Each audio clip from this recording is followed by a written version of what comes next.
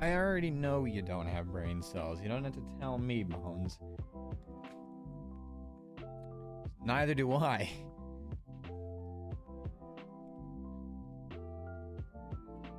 Everything's working, right? Excellent connection. Good, because it's literally the same settings as I do on Twitch, so nothing weird should be happening. I'm assuming. Except for chat is dumb, because I cannot use my, like, my thing, like my program to read chat. I have to pop it out from the website itself in order to read chat. So that fucking sucks.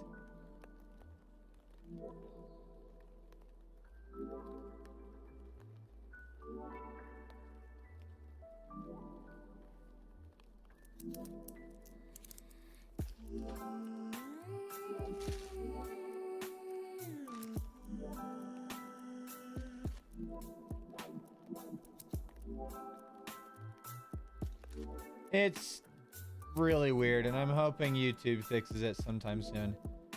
It's really strange.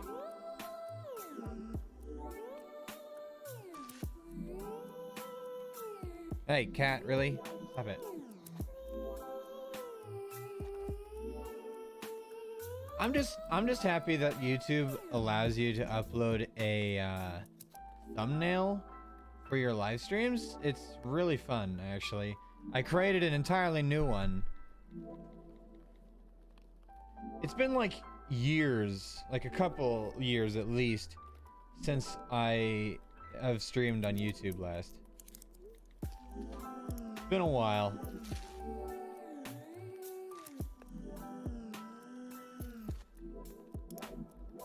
Because I used to stream on YouTube and Twitch at the same time, or intermittently and all that kind of stuff. Old man, I'm not old. I'm not that old. That is the wrong thing. Are you serious? Remove. I typed that in the wrong thing. Boom. There we go.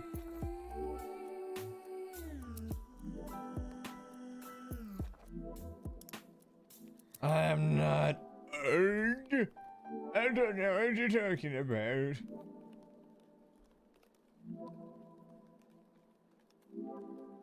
No, I'm not. 22 years old is not that old.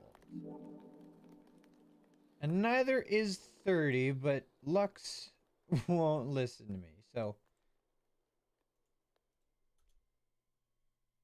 Compared to you, what does that mean?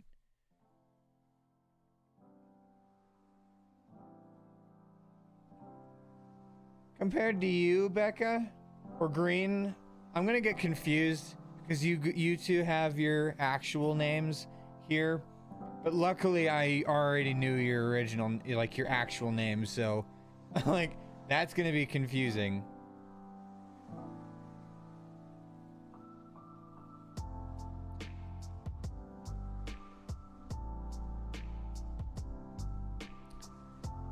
Now hold on. Want to know something funny? Devil wanted me to wake her up, so, when I streamed, right?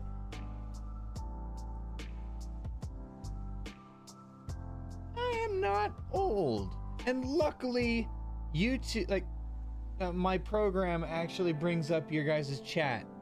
Still, actually, I should remove these things. Hold on.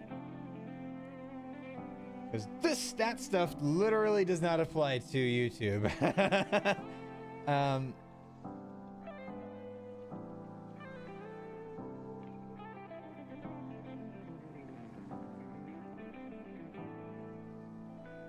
OG. You don't know of my name? I knew your first name, or at least the nickname of your first name, Ollie, from Snapchat. Because that's what your name is on there. And I knew immediately that Rebecca Stotts. I knew immediately that had to be green. There we go. It is fixed now. I knew that had to be green because your nickname is constantly Becca. So I was like, that's what I figured. Original names. I about said original.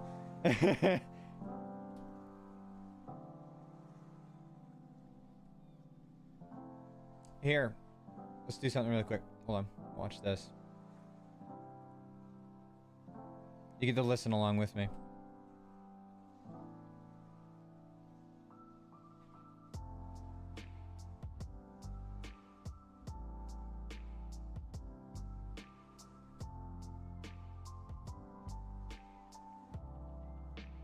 Hey!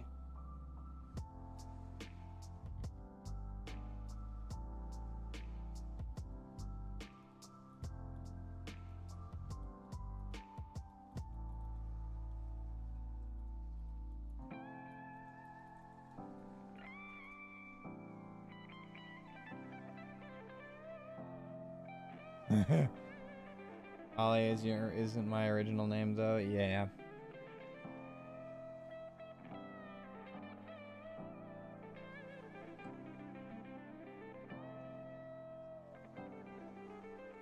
Devil must be really passed out.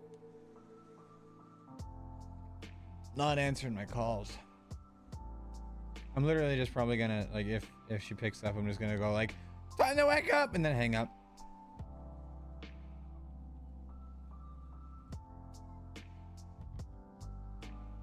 What's the plan? I'll tell you what the plan is. Power wash simulator.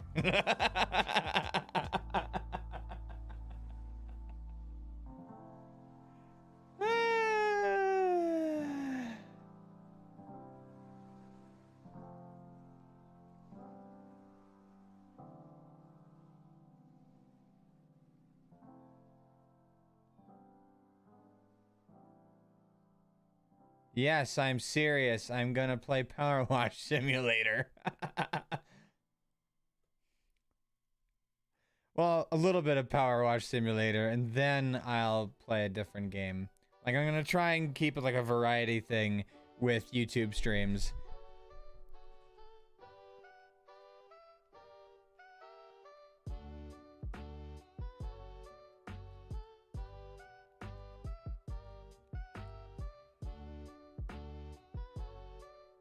You got that right.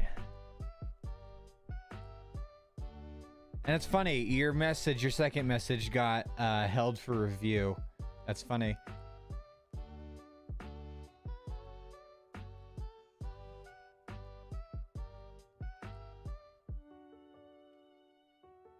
Look at the chat. It's on that side for me, but for you guys it's on that side. There it is. It's on this side right here. Your and fuck, this is hype. I guess that's because you said fuck, it held it for review. So I was like, okay.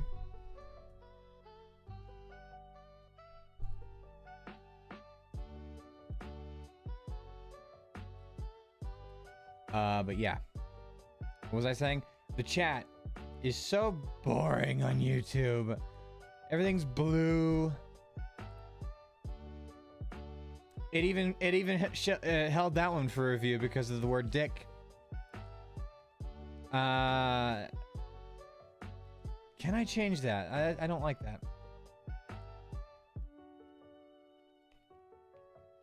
No, I do not want to end the stream. Edit.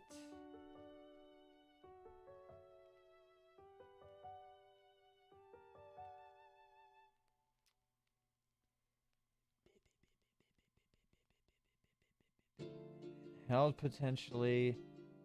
Allow all comments. Please save. There we go.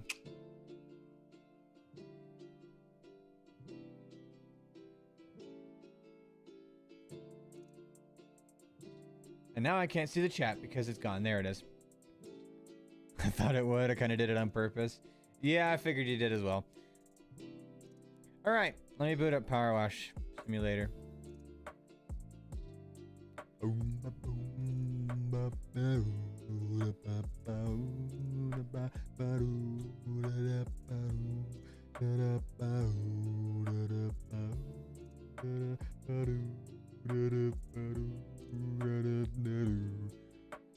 What can I say? I'm a rebel. It's addicting warning, you know? Right. I know it is, but I've been meaning to play Power Wash Simulator on YouTube for months now. Months. Ever since it came out and it became popular on YouTube, I've been meaning to play it on YouTube. So I wanted to make a video on it, but I just keep forgetting. So I was like, you know what? I had to take a look at my Twitch contract, right? Because I'm an affiliate on Twitch. I had to take a look at it, and it technically doesn't say anything about me streaming on another website. I am a bad YouTuber. I'm a terrible YouTuber. I'm a terrible YouTuber. I upload and then disappear for a month, and then upload 3 videos and then disappear for a month, and then 2 here and then 5 there, and then yeah, it's what's consistency? What the fuck is consistency? I don't know what that is.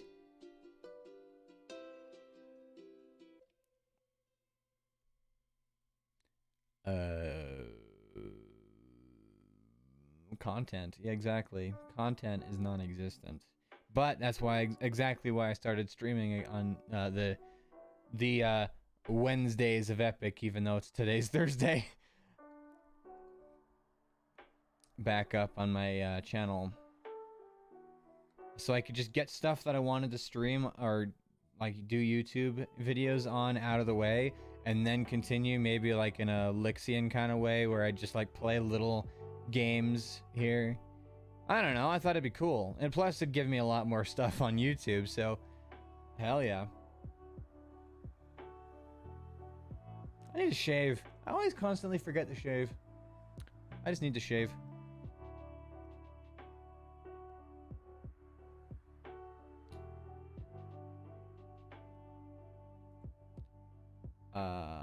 I'm getting distracted because I am not used to this. Hold on. I gotta go up here.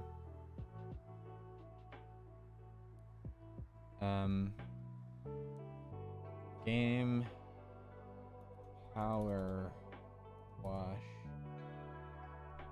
simulator save. Okay.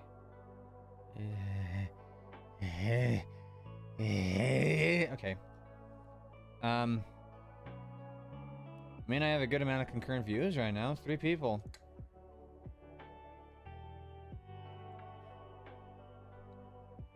Plus, I wanted to start up the YouTube things again, so because apparently I didn't know this, but YouTube streams count towards my viewership goal, so I may be able to get like more stuff on YouTube, like. But I have to also get to 1,000 subs, which is not going to be easy. There's an update. There's an update. Oh my god.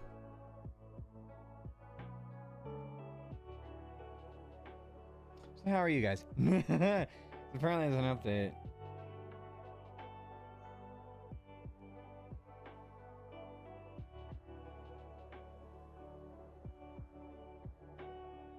Don't update it.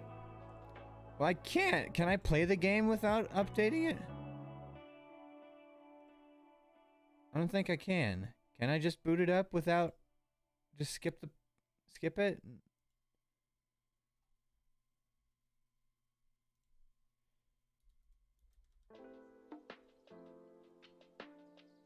No, it's like forcing me to.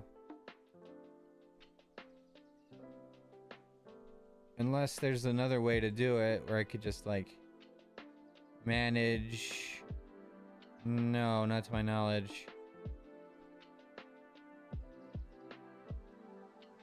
I mean, it's a gigabyte update, so it'll only take like a couple hours. No, I'm kidding. It shouldn't take that long at all.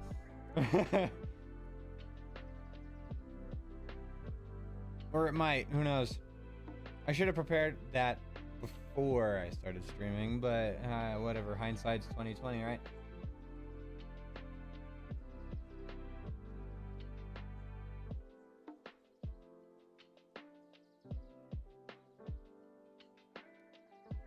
That sucks. You wanna know something that sucks? My side chat right here is somehow updating faster than my actual chat that's over there. What?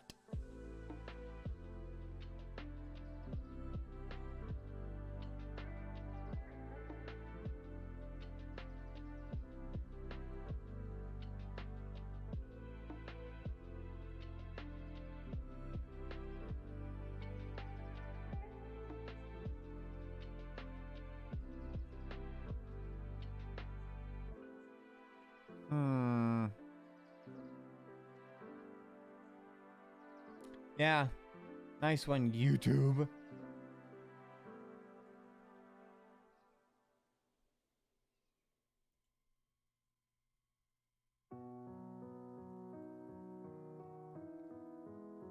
And the chat doesn't even show up when I just do it like this. It's gone. It's not even there.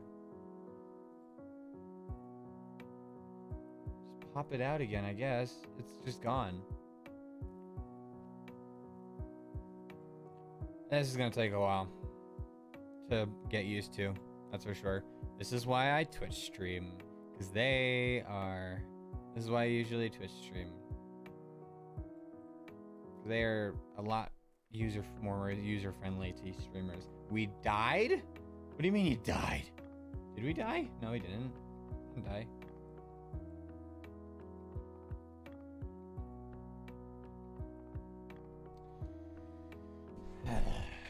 We're at 300 megabytes out of 1 gigabyte.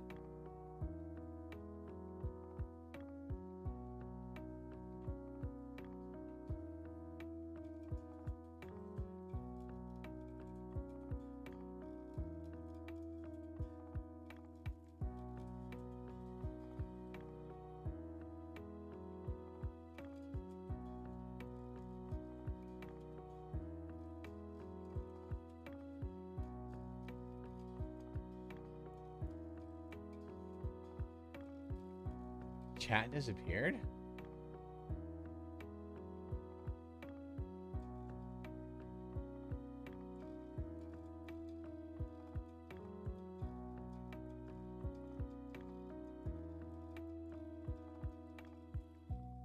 Hold on. I can make this better. Hold on. I'm not getting what you're saying. It's just going in one ear and out the other. Like, it's going through my head. Yeah, I'm too tired.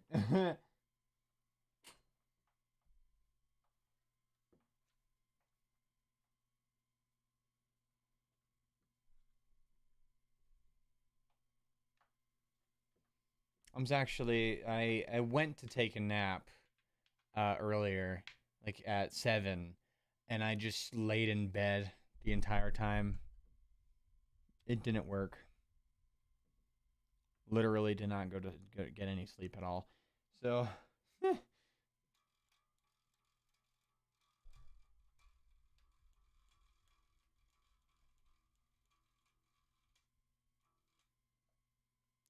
right, that's... Why didn't I? I don't know.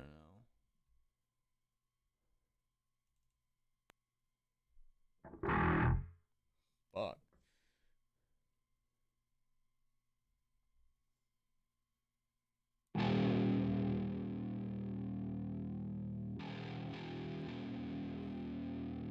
That's a deep note.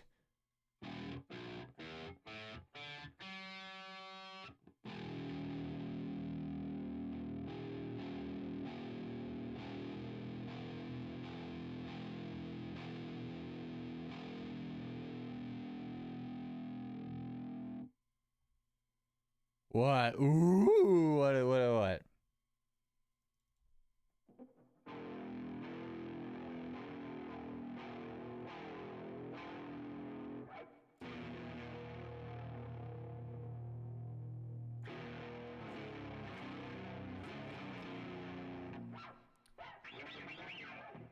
It is guitar noises. It's very cool guitar noises.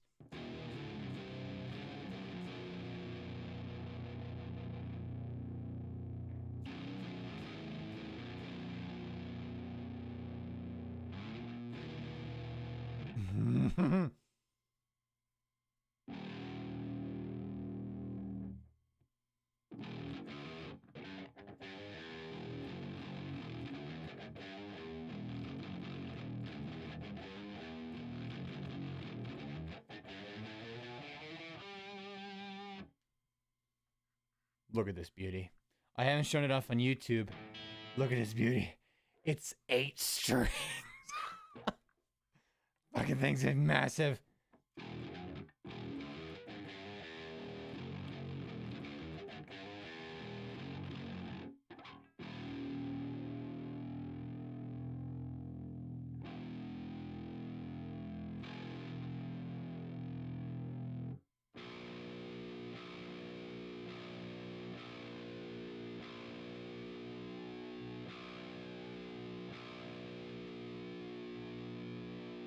Wink.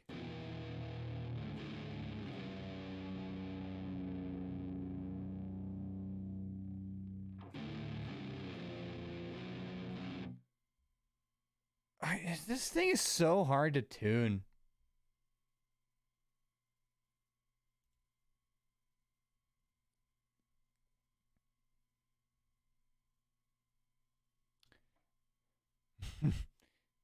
Fucking thing's massive. It is.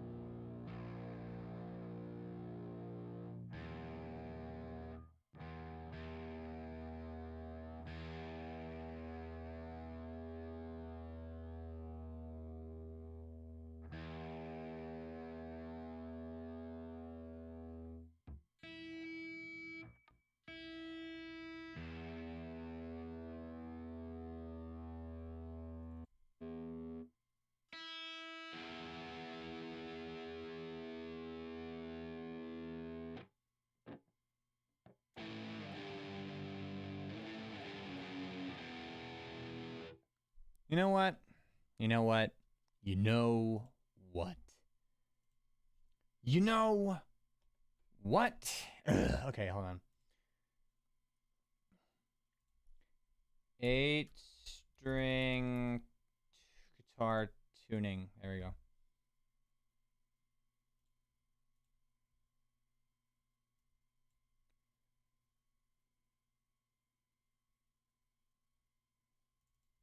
I need this one. Apparently I cannot do this myself. It just doesn't sound right.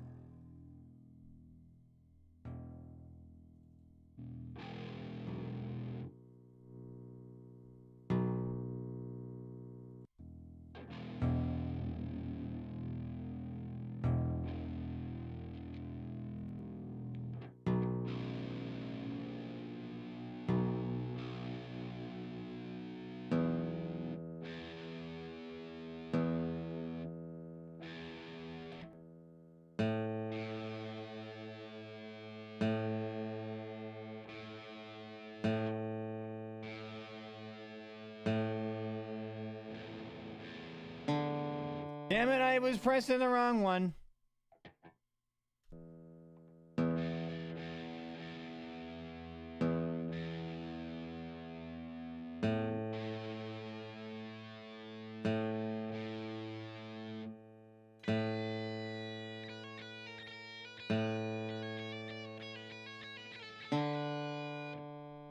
Okay, I don't need you anymore. Whatever. I know the rest of them are tuned properly.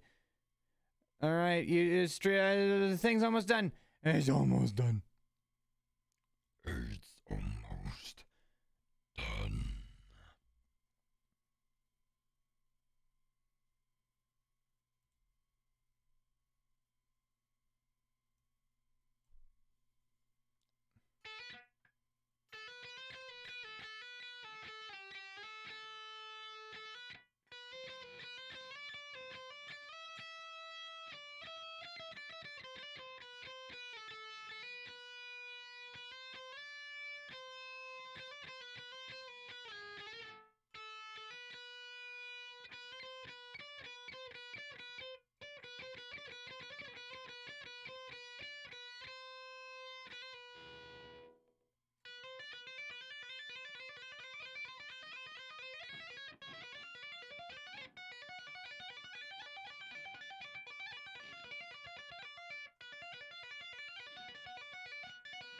Hold on, it sounds better if I do a different one. The update's done, but I was in the middle of something. Hold on.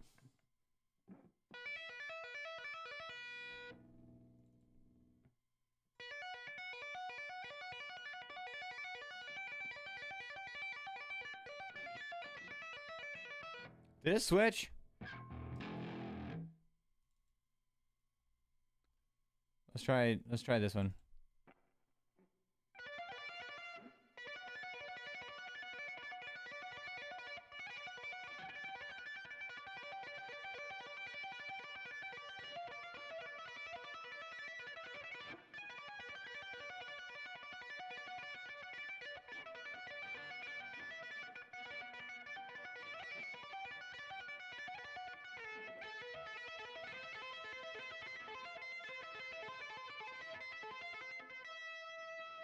Okay, I'm done.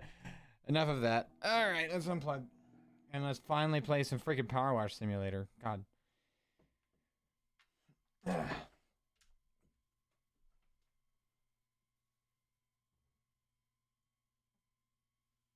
Sounds rad. I know, I'm really good with my fingers. I thought about that after I said that.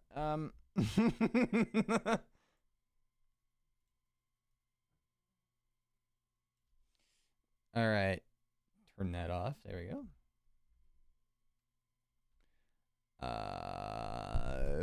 There we go. Wow. I know. I'm so good. Comedy is so good. It just comes to me naturally, right? I'm just so good at it.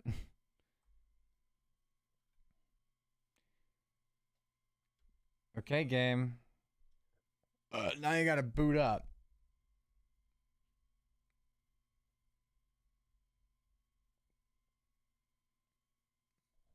Now you gotta actually, do something. There we go.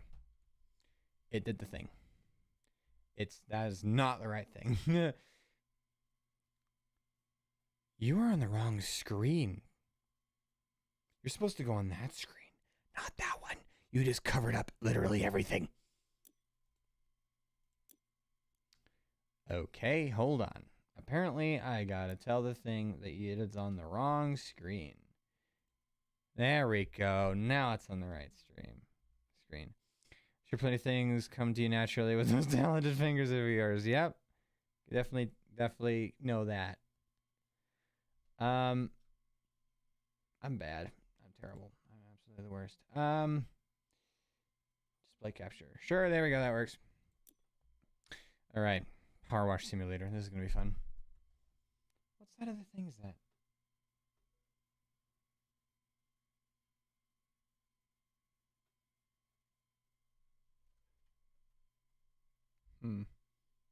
Oh, God. Now I just opened up another thing. I cannot win with this green screen sometimes. There we go. Career mode, I guess. All right. Clean the van. Start job. Select nozzle. Lower and raise tablet. Crouch prone. Toggle washer. Switch nozzle. Rotate equipment. Rotate.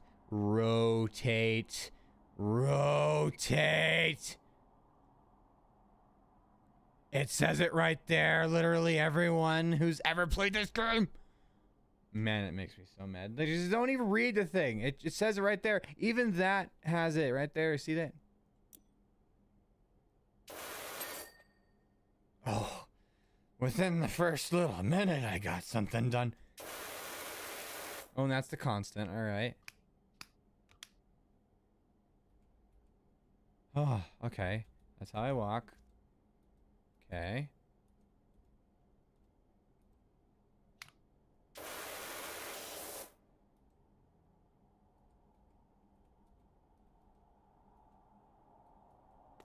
Oh, it's not going to take you 8 streams to figure it out? No, it's not.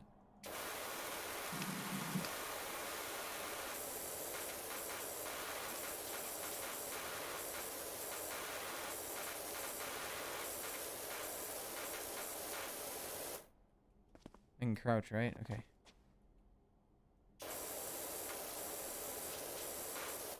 Hold on. I need to look at it again. Hold on.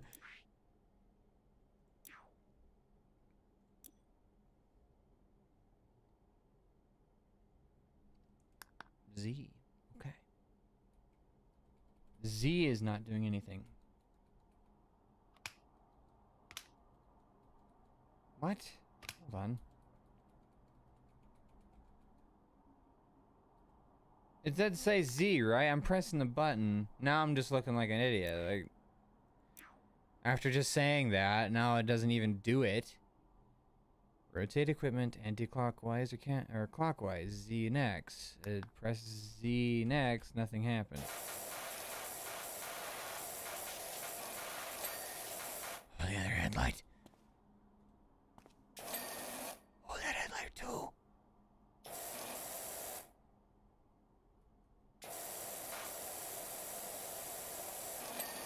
Oh, that's so good.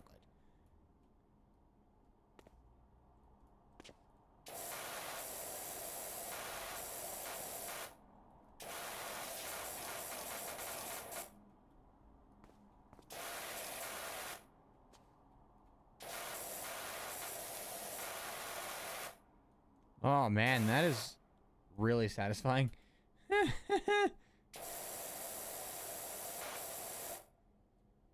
I'm not getting anything for this bumper. Oh, there we go. Ah, I got it. Woo, look at that. Look at that. Look at that. That is so nice.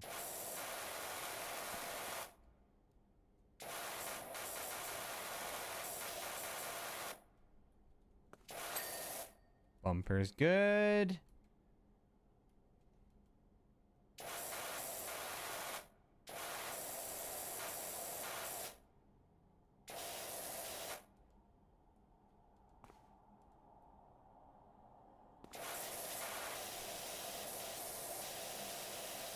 Tire. Ooh. That's pretty good. I like that. Woo! Look at that. That tire's good. That tire's so clean. It's never known dirtiness.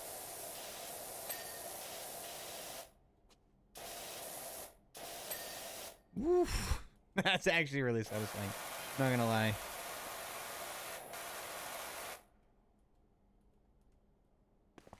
Windshield. Let's get the windshield. Ooh, the hood.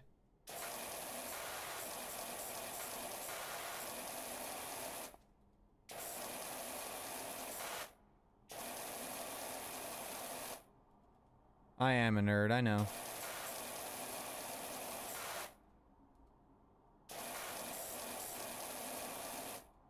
That's being a real pain in the butt.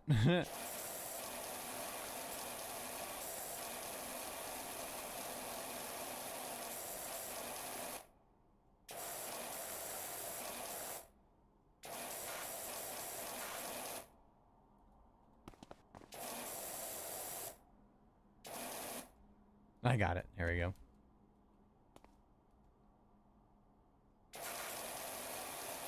This is gonna turn me into like a, like, I don't know what you call it, clean freak. I guess that's a good way to put it. Oh, the windshield. Ooh. All right.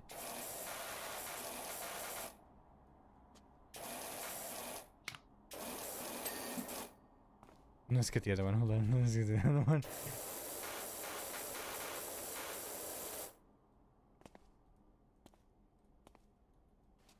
Don't have to be perfect. It just auto completes. Yeah. I figured that it was going. I was like, that's not done.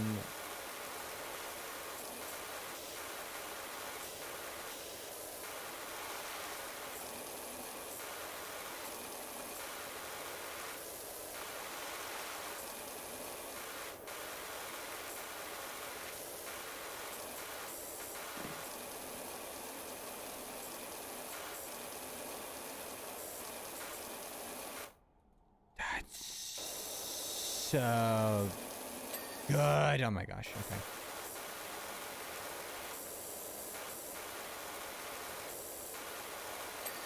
I'm gonna fall into a scenario where I don't talk for a little bit because I'm so focused on making sure this is all clean.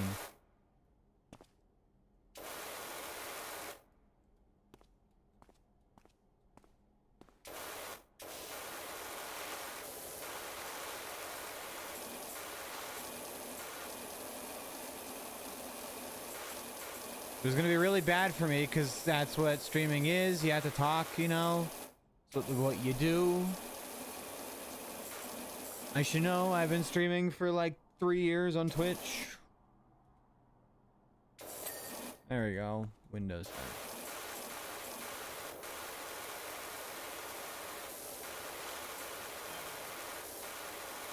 It must be perfect. It must be. It must. It must be perfect. It must be perfect. Sorry, I blacked out there for a second. What happened? Where am I?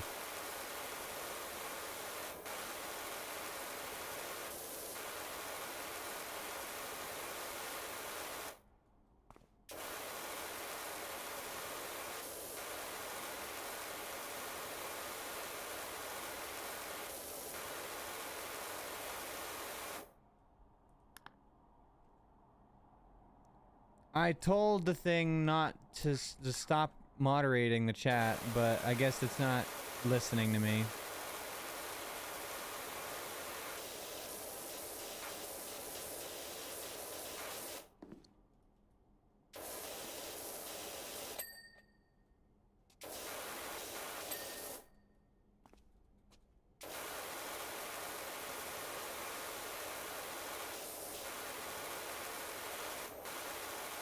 I'm so powerful, I must be moderated.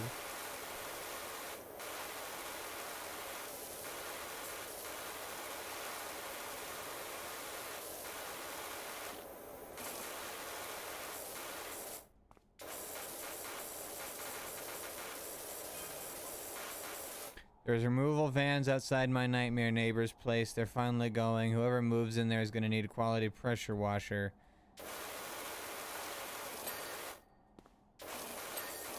Oh, guess what?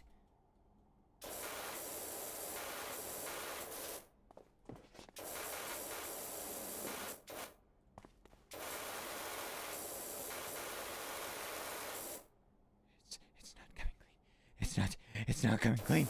It's not coming clean. Okay.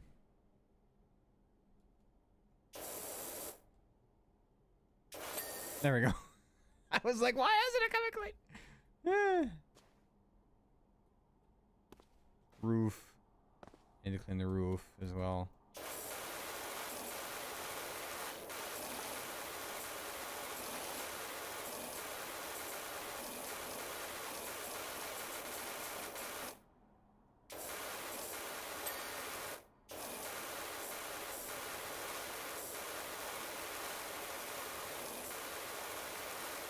It's so good. You have no fucking clue. I'm just sitting here in like odd silence.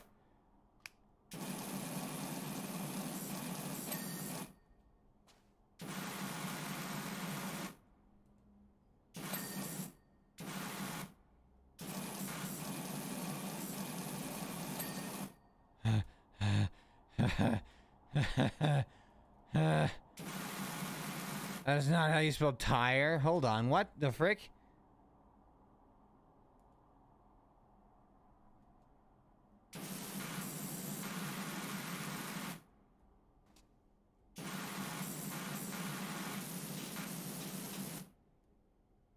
T-Y-R-E? That is not how you spell tire. Or am I just crazy? No, I know for a fact that's not how you spell tire. Hold on.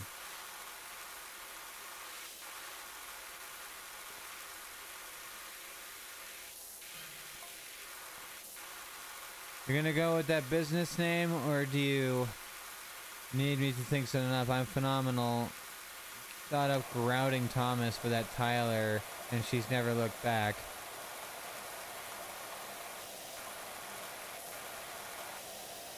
Yeah, I noticed that it's not how you spell tire. I did not notice until just now. Yeah. Until the to-do list came up and was like, that is not how you spell tire.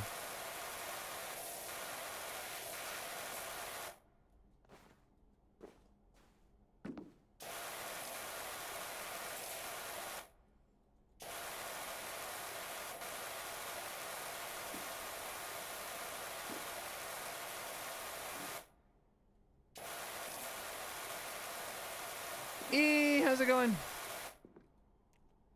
Tire is British English. I know of like another kind of tire, like a place, but I don't know of it like that. Yes, 100%.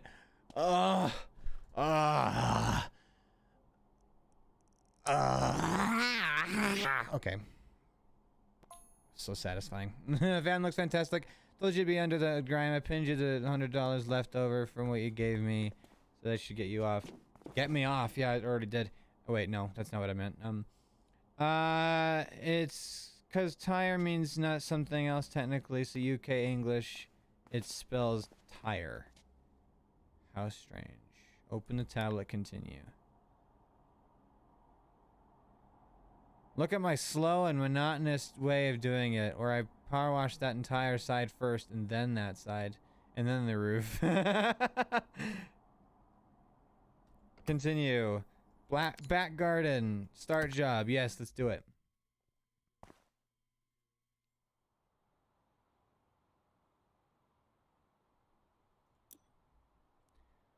Oh God. Okay. Let's clean the doghouse. My first girlfriend, Florane Perez, used to live here back in the day. Those were good times. Good for you, Calvin Miller. Dog bowl is clean.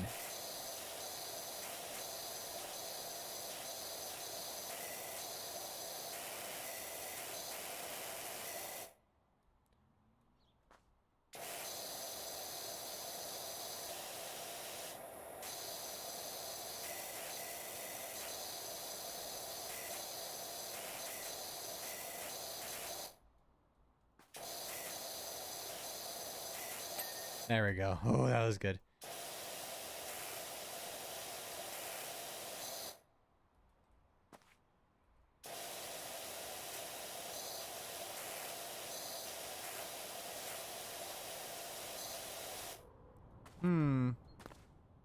You are very tired.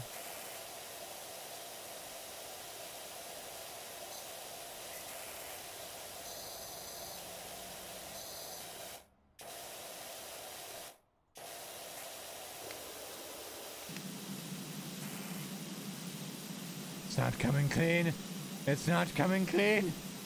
Unclean. Unclean. There we go. Now it's clean. Unclean.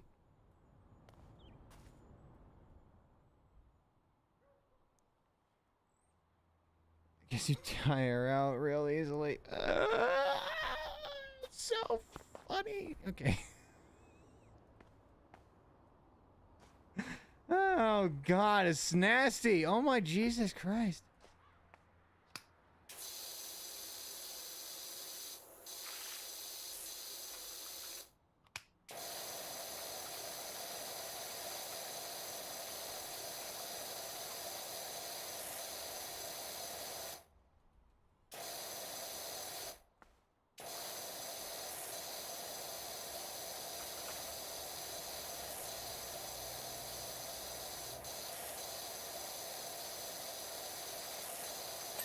They're living near a volcano? What?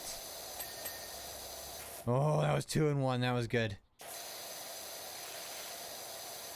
Is that their reason for it, huh? They think they can get away with having a gross-looking house just because they live near a volcano.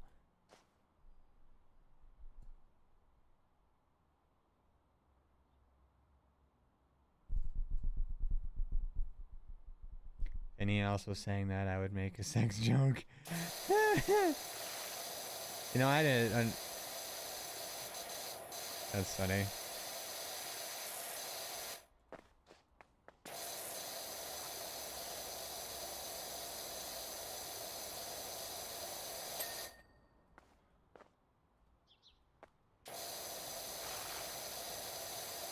Exactly, it's mud. What the frick are these people doing?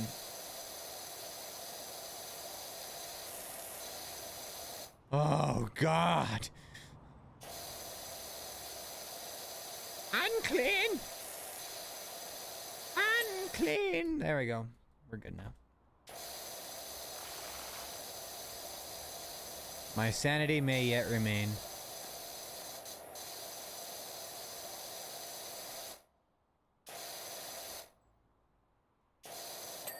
There we go. Got it. Get it. Get it. Get it.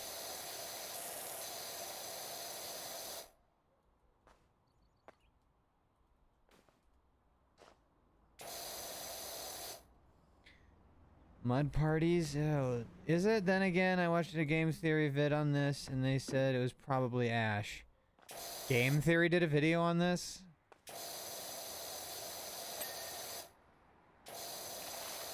He's running out of ideas, isn't he? Old Mattius Pattius did a video on Power Wash Simulator, huh?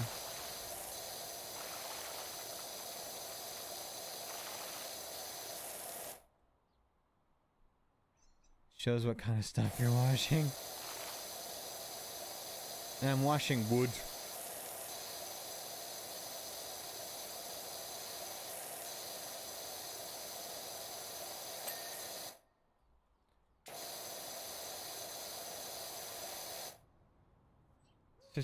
Like 50% mud and 50% mood and 50% sud. Okay, so with that fence, you just have to not perfectionist it and just kind of go for it. No, Mark said he expected MatPat to make a theory in this game, and MatPat complied. Really?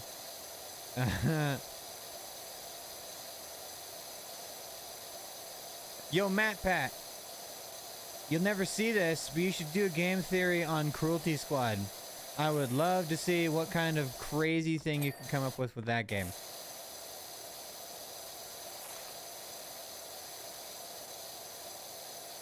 So then you get to subject your own viewers to the horror that is that game.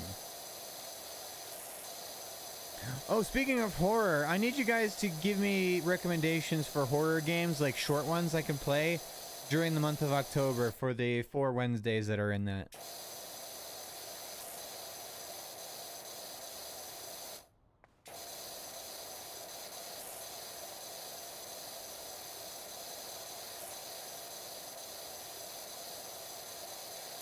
My god, he did it for Mark. I love it. Wait.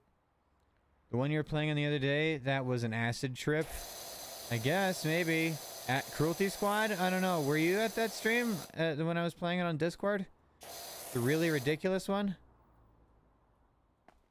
Oh my Jesus Christ. Oh my Jesus Christ. Oh my Jesus Christ.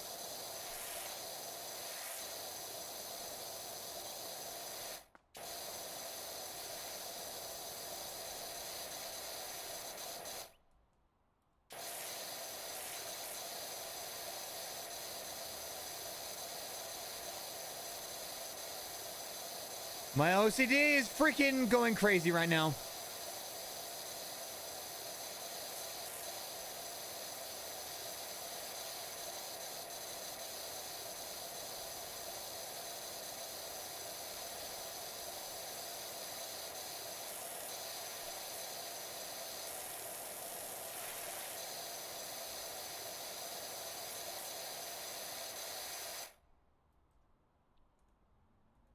I have to play it on a day I have off so I can watch. Which game? Cruelty Squad?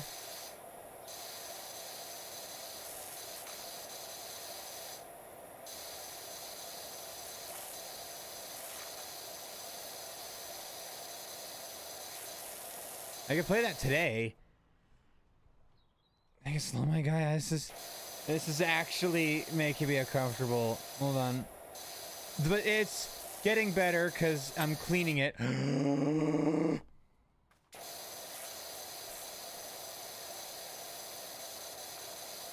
Oh, somewhere 58. Okay. Yeah, I need short horror games that I can play on YouTube, because Twitch I intend to play Until Dawn, Man of Medan, and No Hope or Little Hope or whatever it is.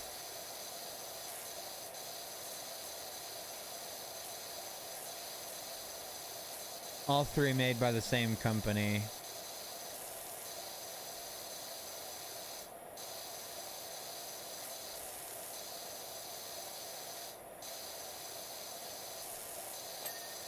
Oh my god, okay. That was actually making me uncomfortable because of how many, like, different corners that fence had. That was the thing that worst about it. I'd look at this angle and see all these things. Look at this angle and I see all these things. That was what made it so horrible for a second. That was great. That was actually really good.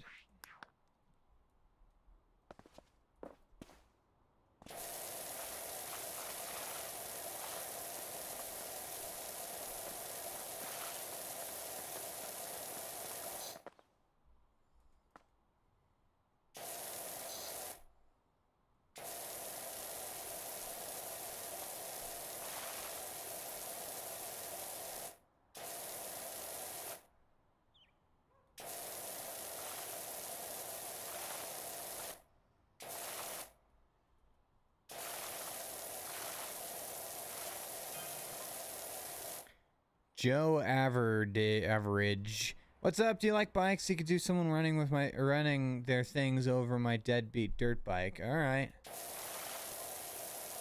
Moraine and I would climb up and down that rock garden all day, pretending we were rumbling Mount Ruthless, and the pond was the crater. Is that what the volcano is? Mount Ruthless? I have no idea how he explained the fish being there, though.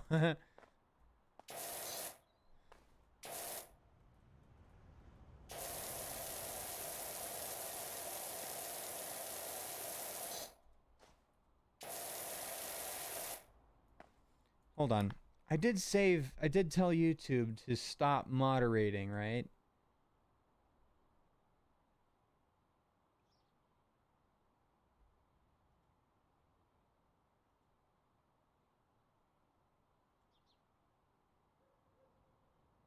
Allow all comments.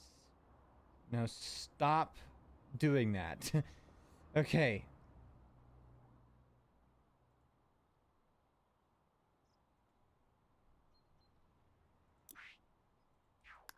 All right, there we go. Ah, okay.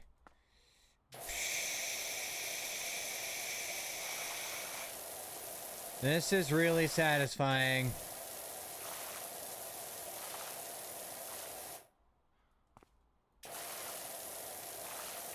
Taps me. No, I know the volcano is a volcano. You know what I mean. Mount Ruthless. You're talking about Mount Ruth. That's the original color. Oh my god.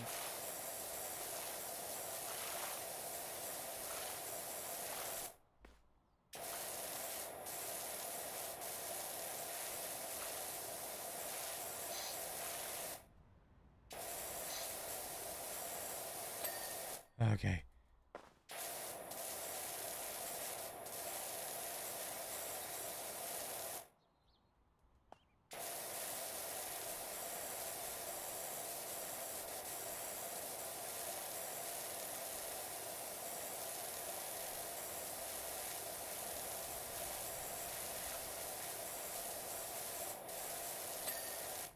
Okay. There's two.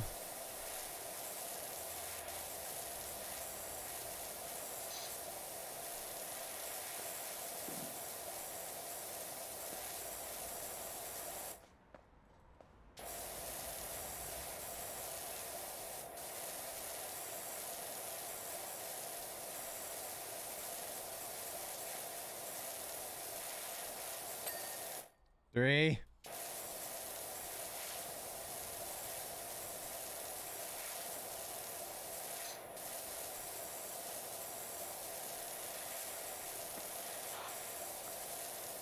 What? Ugh.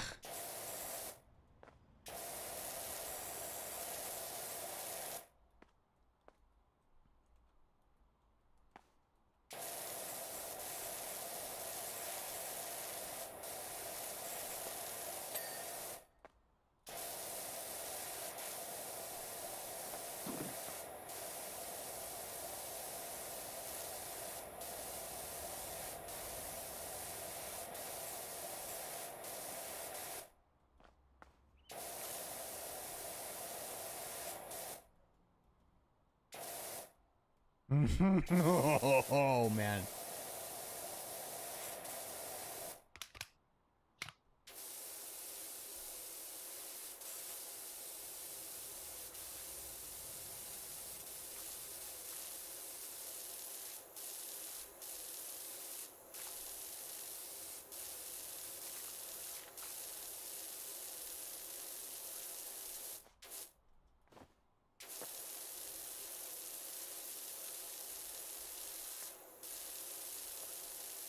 Look at my mad hops. I am mad hop. Yes, I am happy mad. I don't know where I'm going with that. I am so good at the jumpings. I'm so tired.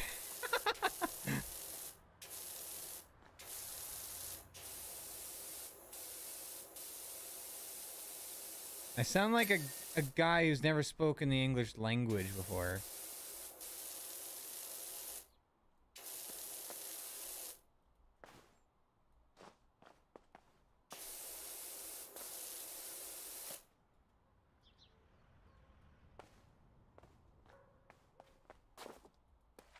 Pick up. I do decide that I can need a nap. But the streams must happen. I missed yesterday's, so I had to do it today. Oh my god.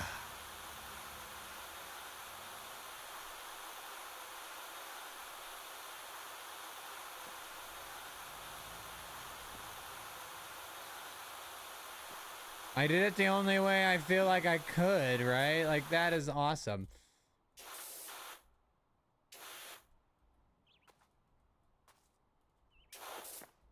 Alright, now I do this.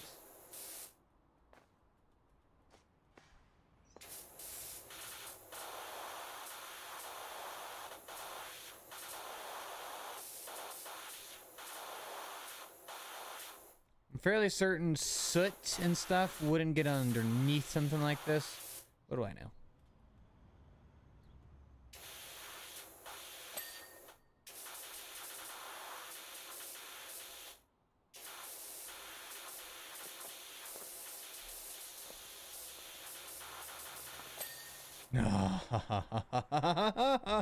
Okay.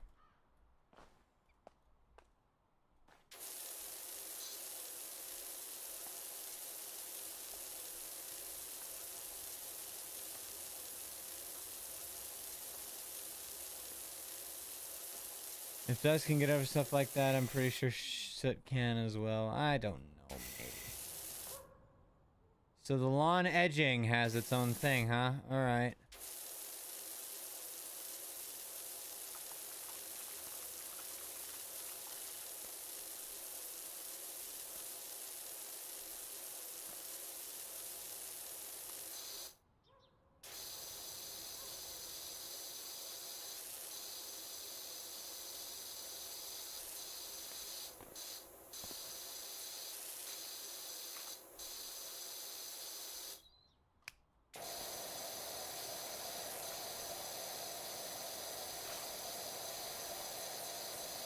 Yeah, that's an idea.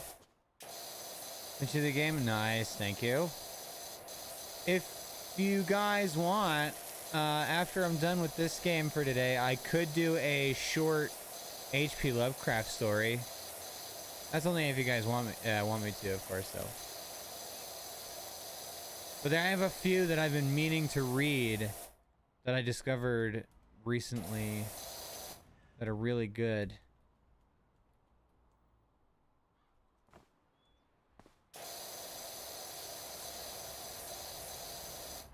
The door is no different. Okay.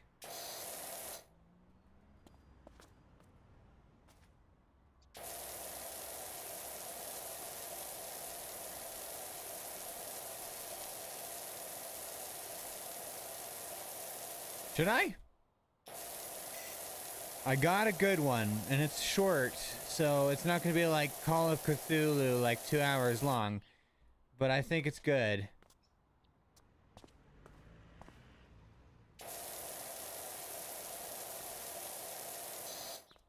It's definitely not at the Mountains of Madness length either. That would be a pain in the butt.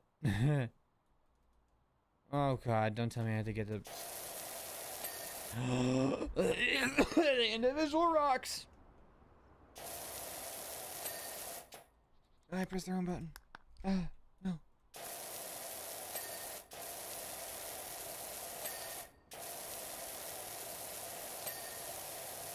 I've actively avoided a lot of people playing this game, like, except for Mark. I think Mark is the only person I've really watched a lot of. Except for, like, after he discovered how to, like, twist and rotate the thing is where I stopped. So, I don't remember a lot of these things. I just would pop in every now and then to one of his videos and go like, oh yeah, he's doing that, and not really do much. So, I don't remember or don't know a good amount of what I can or can't do in this.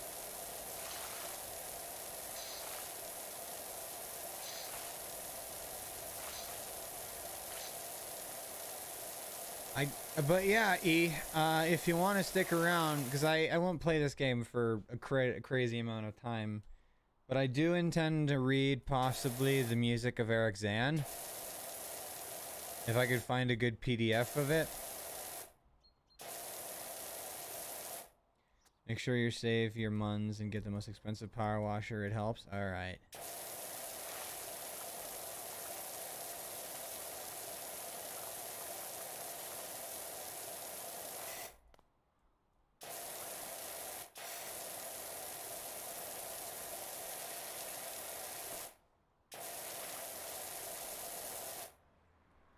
Says I can rotate, but at the same time... Oh, it's because it's only a 25 degree nozzle.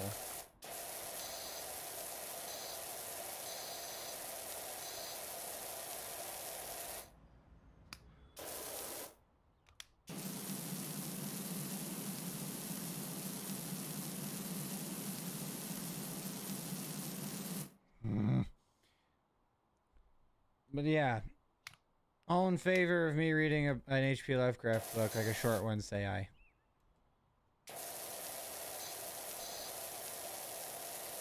It is not coming clean.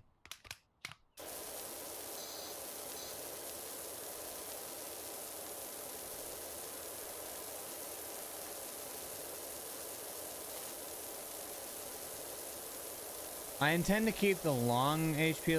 Lovecraft readings to Twitch, so At the Mountains of Madness and stuff will stay on Twitch. But short stories like Music of Eric Zan, I could totally see myself reading here. Because it's going to be like no camera, picture like usual stuff that I do.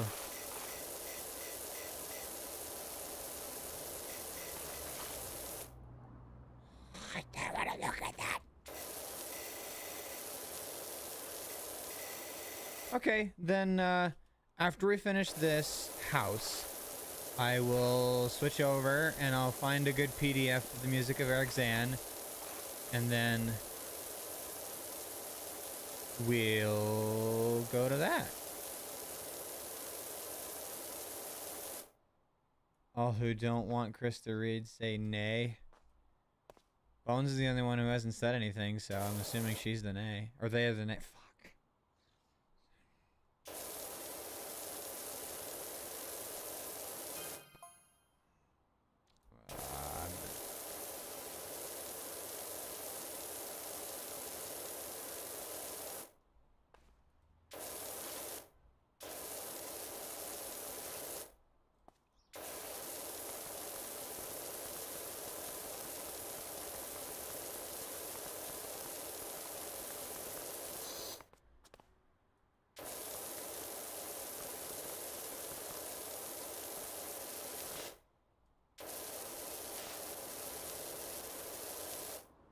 Oh, so these all count as stone wall, okay.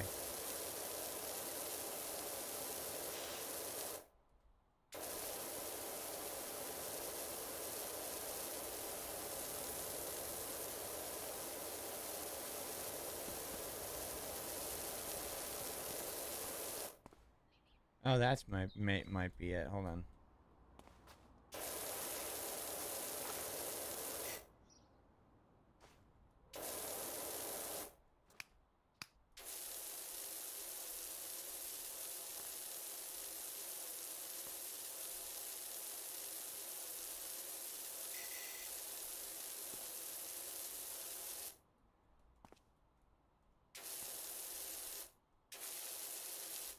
I need to invest in the rotating nozzle as soon as possible.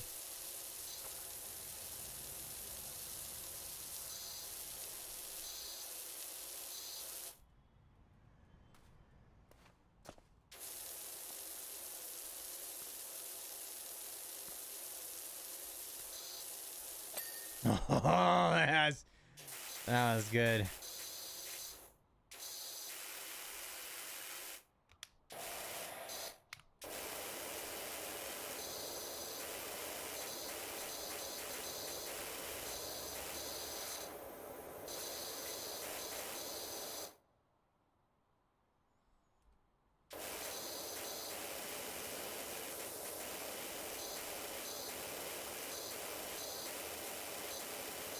Hope there's no birds in here.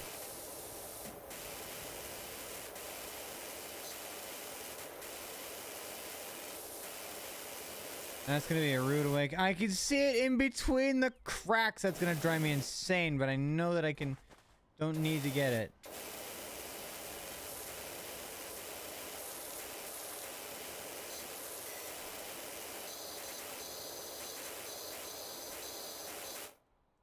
If this game was any more realistic, your power washer would be destroying those plants, I think. Yeah, it would.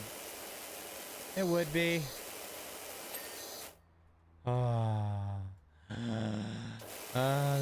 The base is different. Okay, good. Woo!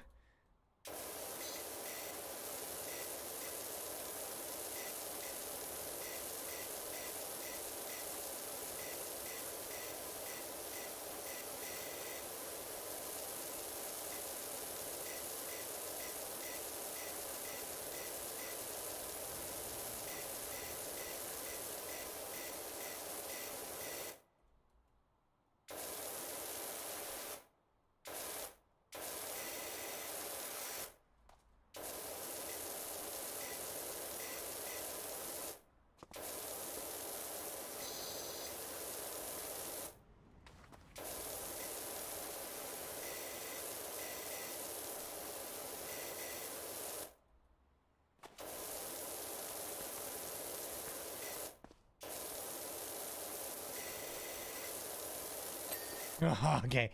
Woo! I was like, oh god, I'm not gonna be able to get under there. Okay, wait, I got distracted from my original goal because of the trimming. The lawn edging is not finished.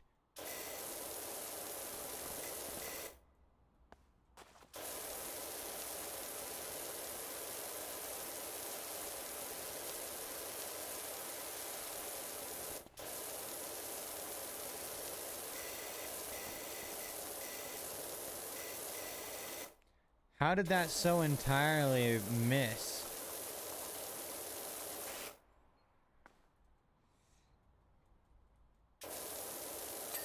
Oh, thank you.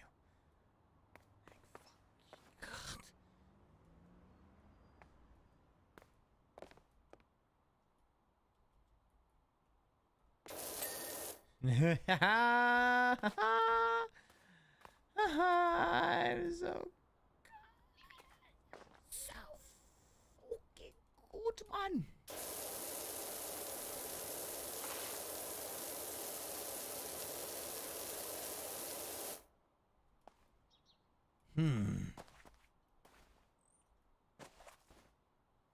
man. Cat's not there.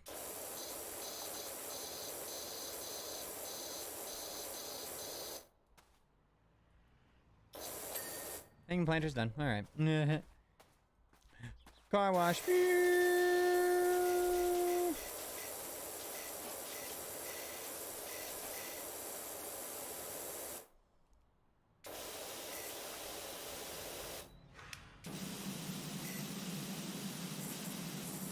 Yeah, no, this car would not be surviving this. The paint would be gone.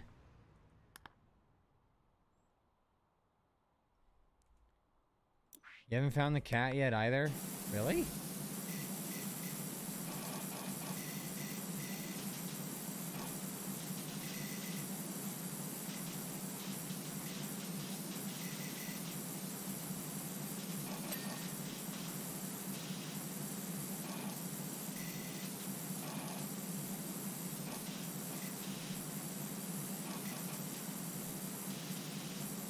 Oh, okay. Oh.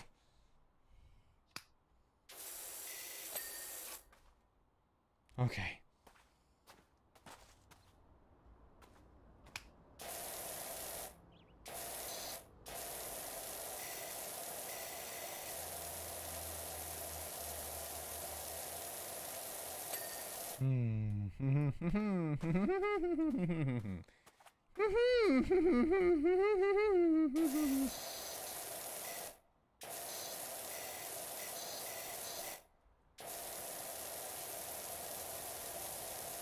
I want to shoot the owners of this house for not hiring me sooner and more often.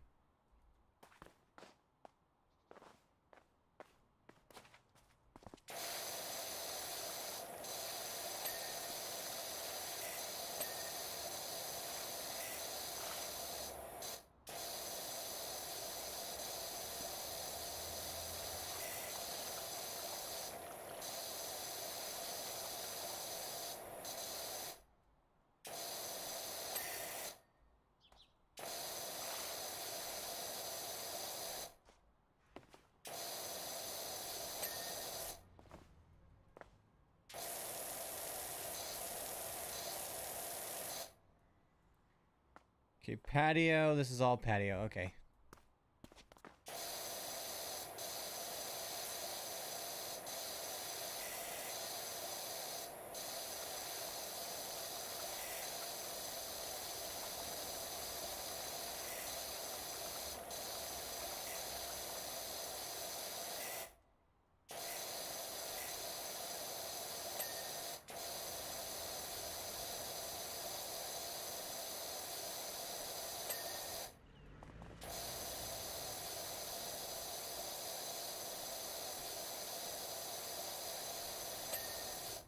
All right.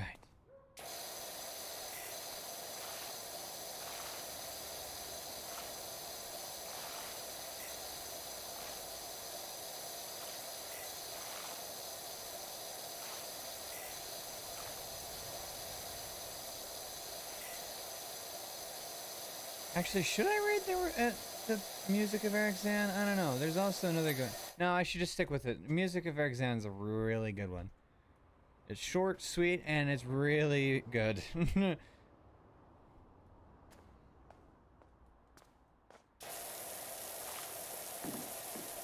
Although, The Haunter in the Dark is also a really good one. Oh, I didn't think about that one. I didn't think about The Haunter in the Dark. Holy crap. Haunter in the Dark is another short one that's also really good. Slightly longer, but it's also it's actually potentially better. Although the music of Eric Zan, it's a difficult decision.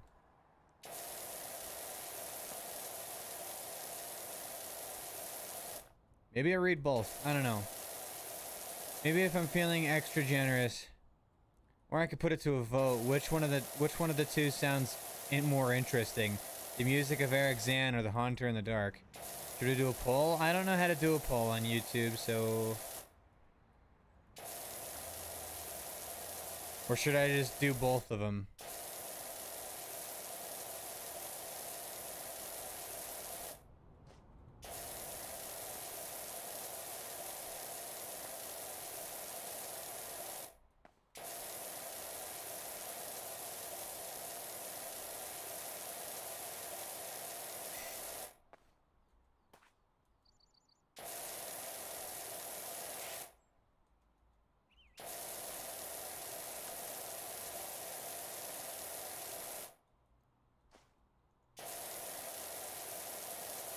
Straw poll. I know what straw poll is. Yeah. I can do straw poll. Although I kind of at this point want to do both of them. Because they're both really good.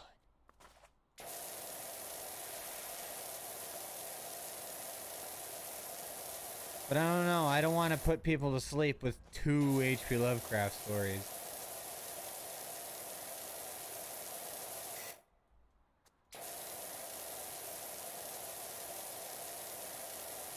I say that, yet I read the entire, yeah, put both in the straw poll as well if you want. I read the entire Call of Cthulhu, and I was like certain people fell asleep, so I was like, meh, whatever.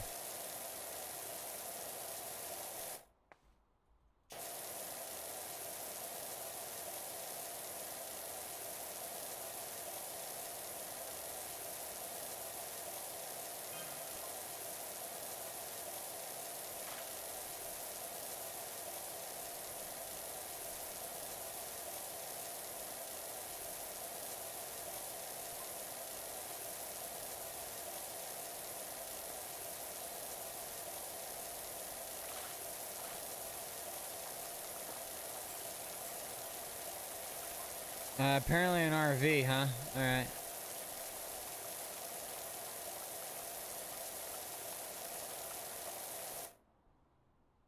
Alright, you read the Call of Cthulhu? I did read the Call of Cthulhu. Harper Shaw has apparently texted me about a cool RV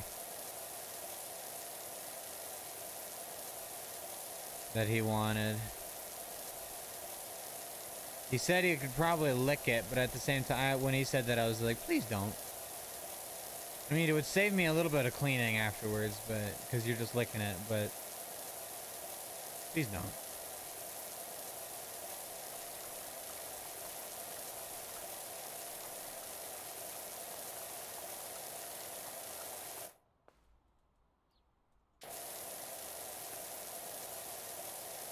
Don't ask me why I'm washing it like this. Makes no sense to me either, but I'm doing it anyway.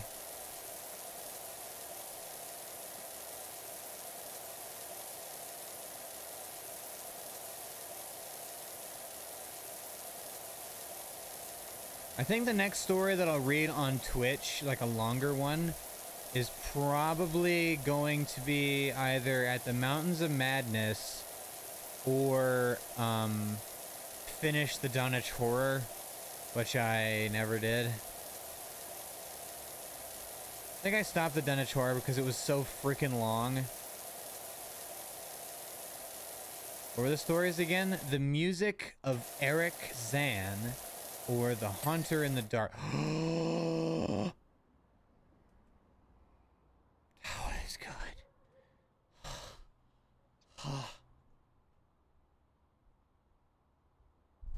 That was really good. Which one is?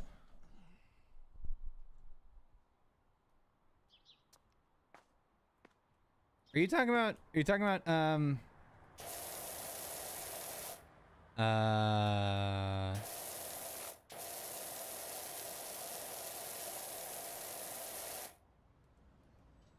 Dunwich Horror?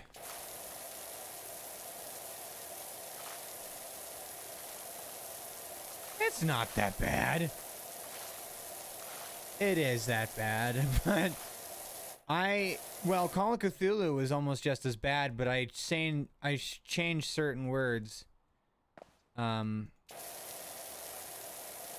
I was going, so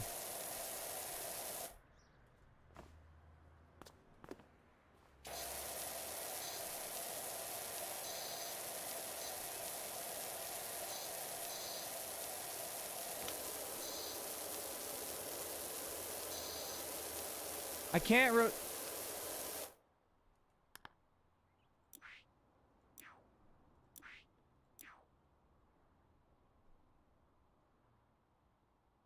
Then what the frick is that crap? It actively doesn't even list R as a thing. Okay, never mind, I see it. I was paying attention to the wrong thing. Level took you forever?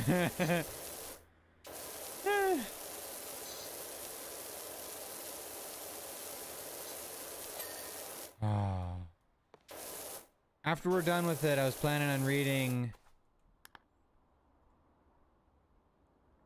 There was this tiny ass bit I couldn't find anywhere. It's on the loading screen.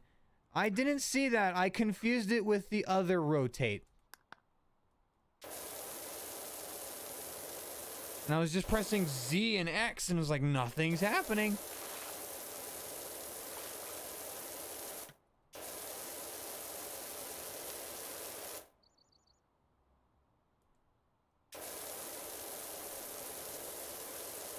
Oh yeah, Lux, I'm sorry I couldn't be to all of your stream today. I was at work for a lot of it, and then yeah, there is so like 2 other options for a rotate. Look, rotate equipment anti-clockwise, rotate equipment clockwise.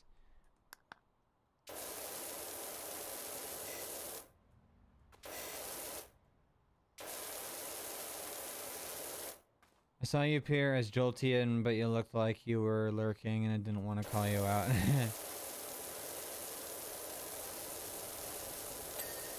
Oh, look at that. That was good. Now to get all that. I mean, that's actually a lot more manageable. Hell, look at that. That's so much nicer. Yeah, I realize that now.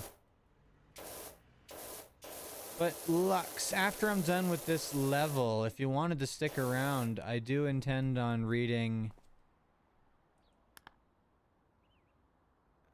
That's not a problem. You being there at all meant a lot, Chris. You are very welcome, Lux.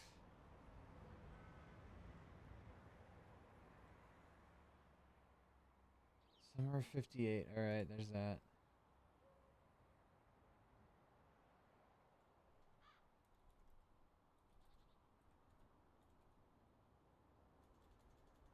Second, guys.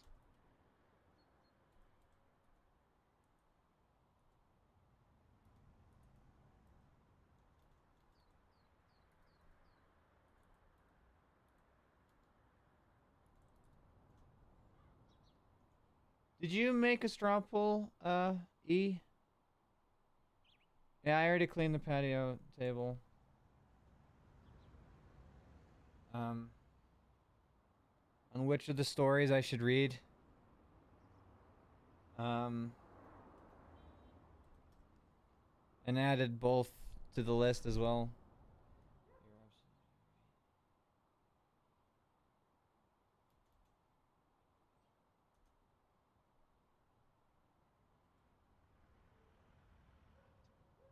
You post again? Alright, cool. Everyone, go to the Discord. Are there commands for YouTube streams?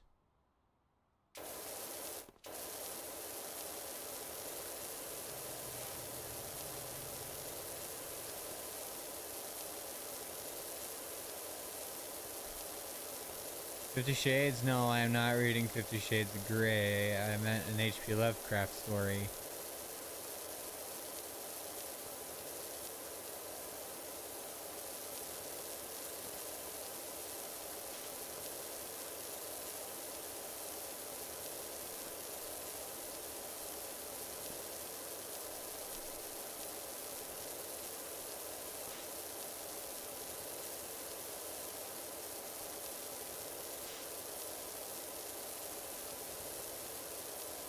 The book is good. Yeah, I'll let you guys say that then, and I'll stay out of it.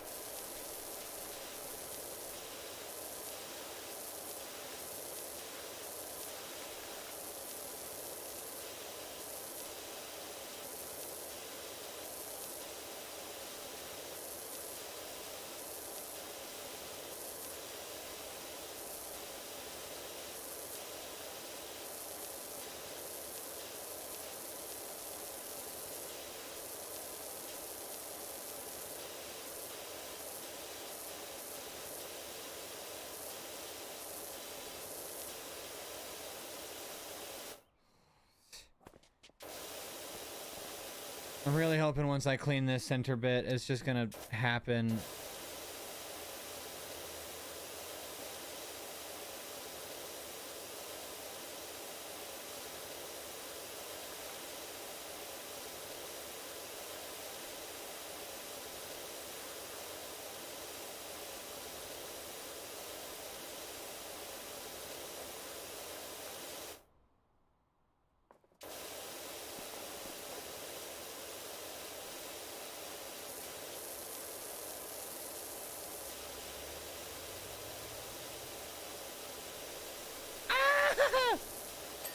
Okay.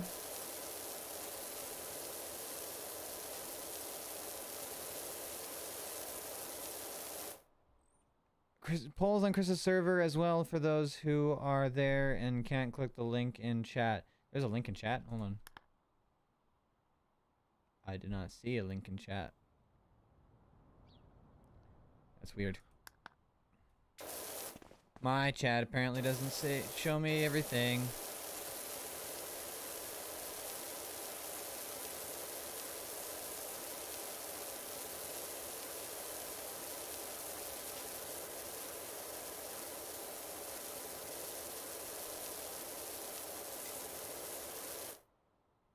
Yeah, I don't see a link. All I see is you saying this link and then nothing. That's weird.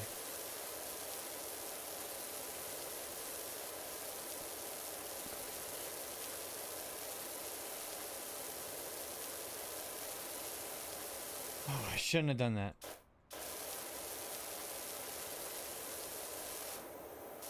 Maybe they do, I don't know.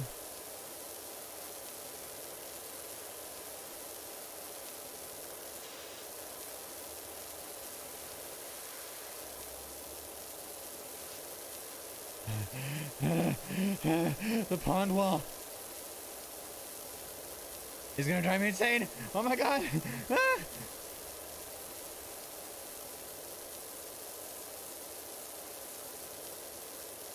No. No, I don't see anyone's.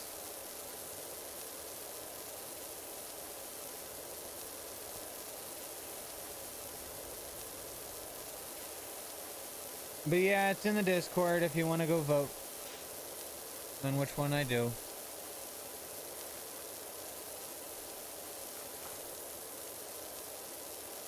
I know little to nothing about YouTube streaming in a proper sense, so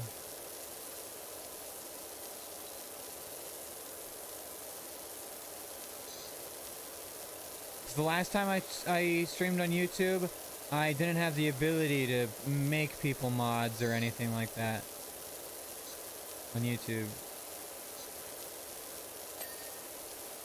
Oh, okay, now the... Oh, God.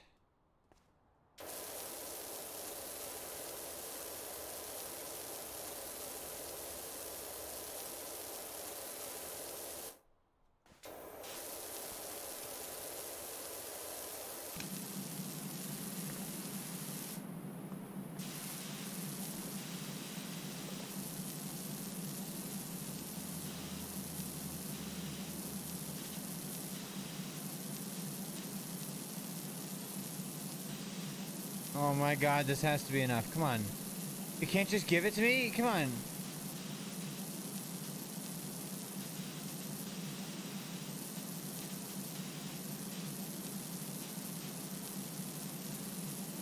I have not played House Flipper, no. Why YouTube? Like, why am I streaming on YouTube? Is that what you say?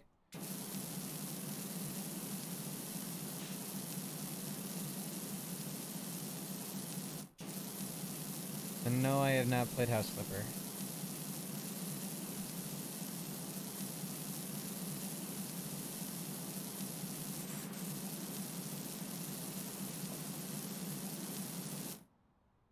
It's better, yeah.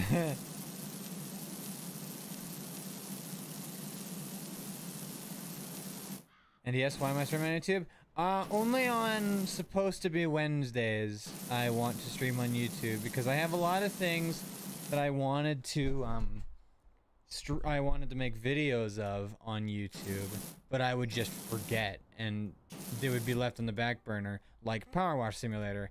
I wanted to play this game on YouTube for ages, like as a YouTube video for ages now, but I would just forget. So I wanted to I figured I could just stream it. There you go. My Twitch affiliate contract technically never said anything about... That one wasn't done? Are you serious? Oh my god. Never said anything about streaming on other websites. As long as I keep what's on Twitch, and what's on YouTube, then I should be perfectly fine. But yeah, it's only going to be once a week thing where I stream on YouTube. Usual schedule for Twitch streams are going to be the same thing. Isn't there something about you can't stream on both without breaking the contract? I cannot stream on both, no. Because that will break the contract because of the Twitch exclusivity rule. Yes, I'm very certain. I read through the contract. And there's nothing about me streaming. Plus, there are Twitch partners that I know of that are going and streaming on YouTube every now and then and are still partners, so I'm assuming that's a good sign.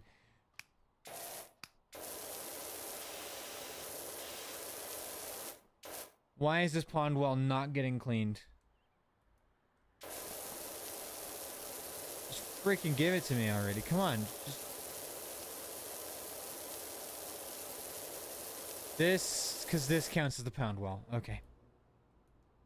This counts as the pond well. That's why. Okay.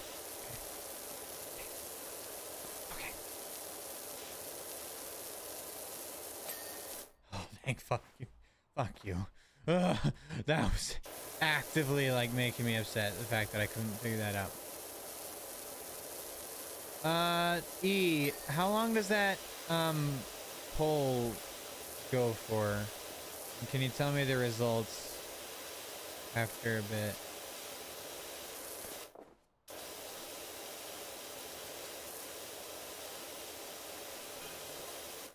Looks like you're almost done. My girls can't wait to get out there. Good, I think. We're just only gonna make it dirty again. No, you must not allow those kids ever to go outside again.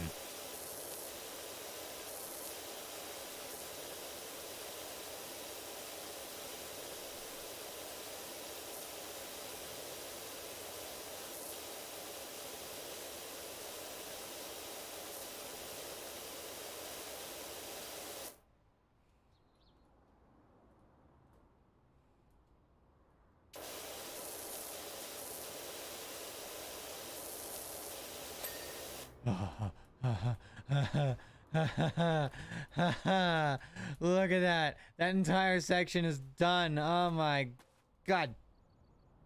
Both one? Alright, I'll read both. Music of Eric Zan and The Haunter in the Dark. I'll read music first, and then Haunter in the Dark. That is not coming clean.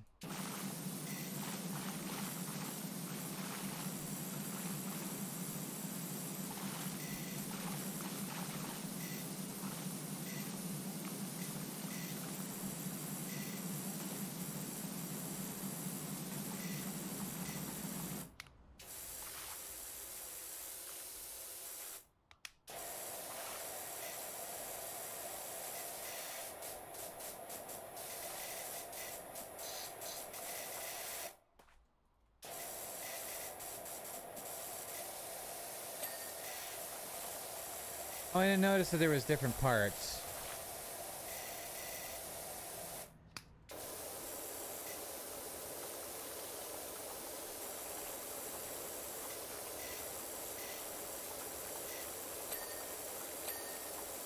Ah, the lawnmower is complete. Lawnmower handle, lawnmower engine. Yes. Oh god, that's gonna drive me insane. Okay. Let's get this part done.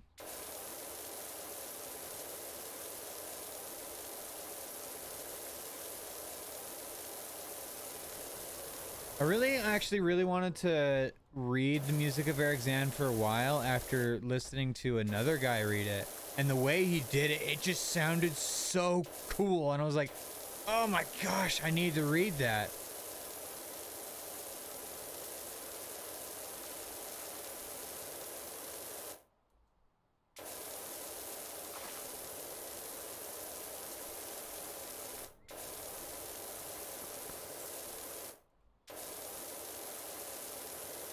Oh my god. Oh my god. Oh my god. Oh my god. Oh, okay. Underneath. Okay. Whew. I was about to be angry.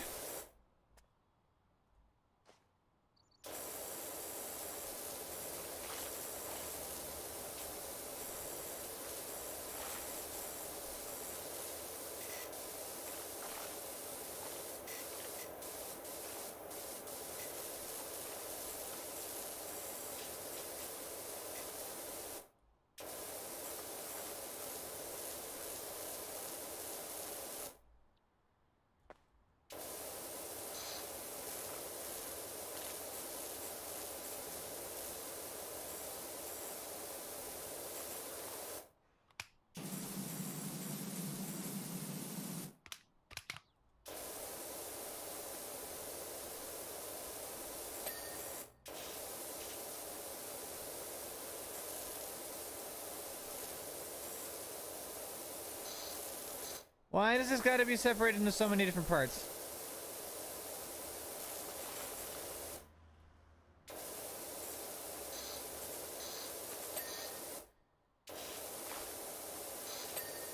Oh, the trolley's done. Okay.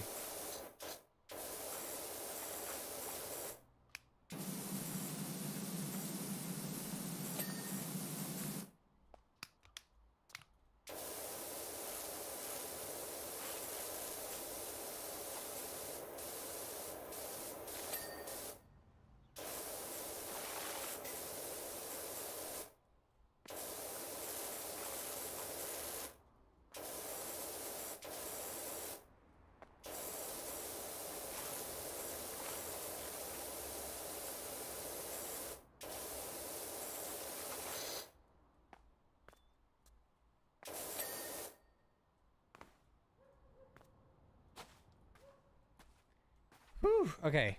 Almost there.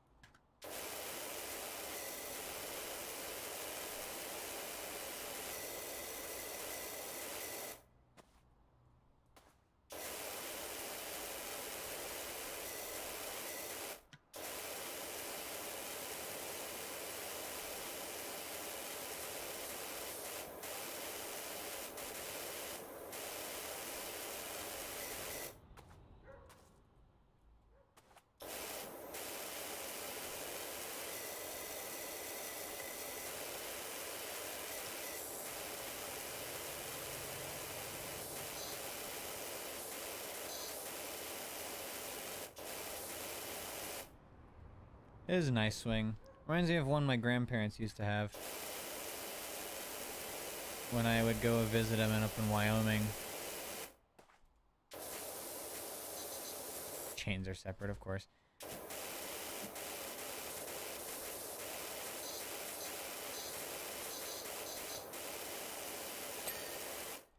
Ooh, yeah, the frame's done. All right.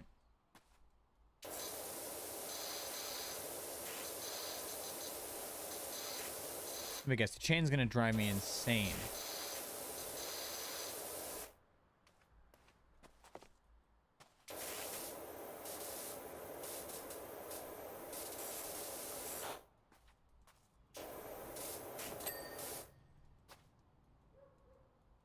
Okay, that counts both chains. All right.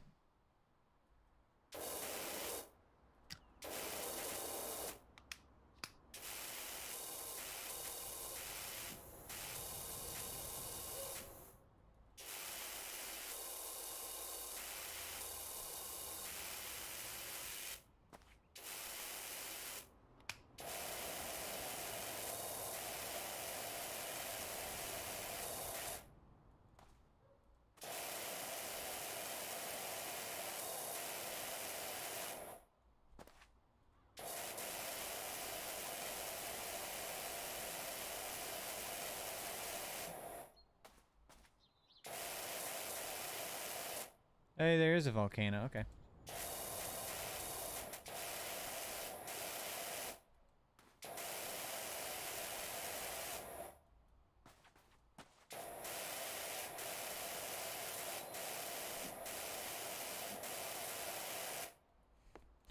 Yep. I'm only like a little bit of the way done with that. Hold on. I'm not sure if I'd prefer to have a hammock in my backyard or a swing like this. I think the swing would be better because hammocks are a little awkward in my opinion. So I think swing would be better. Plus there's more room for like cushion.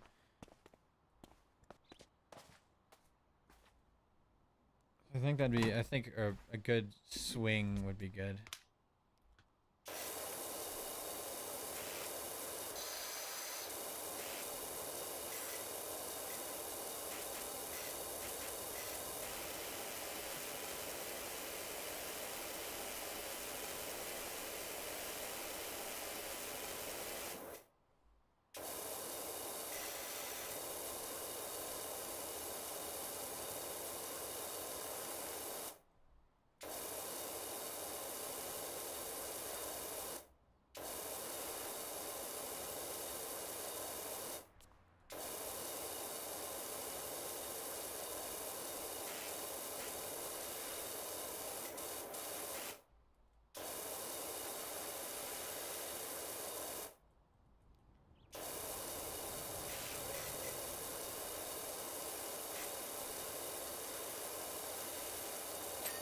Hey, the roof's done. All right. Now to get the chair.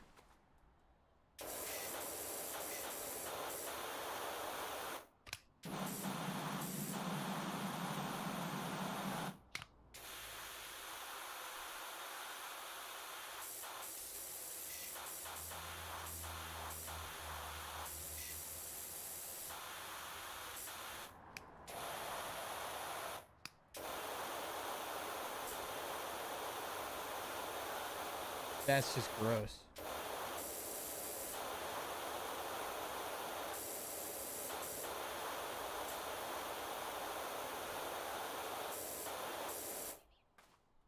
Depends on how many people need it, right? Well, so yeah, there you go. Swings. Get those cushions dry cleaned. Exactly.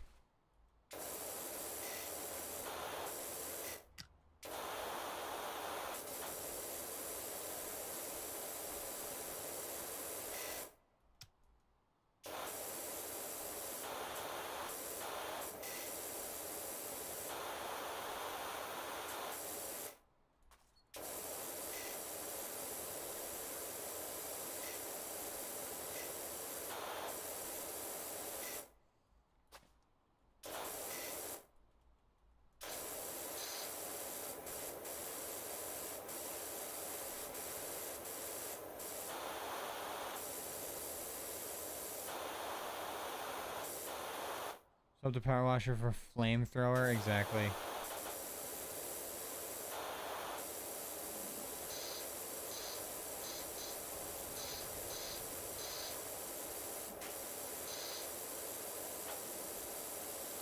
Oh, yes. All right. The shed is all I got left to do.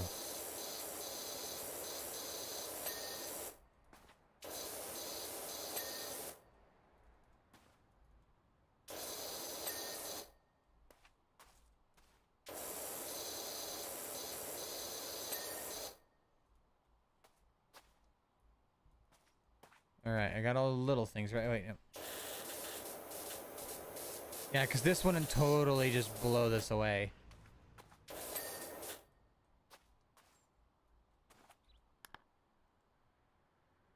Draw a dick.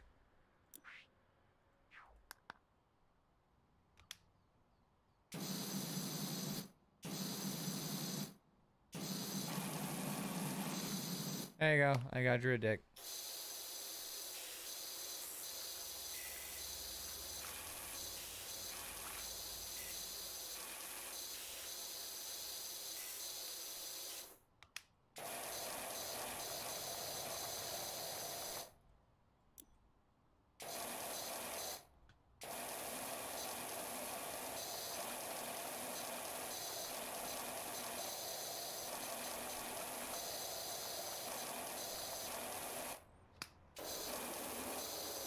You know, I know from personal experience, power washers would definitely not leave this unscathed.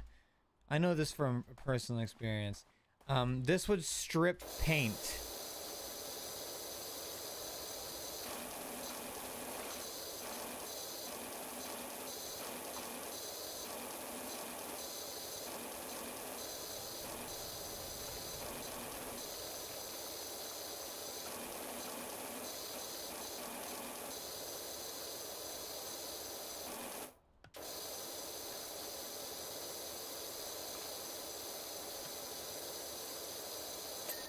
Hey, there we go. Okay. That's all the outer extremities, right? Door is different. All right.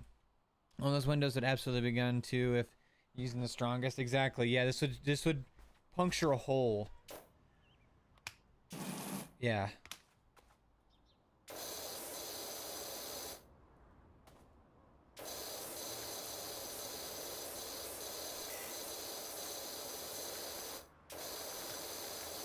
Or just straight up just shatter it.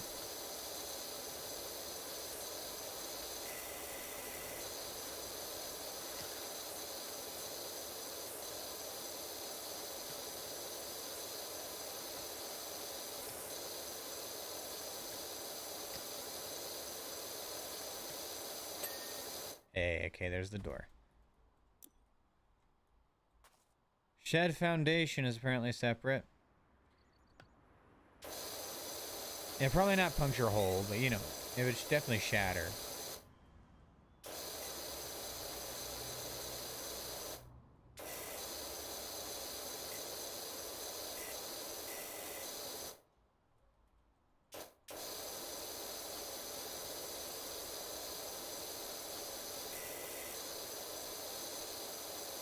Yep.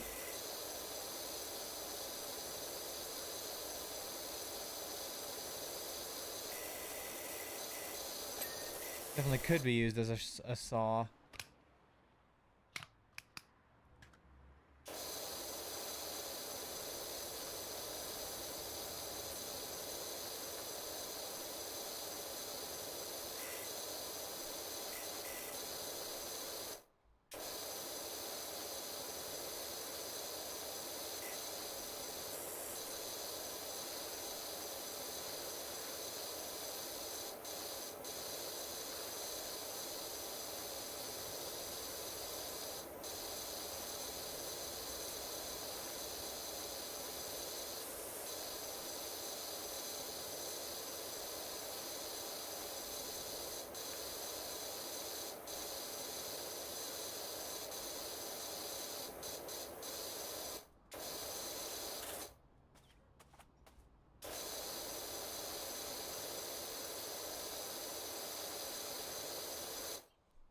If it's up close and personal, then yeah, I can expect the windows to break maybe. My dad had used power washer to clean the outside of windows, but from a distance, yeah.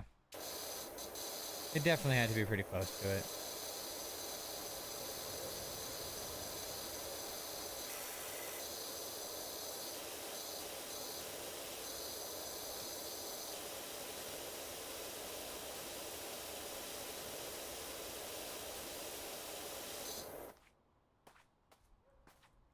Whew, here we go.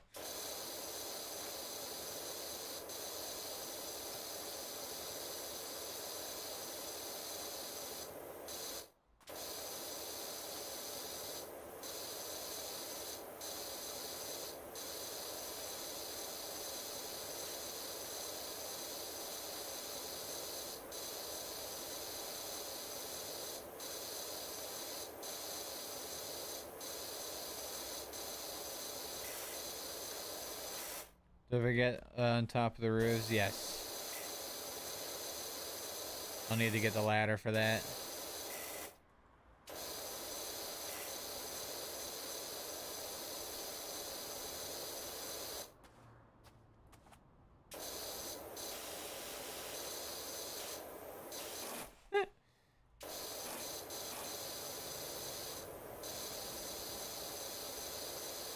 The hops.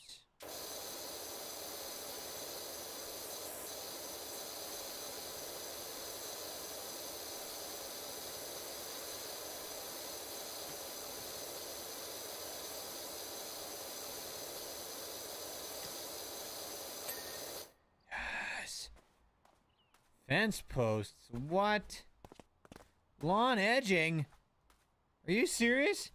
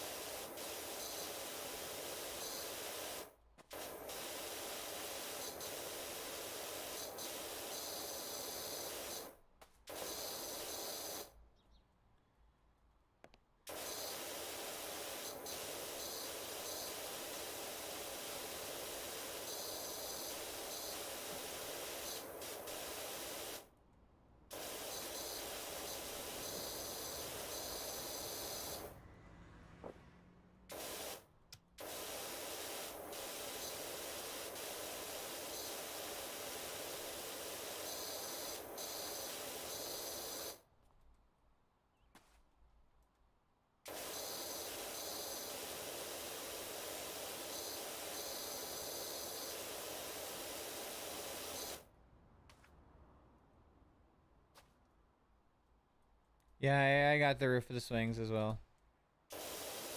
Ooh, I'm falling. Ooh, jeez.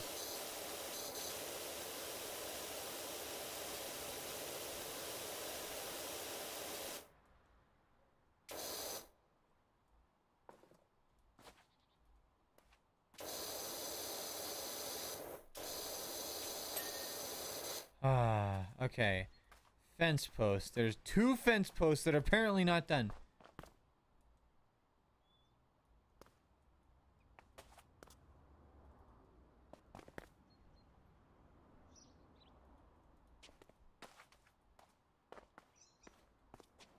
This.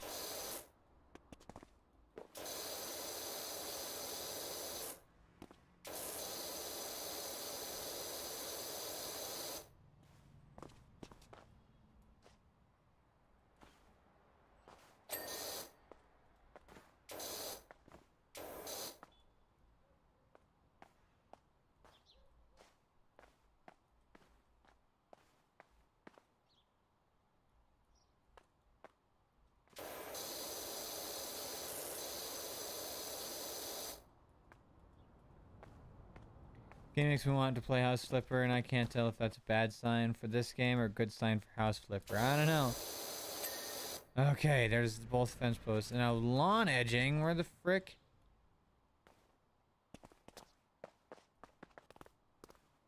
This lawn edging? This one? Nope. This one? No. This one? Not that one. Painting wall cap. Lawn edging. This one. Oh. Oh, hey Doc Cal here. I've got a job for you at old my folks' bungalow if you can fit it in. I could totally fit it in another stream. But first, I'm gonna go take a quick break. I'm gonna have to go to the restroom, and then when we come back, I'll read some HP Lovecraft books. How's that sound? Oh wait, no. We gotta watch this. Look at that. Holy crap.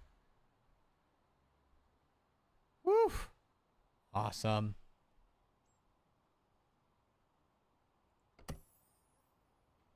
All right. Now I'm gonna go for a second. All right. I'm gonna go to the restroom real quick. I'll be back, and when I come back, I'll start reading those H.P. Lovecraft books. But first I gotta find PDFs that actually have good versions of them. That was worth more than $500. Yeah, that was worth way more than $500. All right, I'll be back in a second. Got off late. Exactly, he did. All right, I'll be back soon. Bye.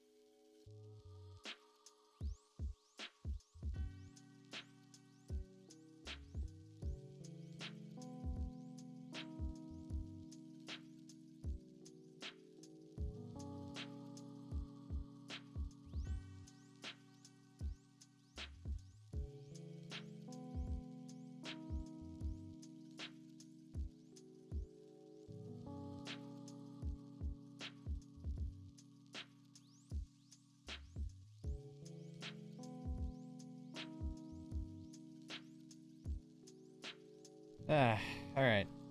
You know what's great? The fact that YouTube actually retains my live streams. It'll actually keep them up there for like the presumable future. Yet Twitch deletes them. I shouldn't talk bad about Twitch. That's what I do. Mainly.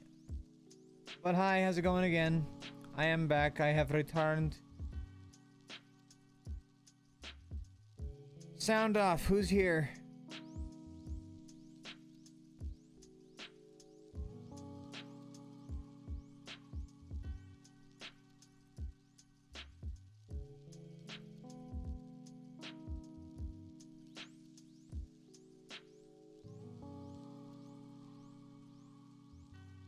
Lux is gone. All right. I mean, I find it sad that Twitch does delete the VODs. It sucks. Yeah.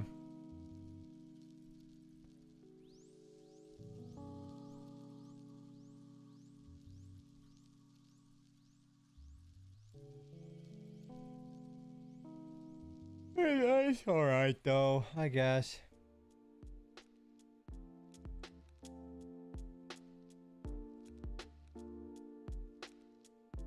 Oh.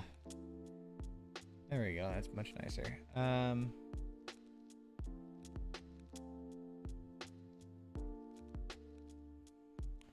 the question is whether or not music of Eric Zan is readily available on this website I just found.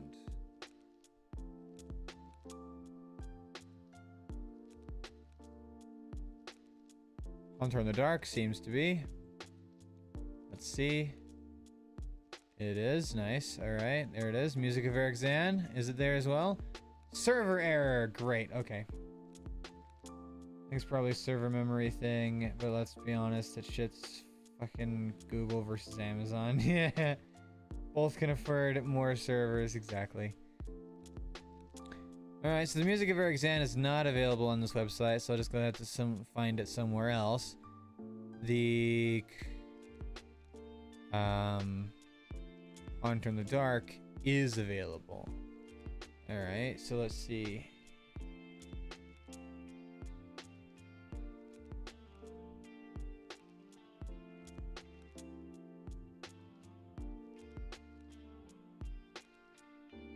Let me look it up by name. Music of Eric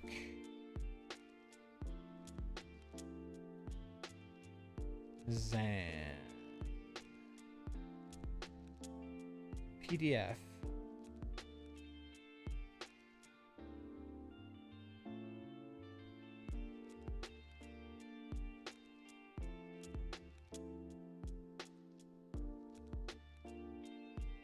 Can I read it, please?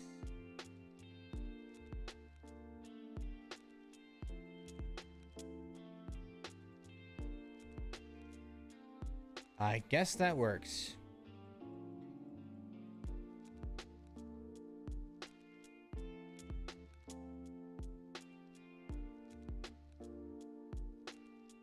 That works. All right, cool.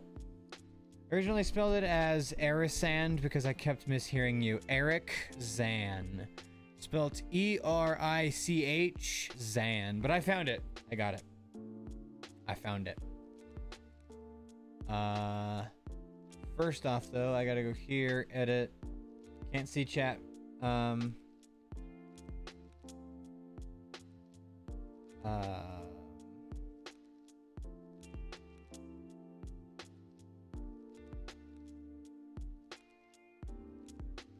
I guess entertainment. There we go.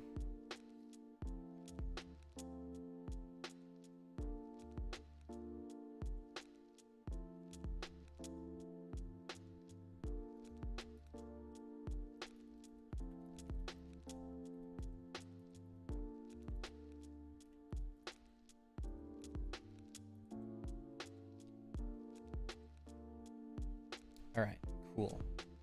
Now to find chat again.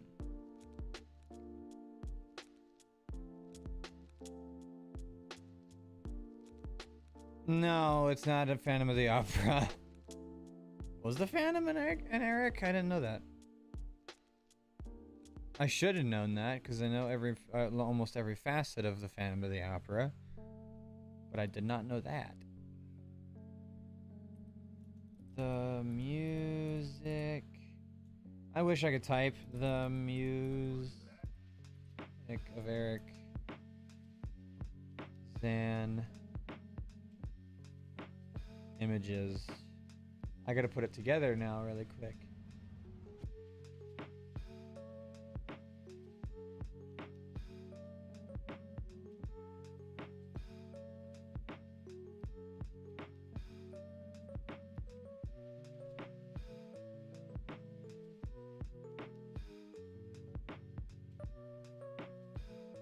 That's not bad. I'll use this one.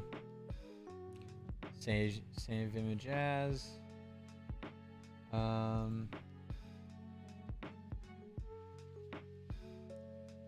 Put it in. Actually, I'll put it in my downloads just to make it easier to find.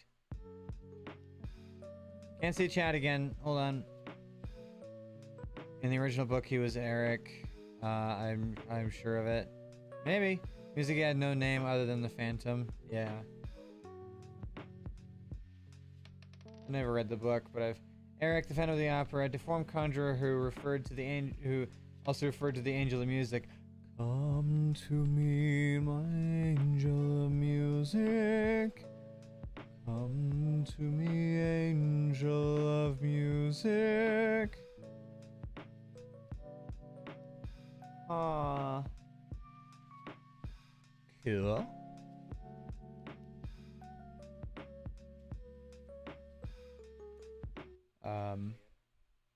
What was I doing? Oh, that's what I was doing. I know what I'm doing, totally. Yeah. I need to go to IRL. Turn this off. I freaking realized that was on still. I don't need that. It's not Twitch. Duh. What is this? Dunk. I forgot I had that. I needed that for a video.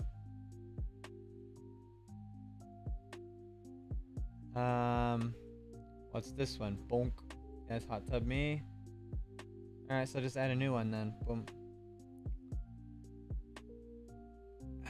I really wish there was an easier way to see chat. I really wish there was. Instead of having to find it. There we go.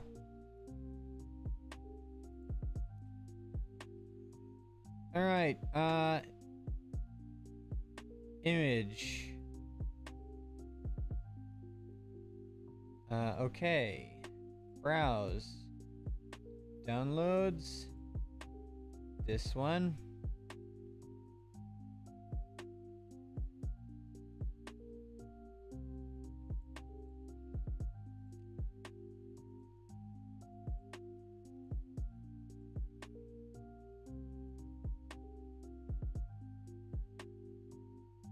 As you guys know, I don't use my webcam during readings, so there we go. That works, actually, really well. All right. Who's ready for me to start reading Music of Eric Zan? I got it here, and I am ready.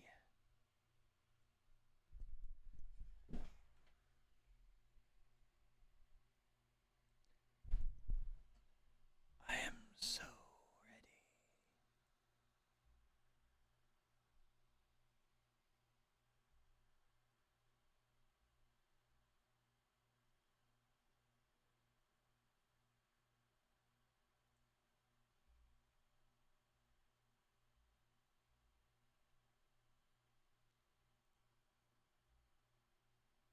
I need to know if everyone's ready.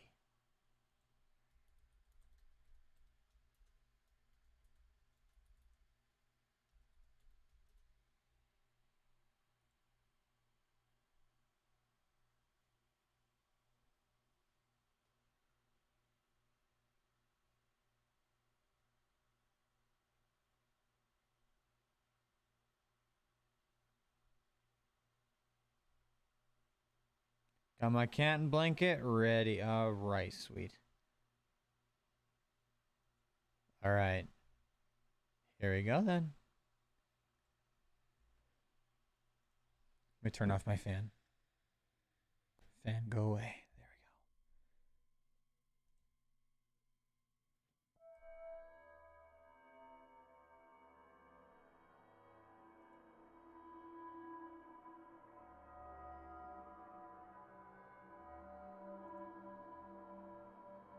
go. The Music of Eric's Zan by H.P. Lovecraft. I have examined maps of the city with the greatest care, yet have never again found the Rue d'Assay. These maps have not been modern maps alone, for I know that names change. I have, on the contrary, delved deeply into all the antiquities of the place, and have personally explored every region of whatever name which could possibly answer to the street that I knew as the Rue d'Assay. But despite all I have done, it remains a humiliating fact that I cannot find the house, the street, or even the locality where, during the last months of my impoverished life as a student of metaphysics at the university, I heard the music of Eric Zan. That my memory is broken, I do not wonder, for my health, physical and mental, was gravely disturbed throughout the period of my residence at the Rue d'Assay, and I recall that I took none of my few acquaintances there. But that I cannot find the place again is both singular and perplexing, for it was within a half-hour's walk of the university, and was distinguished by peculiarities which could hardly be forgotten by anyone who had been there. I have never met a person who has seen the Rue d'Assay. The Rue d'Assay lay across a dark river bordered by precipitous black brick, Blair-windowed warehouses and spanned by a ponderous bridge of dark stone. It was always shadowy along that river, as if the smoke of neighboring factories shut out the sun perpetually. The river was also odorous with evil stenches which I have never smelt elsewhere, and which may someday help me to find it, which, since I should recognize them at once. Beyond the bridge were narrow cobbled streets with rails, and then came the ascent that at first gradual but incredibly steep as the Rue d'Assay was reached. I have never seen another street as narrow and steep as the Rue d'Assay. It was almost a cliff, closed to all vehicles, consisting of several places of flights of stairs, and ending at the top in a lofty, ivied wall. Its paving was irregular, sometimes stone slabs, sometimes cobblestones, and sometimes bare earth with struggling greenish-gray vegetation. The houses were tall, peaked-roofed, incredibly old, and crazily leaning backward, forward, and sideways. Occasionally, an opposite pair, both leaning forward, almost met across the street like an arch, and certainly they kept most of the light from the ground below. There were a few overhead bridges from house to house across the street. The inhabitants of that street impressed me peculiarly. At first, I thought it was because they were all silent and reticent, but later decided it was because they were all very old. I do not know how I came to live on such a street, but I was not myself when I moved there. I had been living in many poor places, always evicted for want of money, until at last I came upon that tottering house in the Rue d'Assay, kept by the paralytic Blandot. It was the third house from the top of the street, and by far the tallest of them all. My room was on the fifth story, the only inhabited room there, since the house was almost empty. On the night I arrived, I heard strange music from the peaked garret overhead, and the next day asked old Blandot about it.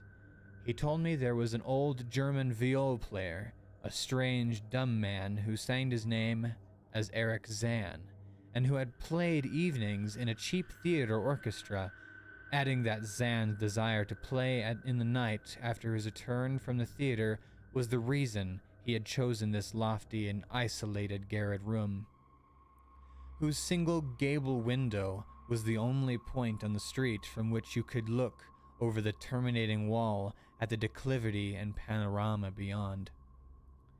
Thereafter, I heard Zan every night, and although he kept me awake, I was haunted by the weirdness of his music. Knowing little of the art myself, I was yet certain that none of his harmonies had any relation to the music I had heard before, and concluded that he was a composer of highly original genius. The longer I listened, the more I was fascinated, until, after a week, I had resolved to make the old man's acquaintance.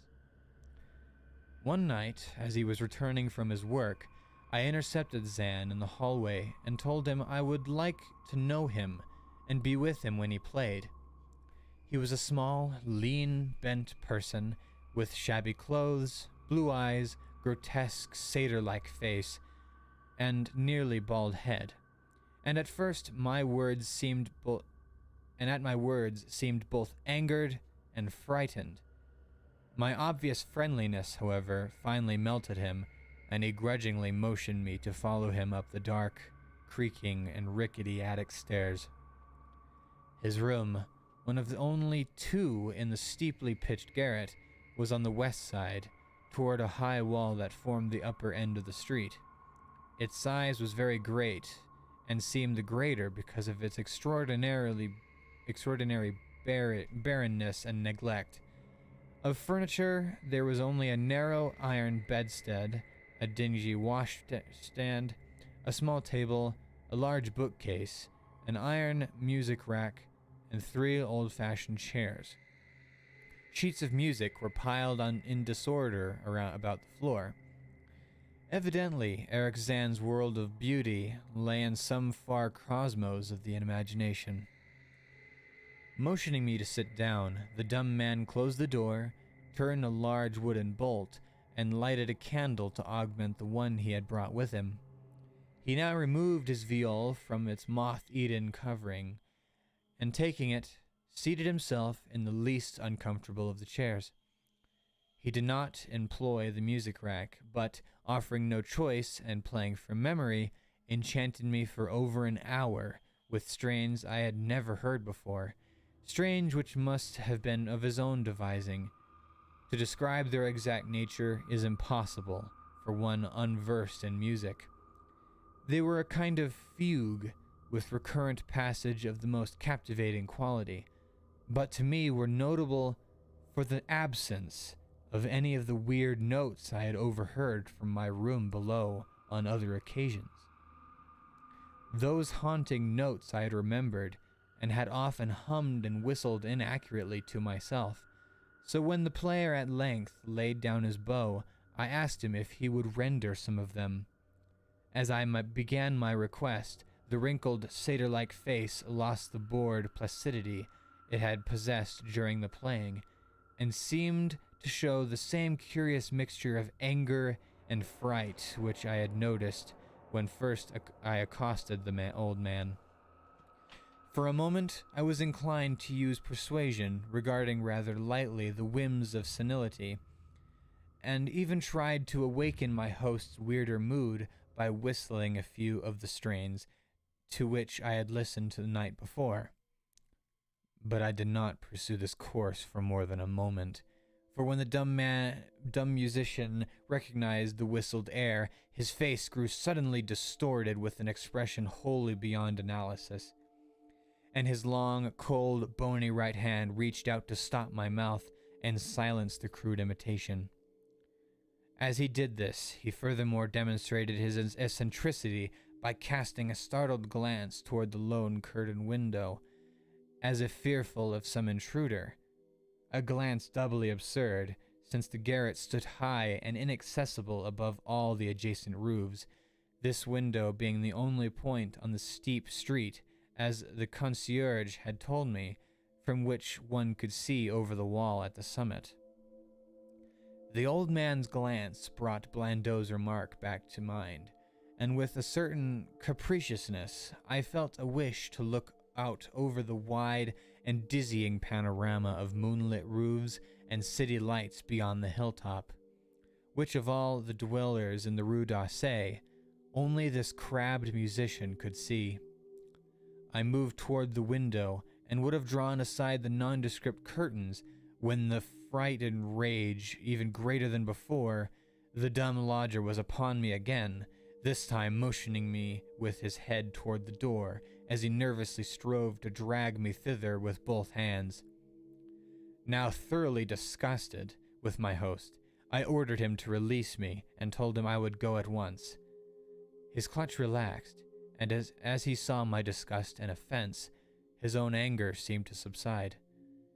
He tightened his relaxing grip, but this time in a friendly manner, forcing me into a chair.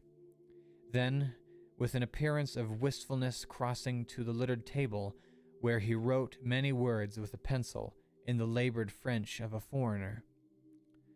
The note which he finally handed me was an appeal for tolerance and forgiveness.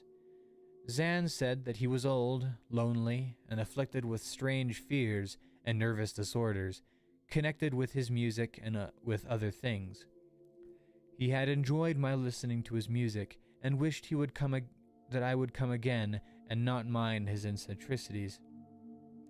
But he could not play to another his weird harmonies, and could not bear hearing them from another, nor could he bear having anything in his room touched by another. He had not known until our hallway conversation that I could overhear his playing in my room, and now asked me if I would arrange with Blandot to take a lower room where I could not hear him in the night. He would defray the difference in rent. As I sat deciphering the execrable French, I felt more lenient toward the old man, so, when I finished reading, I shook my host by the hand and departed as a friend. The next day, Blandot gave me a more expensive room on the 3rd floor. There was no one on the 4th floor. It was not long before I found that Zan's eagerness for my company was not as great as it had seemed while he was persuading me to move down from the 5th story. He did not ask me to call on him, and when I did call, he appeared uneasy and played listlessly. This was always at night. In the day he slept and would admit no one. My liking for him did not grow, though the attic room and the weird music seemed to hold an odd fascination for me. I had a curious desire to look out of that window, over the wall and down the unseen slope. What I did succeed in doing was to overhear the nocturnal playing of the dumb old man. At first, I would tiptoe up to my old 5th floor. Then I grew bold enough to climb the last creaking case to the peaked garret. There, in the narrow hall, outside the bolted door with the covered keyhole, I often heard sounds which filled me with an indefinable dread. The dread of vague wonder and brooding mystery. It was not that the sounds were hideous, for they were not, but that they held vibrations suggesting nothing of this globe of earth, and that at certain intervals they assumed a symphonic quality which I could hardly conceive as produced by one player. Then, one night, as I listened at the door, I heard the shrieking viol swell into a chaotic babble of sound, a pandemonium, which would have led me to doubt my own shaking sanity had there not come from behind that barred portal a piteous proof that the horror was real, the awful, inarticulate cry which only a mute could utter, and which rises only in moments of the most terrible fear or anguish. I knocked repeatedly at the door, but received no response. Afterward, I waited in the black hallway, shivering with cold and fear, till I heard the poor musician's feeble effort to rise from the floor by the aid of a chair. Believing him just conscious after a fainting fit, I renewed my rapping, at the same time calling out my name reassuringly. I heard Zan stumble to the window and close both shutter and sash, then stumble to the door, which he falteringly unfastened to admit me. This time his delight at having me present was real. Shaking pathetically, the old man forced me into a chair whilst he sat into another, beside which his viol and bow lay carelessly on the floor.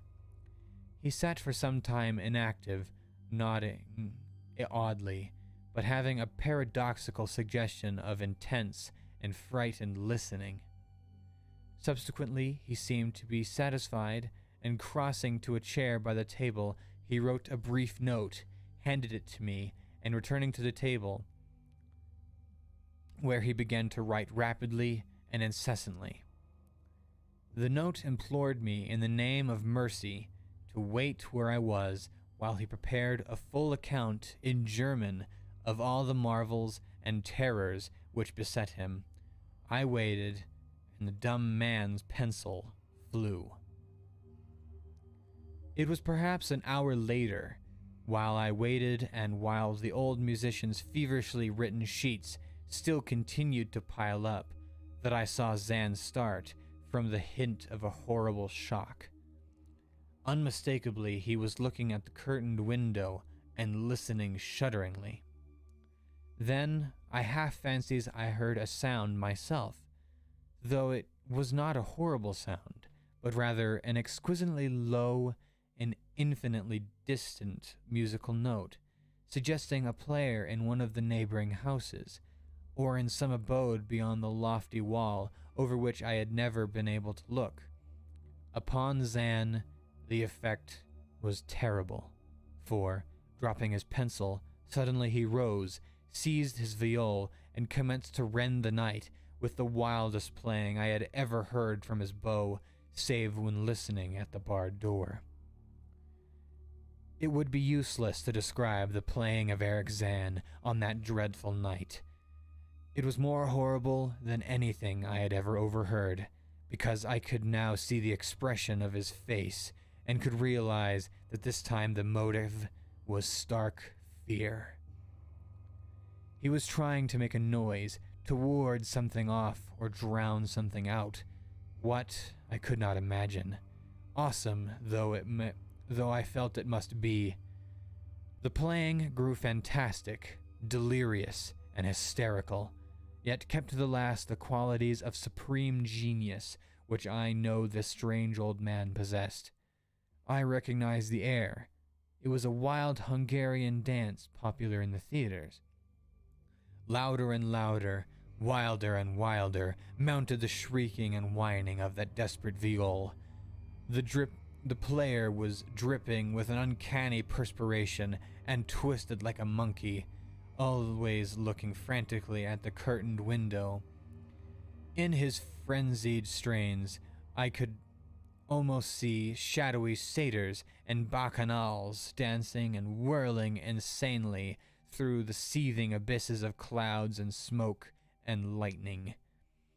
And then I thought I heard a shriller, steadier note that was not from the viol, a calm, deliberate, purposeful, mocking note from far away in the west. At this juncture, the shutter began to rattle in a howling night wind, which almost sprung up outside as if in answer to the mad playing within. Zan's screaming viol now outdid itself, emitting sound that I had never thought a viol could emit. The shutter rattled more loudly, unfastened, and commenced slamming against the window. Then the glass broke shiveringly under the persistent impacts, and the chill wind rushed in, making the candles sputter and rustling the sheets of paper on the table where Zan had begun to write out his horrible secret. I looked at Zan and saw that he was past conscious observation. His blue eyes were bulging, glassy, and sightless, and the frantic playing had become a blind, mechanical, unrecognizable orgy that no pen could ever even suggest. A sudden gust, stronger than the others, caught up the manuscript and bore it towards the window. I followed the flying sheets in desperation, but they were gone before I reached the demolished panes.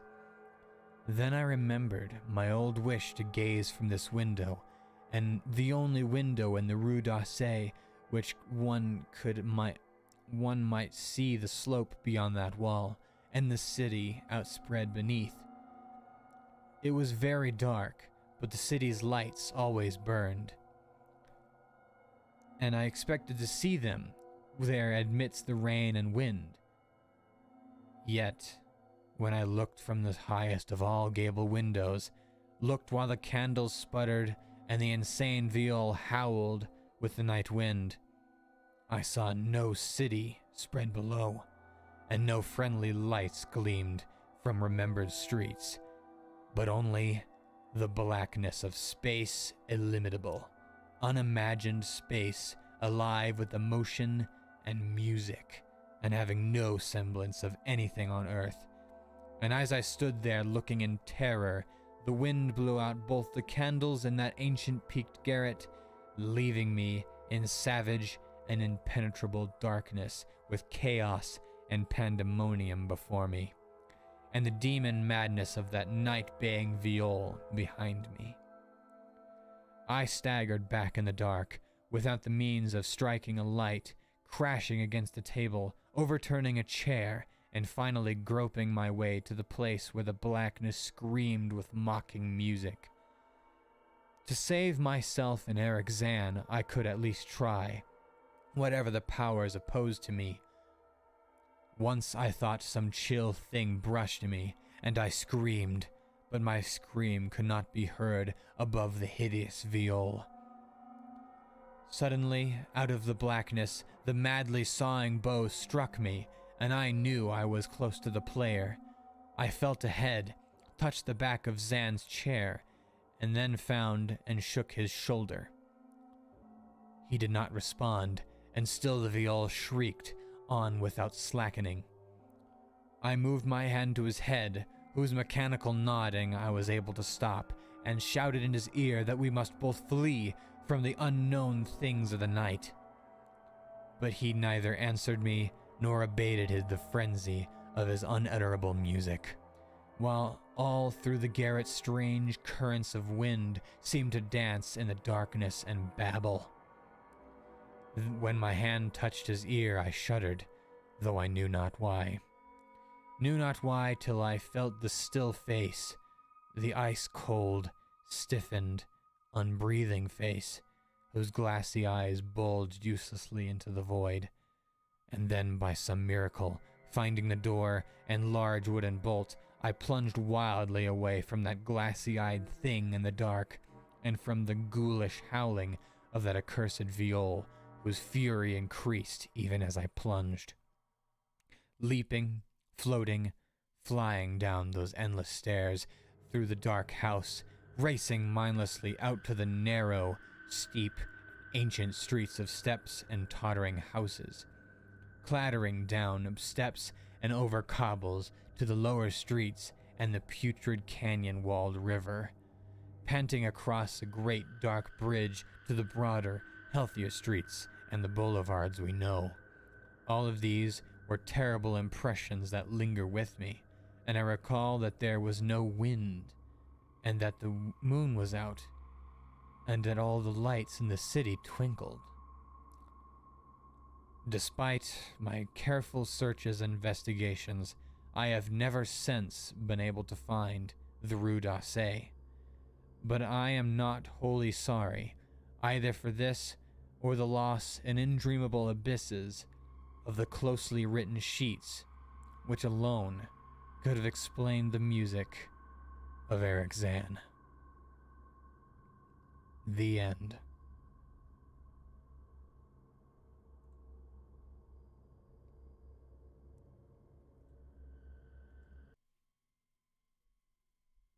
Whew. How's everyone feeling? I didn't put anyone to sleep, did I?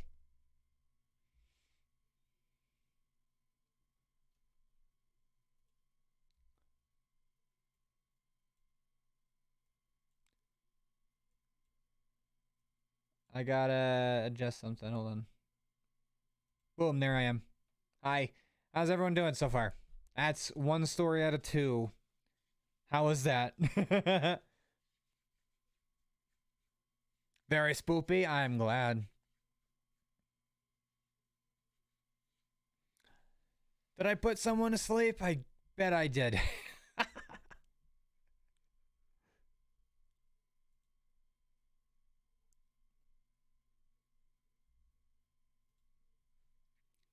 Still got one more story, if everyone's still up for it.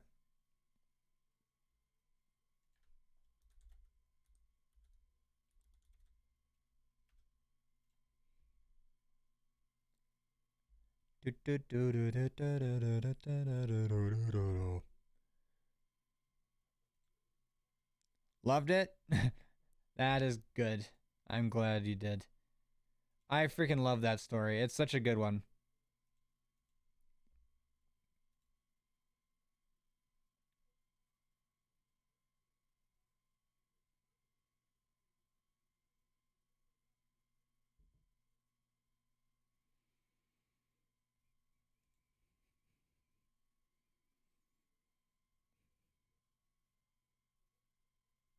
I can't see chat. I hate how YouTube does this.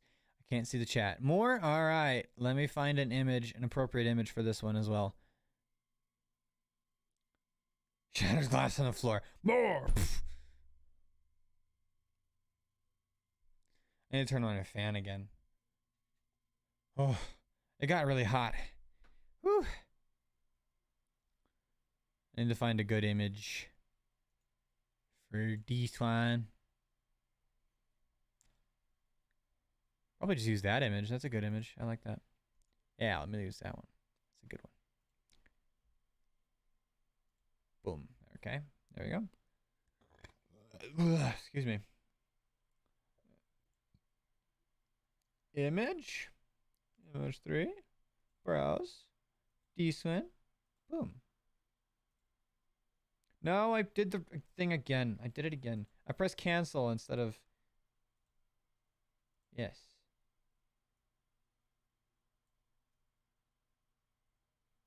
All right. Everyone ready?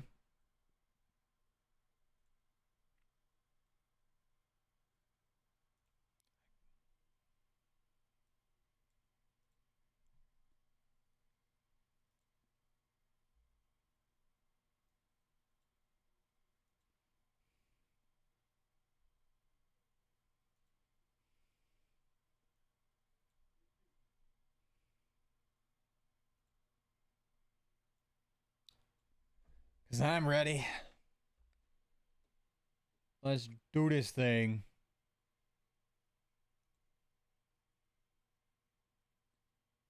Yeah, all right, let's do it.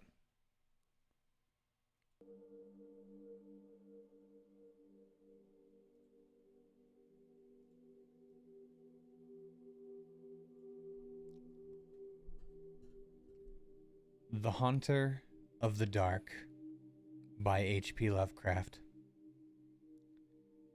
I have seen the dark universe yawning, where the black planets roll without aim, where they roll in their horror unheeded, without knowledge or luster or name.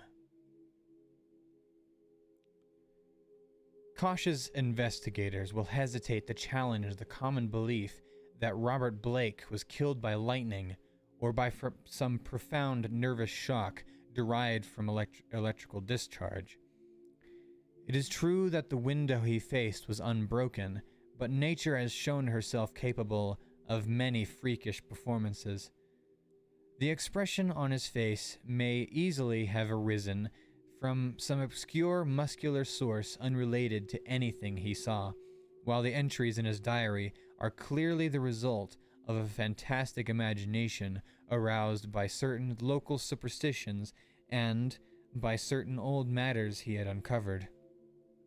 As for the anomalous conditions at the deserted church on Federal Hill, the shrewd analyst is not slow in attributing them to some charlatanry, conscious or unconscious, with at least some of which Blake was secretly connected.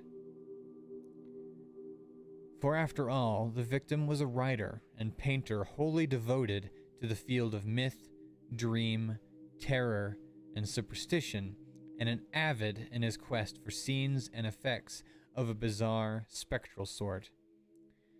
His earlier stay in the city, a visit to a strange old man, was deeply given to occult and forbidden lore, as he had ended amidst death and flame. But it must have been some morbid instinct which drew him back to his home in Milwaukee. He may have known of the old stories despite his statements to the contrary in the diary, and his death may have nipped in the bud some stupendous hoax destined to have some literary reflection. Among those, however, who have examined and correlated all this evidence, there remain several who cling to less rational and commonplace theories. They are inclined to take much of Blake's diary as at its face value, and point significantly to certain facts which the undoubted genuineness of the old church record, the verified existence and of the disliked and unorthodox Starry Wisdom sect prior to 1877, the recorded disappearance of an inquisitive reporter named Edwin M. Lillibridge in 1893, and above all, the look of monstrous, transfiguring fear on the face of the young writer when he died. It was one of these believers who, moved to fantastical extremes, threw into the bay the curiously angled stone and its strangely adorned metal box found in the old church steeple, the black windowless steeple, and not the tower where Blake's diary said those things originally were. Though widely censored both officially and unofficially, this man, a reputable physician with a taste for odd folklore, averred that he had rid the earth of something too dangerous to rest upon it. Between these two schools of opinion, the reader must judge for himself. The papers have given the tangible details from the skeptical angle, leaving for others and the drawing of the picture as Robert Blake saw it, or thought he saw it, or pretended to see it. Now studying the diary closely, dispassionately, and at leisure, let us summarize the dark chain of events from the expressed point of the view of their chief actor. Young Blake returned to Providence in the winter of 1934-5, taking the upper floor of a venerable dwelling in the grassy court off College Street, on the crest of the great eastward hill near the Brown University campus and beside and behind the marble John Hay Library. It was a cozy and fascinating place, in a little garden oasis of village-like antiquity where huge, friendly cats sunned themselves atop of convenient shed. The square Georgian houses had a monitor roof, classic doorway with fan carving, small paned windows, and other earmarks of early 19th century workmanship. Inside were 6 paneled doors, wide floorboards, a curving colonial staircase, white Adam period mantels, and a rear set of rooms 3 steps below the general level. Blake's study, a large southwest chamber, overlooked the front garden of one side, while its west windows, before one which he had his desk, faced from the brow of the hill and commanded a splendid view of the lower town's outspread roofs and of the mystical sunsets that flamed behind them. On the far horizon were the open countryside's purple slopes.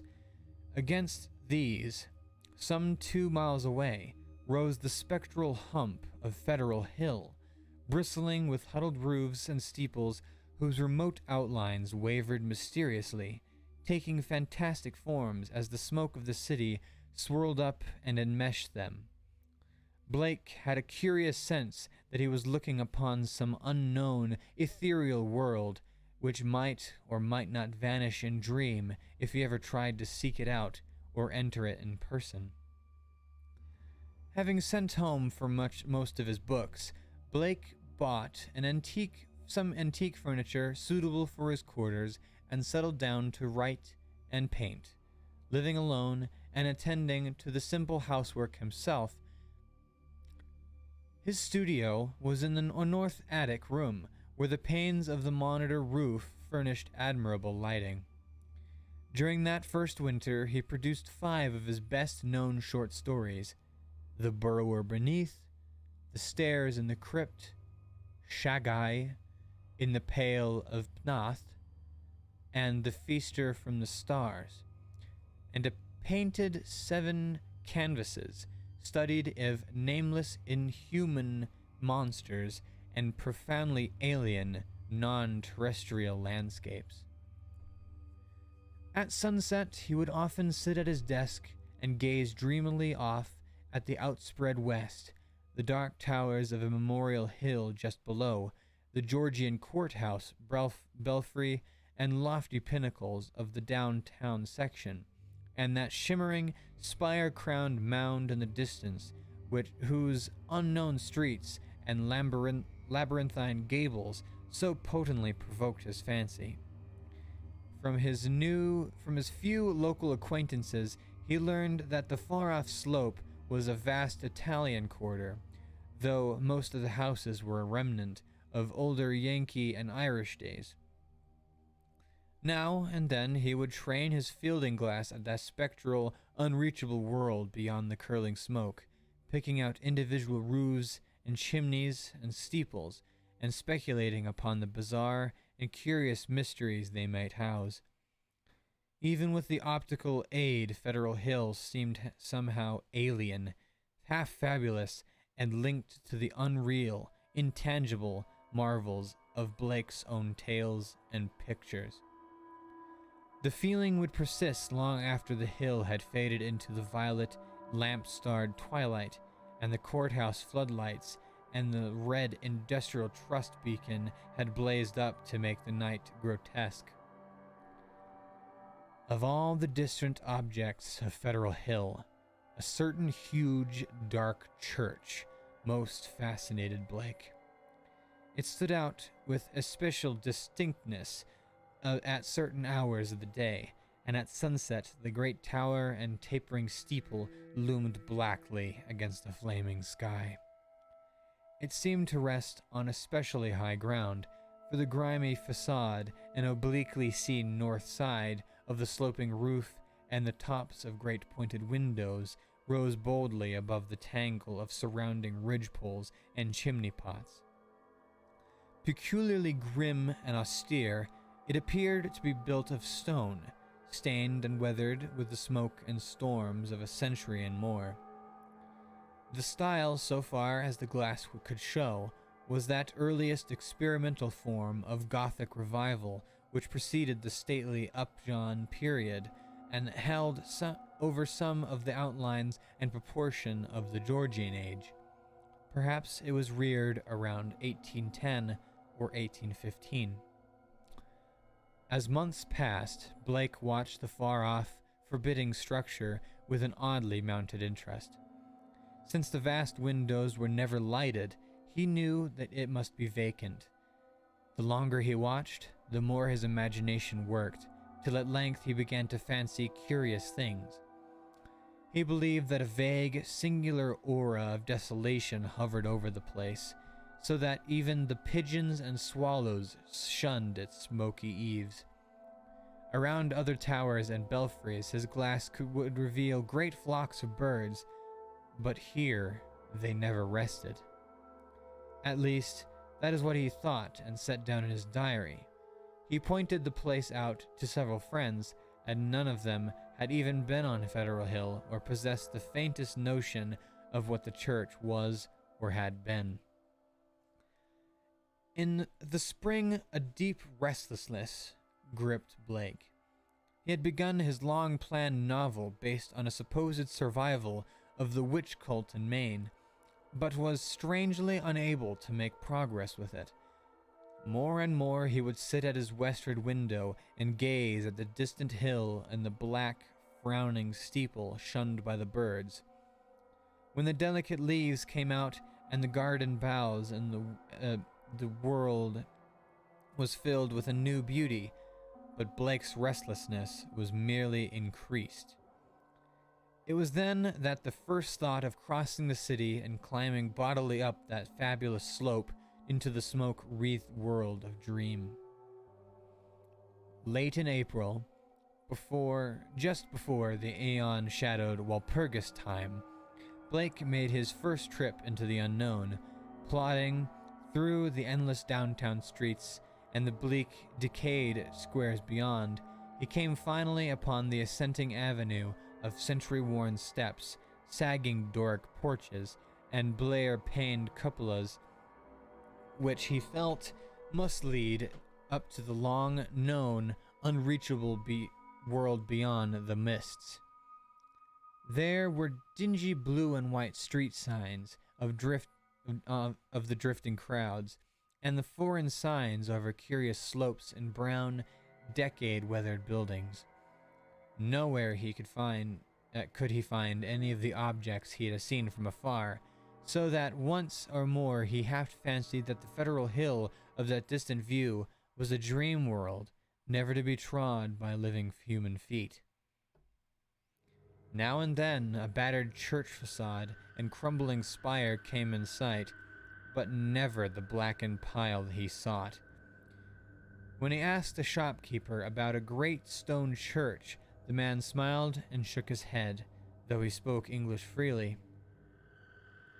As Blake climbed higher, the region seemed stranger and stranger, with bewildering mazes of brooding brown alleys leading eternally off to the south. He crossed 2 or 3 broad avenues, and once thought he glimpsed a familiar tower. Again he asked a merchant about the massive church of stone, and this time he could have sworn that the plea of ignorance was feigned. The dark man's face had a look of fear which he tried to hide, and Blake saw him make a curious sign with his right hand. Then suddenly a black spire stood out against the cloudy sky on his left, above the tiers of brown roofs lining the tangled southerly alleys. Blake knew at once what it was, and plunged toward it through the squalid, unpaved lanes that had climbed from the avenue. Twice he lost his way, but he somehow dared not to ask any of the patriarchs or housewives who sat on their doorsteps, or any of the children who shouted and played in the mud of the shadowy lanes. At last he saw the tower plain against the southwest. A huge stone bulk rose darkly at the end of the alleyway. Presently he stood in a wind-swept open square, quaintly cobblestoned, with a high bank wall on the further side. This was the end of his quest, for upon the wide, iron-railed, weed-grown plateau which the wall supported, a separate, lesser world raised fully 6 feet above the surrounding streets. There stood a grim, titan bulk, whose identity, despite Blake's new perspective, was beyond dispute. The vacant church was in a state of great decrepitude. Some of the high stone buttresses had fallen, and several delicate finials lay half lost among the brown, neglected weeds and grasses. The sooty Gothic windows were largely unbroken, though many of the stone mullions were missing. Blake wondered how the obscurely painted panes could have survived so well, in the view of the known habits of small boys the world over. The massive doors were intact and tightly closed. Around the top of the bank wall, fully closing the grounds, was a rusty iron fence whose gate at the head of a flight of steps from the square was visibly padlocked. The path from the gate to the building was completely overgrown. Desolation and decay hung like a pall over the place, and in the birdless eaves and black, ivyless walls, Blake felt a touch of the dimly sinister beyond his power to define. There were few people in the square, but Blake saw policemen at the northerly end and approached him with questions about the church. He was a great, wholesome Irishman, and it seemed odd that he would do little more than make the sign of the cross and mutter that people never spoke of that building. When Blake pressed him, he said very hurriedly that the Italian priest warned everybody against it, vowing that a monstrous evil had once dwelt there and left its mark. He himself had heard dark whispers of it from his father, who recalled certain sounds and rumors from his boyhood. There had been a bad sect there in the old days, an outlaw sect that called up awful things from some unknown gulf at night. It had taken the good priest to exorcise what had come, though there did be those who said that merely the light could do it. If Father O'Malley were alive, there would be many a thing he could tell, but now there was nothing to do but let it alone. It hurt nobody now, and those who owned it were dead or far away. They had run away like rats after the threatening talk in '77, when people began to mind the way folks vanished now and then in the neighborhood. Someday the city would step in and take the property for lack of heirs, but little good would come of anybody's touching it. Better it be left alone for the years to topple, lest things be stirred that ought to rest forever in their black abyss. After the policeman had gone, Blake stood staring at the sullen, steepled pile. It excited him to find that the structure seemed as sinister to others as to him, and he wondered what grain of truth might lie beyond the old tales of the blue coat had repeated. Probably they were mere legends evoked by the evil look of the place, but even so, there were like a strange coming to life of one of his own stories. The afternoon sun came out from behind dispersing clouds, but seemed unable to light up the stained, sooty walls of the old temple that towered on its high plateau. It was odd that the green of the spring had not touched the brown, withered growths in the raised iron fence yard. Blake found himself edging nearer the raised area and examining the bank wall and rusted fence for possible avenues of ingress. There was a terrible lure about the blackened fane which was not to be resisted. The fence had no opening near the steps, but round on the north side there were some missing bars.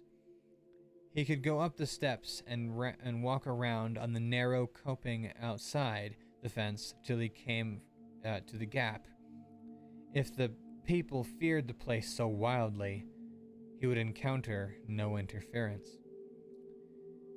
He was on the embankment and almost inside the fence before anyone noticed him.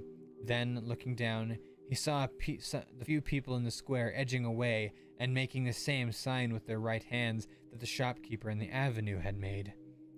Several windows were slammed down, and a fat woman darted into the street and pulled some small children inside a rickety, unpainted house. The gap in the fence was very easy to pass through, and before long Blake found himself wading amidst the rotting, tangled growths of the deserted yard.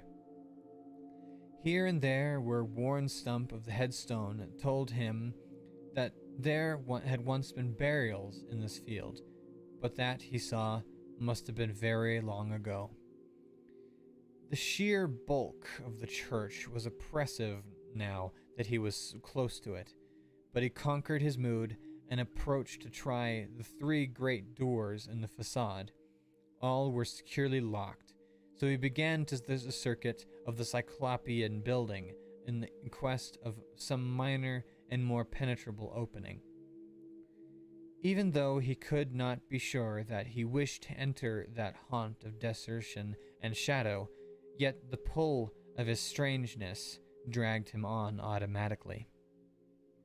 A yawning and unprotected cellar window in the rear furnished the needed aperture. Peering in, Blake saw the subterranean gulf of cobwebs and dust faintly lit by the western sun's filtered rays.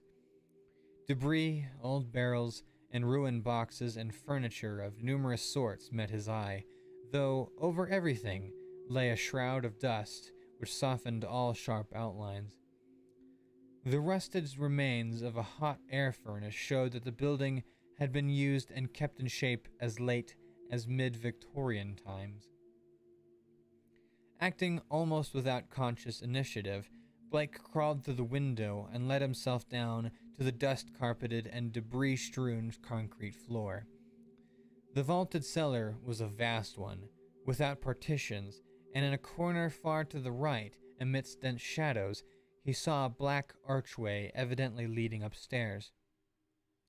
He felt a peculiar sense of oppression at being actually within the great spectral building, but kept it in check as he cautiously scouted about, finding a still intact barrel amid the dust, and rolling it over to the open window to provide for his exit. Then, bracing himself, he crossed the wide, cobweb-festooned space toward the arch. Half choked with the omnipresent dust and covered with ghostly gossamer fibers, he reached and began to climb the worn stone steps which rose into the darkness. He had no light, but groped carefully with his hands. After a sharp turn, he felt a closed door ahead, and a little fumbling revealed an ancient latch. It opened inward, and beyond it he saw a dimly illumined corridor lined with worn eating paneling. Once on the ground floor, Blake began exploring in a rapid fashion. All the inner doors were unlocked, so that he freely passed from room to room. The colossal nave was almost eldritch place, with its drifts and mountains of dust over box pews, altar, hourglass pulpit, and sounding board, and its titanic ropes of cobwebs stretching among the pointed arches of the gallery and entwining the clustered Gothic columns. Over all this hushed desolation played a hideous leaden light, as the declining afternoon sun sent its rays through the strange, half-blackened panes of the great absidal windows. The paintings on those windows were so obscured by soot that Blake could scarcely decipher what they had represented, but from the little he could make out, they did not seem like them. He did not like them. The designs were largely conventional, and his knowledge of obscure symbolism told him much concerning some of the ancient patterns. The few saints depicted bore expressions distinctly open to criticism, whilst one of the windows seemed to show merely a dark space with spirals of curious luminosity scattered about in it. Turning away from the windows, Blake noticed that the cobwebs cross above the altar was not of the ordinary kind, but resembled the primordial Ankh or crux ansata of the shadowy Egypt. In the rear vestry room, beside the apse flag, Blake found a rotting desk and ceiling high shelves of mildewed, disintegrating books. Here, for the first time, he received a positive shock of objective horror. For the titles of those books told him much. They were the black, forbidden things which most sane people have never even heard of, or have heard of only in furtive, timorous whispers. The banned and dreaded repositories of equivocal secret and immemorial formulae which have trickled down from the stream of time from the days of man's youth and the dim, fabulous days before men was. He had himself read many of them, a Latin version of the abhorred Necronomicon, the sinister Liber Ivonis, the infamous Culte de l'Aiguille de Camp de Alet, the Aspriclichen Kulten of von Junts, an old Ludwig Pirin's hellish De Vermis Mysterious. But there were others he had known merely by reputation or not at all. The narcotic manuscripts, the Book of Dizan, and a crumbling volume of wholly unidentifiable characters, yet with certain symbols and diagrams shuddering recognizable to the occult student. Clearly, the lingering local rumors had not lied. This place had once been the seat of an ancient evil older than mankind and wilder and wider than the known universe. In the ruined desk was a small, leather-bound record book filled with entries in some odd cryptographic medium. The manuscript writing consisted of the common traditional symbols used today in astronomy and anciently in alchemy, astrology, and other dubious arts. The devices of the sun, moon, planets, aspects, and zodiacal signs here massed in solid pages of text, with divisions in the paragraphing suggesting that each symbol answered to some alphabetical letter. In the hope of later solving the cryptogram, Blake bore off this volume in his coat pocket. Many of the great tomes on the shelves fascinated him unutterably, and he felt tempted to borrow them for some later time. He wondered how they could have remained undisturbed for so long. Was he the first to conquer the clutching, pervasive fear which had nearly for 60 years protected this deserted place from visitors? Having now thoroughly explored the ground floor, Blake plowed again through the dust of the spectral nave to the front vestibule, where he had seen a door and staircase presumably leading to the blackened tower and the steeple objects so long familiar to him at a distance. The ascent was a choking experience, for dust lay thick, while the spiders had done their worst in this constrictive place.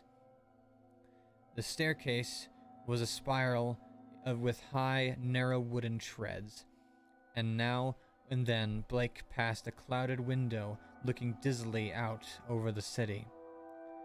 Though he had seen no ropes below, he expected to find a bell or peal of bells in the tower whose narrow, louver-boarded lancet windows his field glass had studied so often. Here he was doomed to disappointment, for when he attained the top of the stairs, he found the tower chamber vacant of chimes and clearly devoted to vastly different purposes.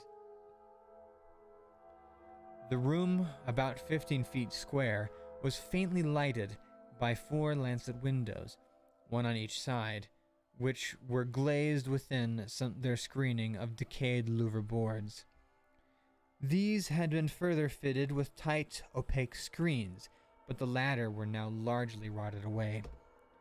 In the center of the dust-laden floor rose curiously angled stone pillar, home 4 feet in height and 2 in average diameter, covered on each side with bizarre, crudely incised and wholly unrecognizable hieroglyphs. On this pillar rested a metal box, of peculiarly asymmetrical form, its hinged lid thrown back, and its interior holding what looked beneath the decade-deep dust to be an egg shape or irregularly spherical object with some 4 inches through. Around the pillar, in a rough circle, were 7 high-backed Gothic chairs of still largely intact, while behind them, ranging along the dark paneled walls, were 7 colossal images of crumbling, black-painted plaster, resembling more than anything else the cryptic carving megaliths of mysterious Easter Island. In one corner of the cobweb chamber, a ladder was built into the wall, leading up to the closed trapdoor of the windowless steeple above. As Blake grew accustomed to the feeble light, he noticed odd bas-reliefs on the strange wooden box of yellowish metal. Approaching, he tried to clear the dust away with his hands and handkerchief, and saw that the fingerings were of a monstrous and utterly alien kind, depicting entities which, though seemingly alive, resembled no known life form ever evolved on this planet. The 4-inch seeming sphere turned out to be a nearly black, red striated polyhedron, which many irregular flat surfaces, either a very remarkable crystal of some sort, or an artificial object of carved and highly polished mineral matter. It did not touch the bottom of the box, but was held suspended by means of a metal band around its center, with 7 queerly designed supports extending horizontally to the angles of the box's inner wall near the top. This stone, once exposed, exerted upon Blake an almost alarming fascination.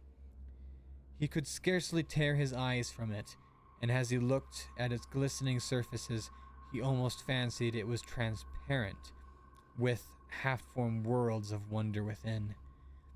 Into his mind floated pictures of alien orbs with great stone towers, and other orbs with titan mountains and no mark of life, and still remoter spaces where only a stirring and vague blacknesses told of the presence of consciousness and will. When he did look away, it was to notice a somewhat singular mound of dust in the far corner near the ladder of the steeple. Just why it took his attention, he could not tell, but something in its contours carried a message to his unconscious mind. Plowing towards it and brushing aside the hanging cobwebs as he went, he began to discern something grim about it. Hand and handkerchief soon revealed the truth, and Blake gasped with a baffling mixture of emotions.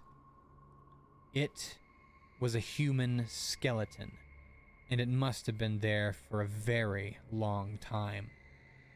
The clothing was in shreds, and some buttons and fragments of cloth bespoke a man's gray suit.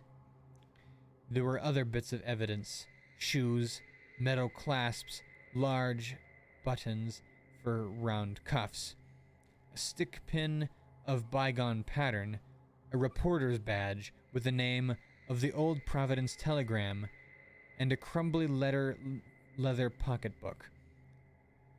Blake examined the latter with care, finding within it several bills of antiquated issue, a celluloid advertising calendar for 1893, some cards with the name Edwin M. Lillibridge, and a paper covered with penciled memoranda.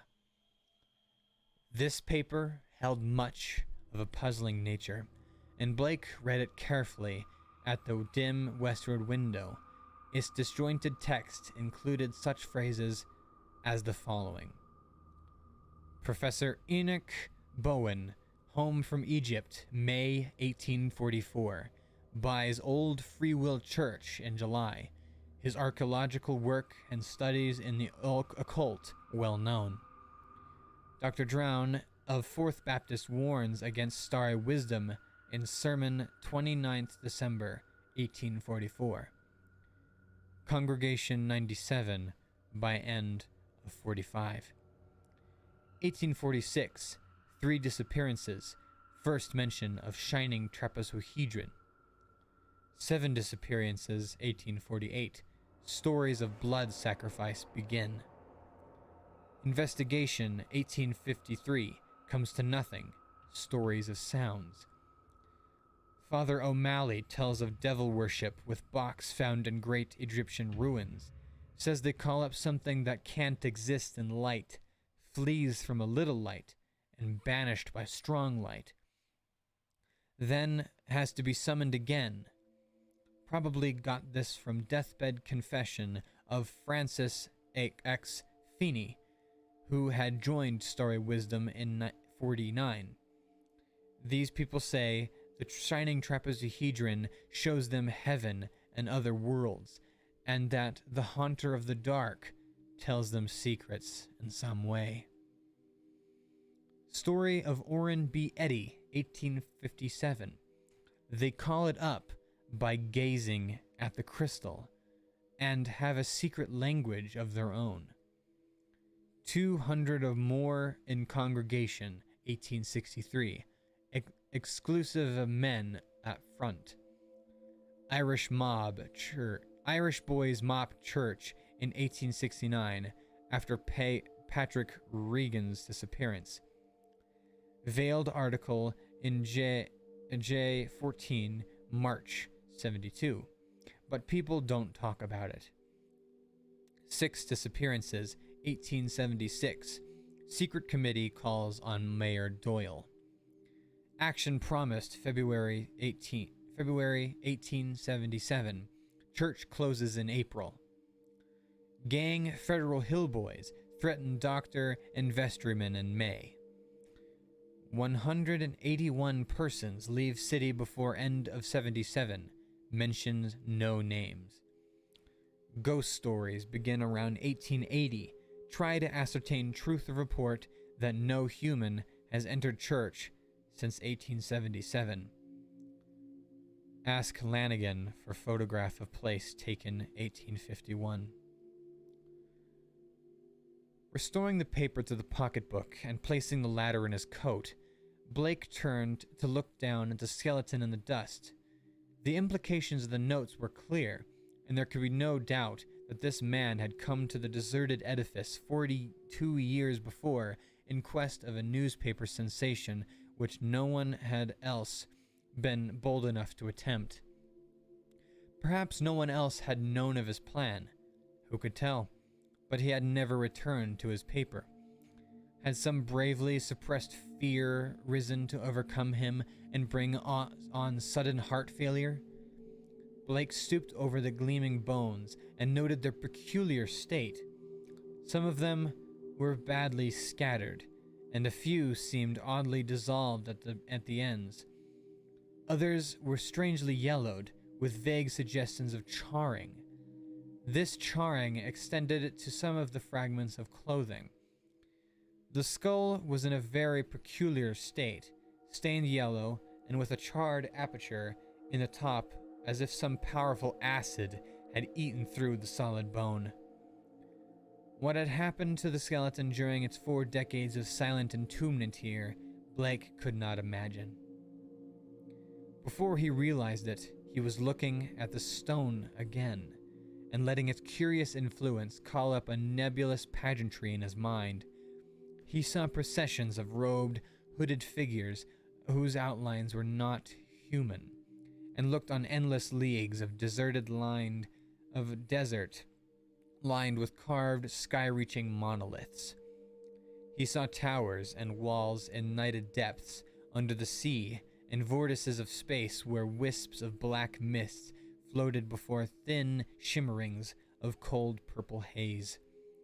And beyond all else, he glimpsed an infinite gulf of darkness, where solid and semi-solid forms were known only by their windy stirrings, and cloudy patterns of force seemed to superimpose order on chaos, and hold forth a key to all the paradoxes and arcana of the worlds we know.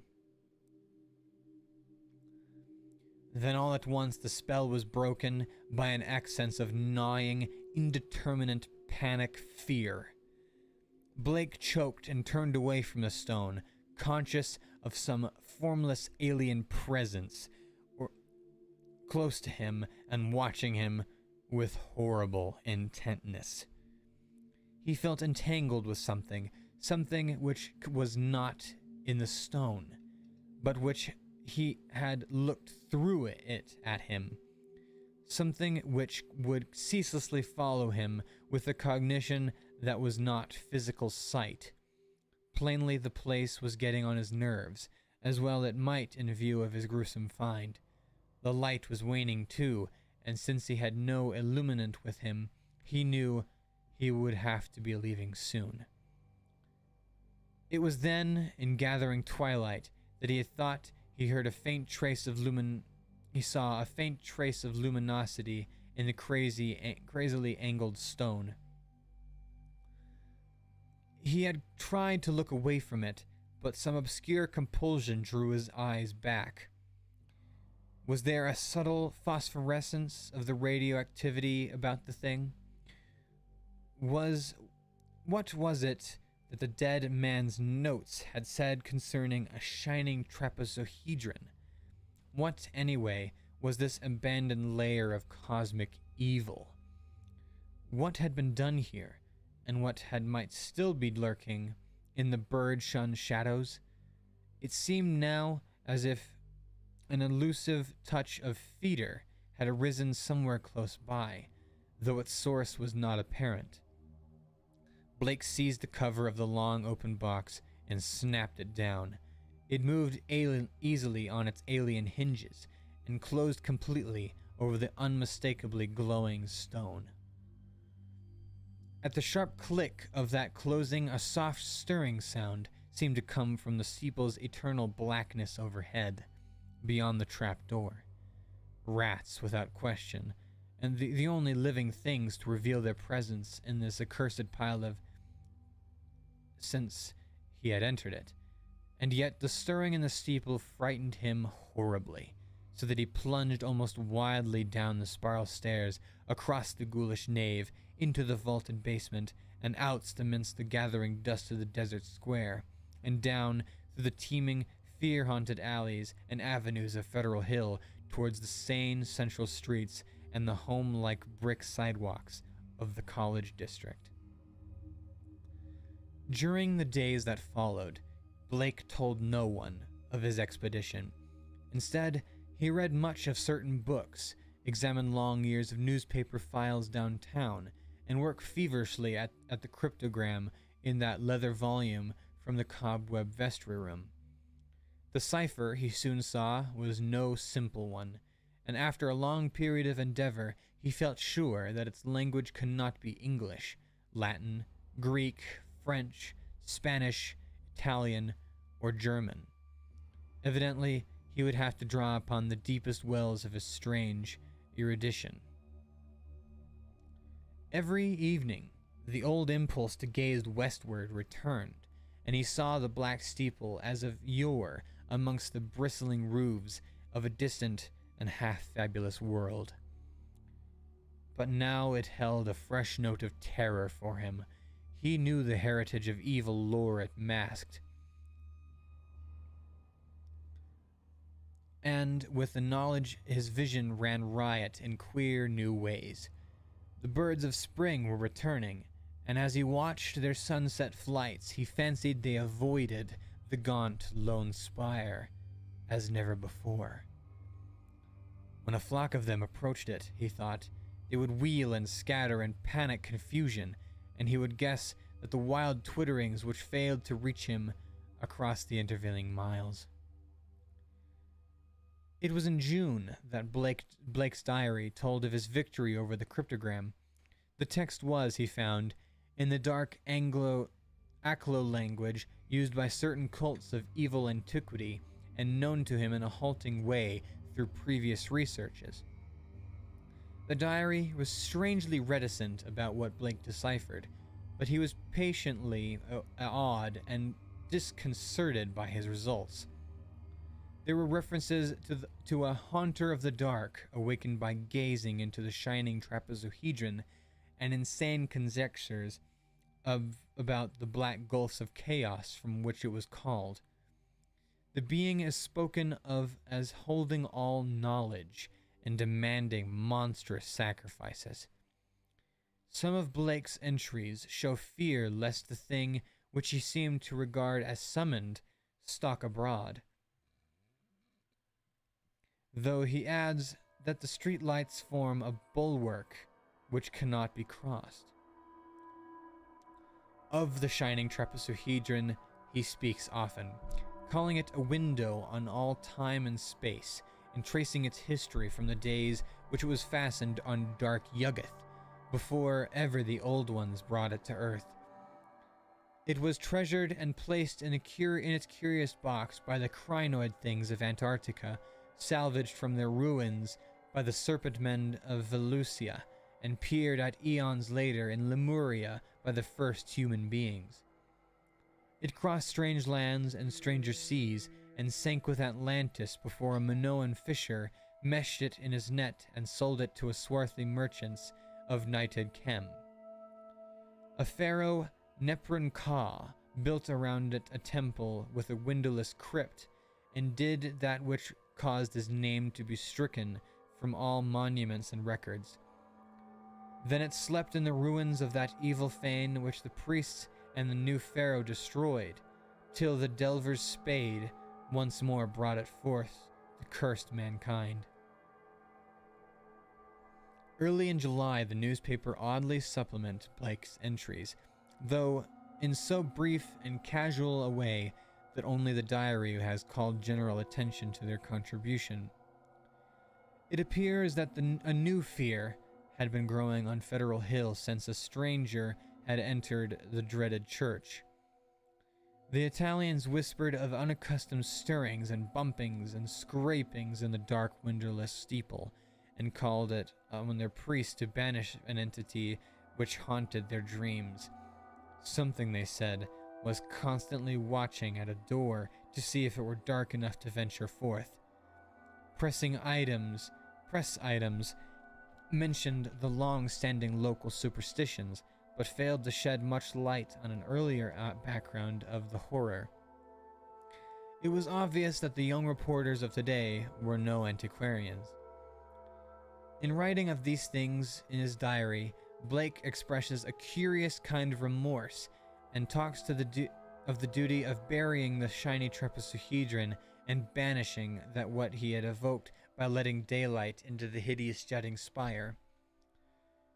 At the same time, however, he displays the dangerous extent of his fascination and admits a morbid longing pervading even his dreams to visit the accursed tower and gaze again into the cosmic secrets of the glowing stone. Then something in the journal on the morning of 17th of July threw the diarist into a veritable frenzy and fever of horror. It was only a variant of the other half-humorous items about Federal Hill restlessness, but to Blake it was somehow very terrible indeed. In the night of a thunderstorm had put the power's lighting system out of commission for a full hour, and in that black interval the Italians had nearly gone mad with fright. Those living near the dreaded church had sworn that the thing in the steeple had taken advantage of the street lamp's absence and gone down into the body of the church, flopping and bumping around in the viscous, altogether dreadful way. Toward the last it bumped up to the tower, where were sounds of the shattering of glass. It could go wherever the darkness reached, but light would always send it fleeing. When the current blazed on again, there had been a shocking commotion in the tower, for even the feeble liglet trickling through the grim blackened louver-boarded windows was too much for the thing. It had bumped and slithered up into the tenebrous steeple just in time, for a long dose of light would have sent it back into the abyss whence the crazy stranger had called it. During the dark hour, praying crowds had clustered around the church in the rain with lighted candles and lamps somehow shielded with folding paper and umbrellas. A guard of light to save the city from the nightmare that stalks in darkness. Once those nearest the church declared, the outer door rattled hideously. But even this was not the worst. That evening, in the bulletin, Blake read of what the reporters had found. Aroused at last to the whimsical news value of the scare, a pair of them had defied the frantic crowds of Italians and crawled into the church through the cellar window after trying the doors in vain. They found the dust of the vestibule and the spectral nave plowed up in a singular way, with pits of rotted cushions and satin pew linings scattered curiously around. There was a bad odor everywhere, and here and there were bits of yellow stain and patches of what looked like charring. Opening the door to the tower and pausing a moment at the suspicion of a scraping sound above, they found the narrow spiral stairs wiped roughly clean. In the tower itself, a similarly half-swept condition existed. They spoke of the heptagonal stone pillar, the overturned Gothic chairs, the bizarre plaster images, though strangely enough the metal box and old mutilated skeleton were not mentioned. What disturbed Blake most, except for the hints of stains and charring and bad odors, was the final detail that explained the crashing glass. Every one of the tower's lancet windows was broken, and 2 of them had been darkened in a crude and hurried way by the stuffing of satin pew linings and cushioned horsehair into the spaces between the slanting exterior louver boards. More satin fragments and bunches of horsehair lay scattered around the newly swept floor, as if someone had been interrupted in the act of restoring the tower to the absolute blackness of its tightly curtained days.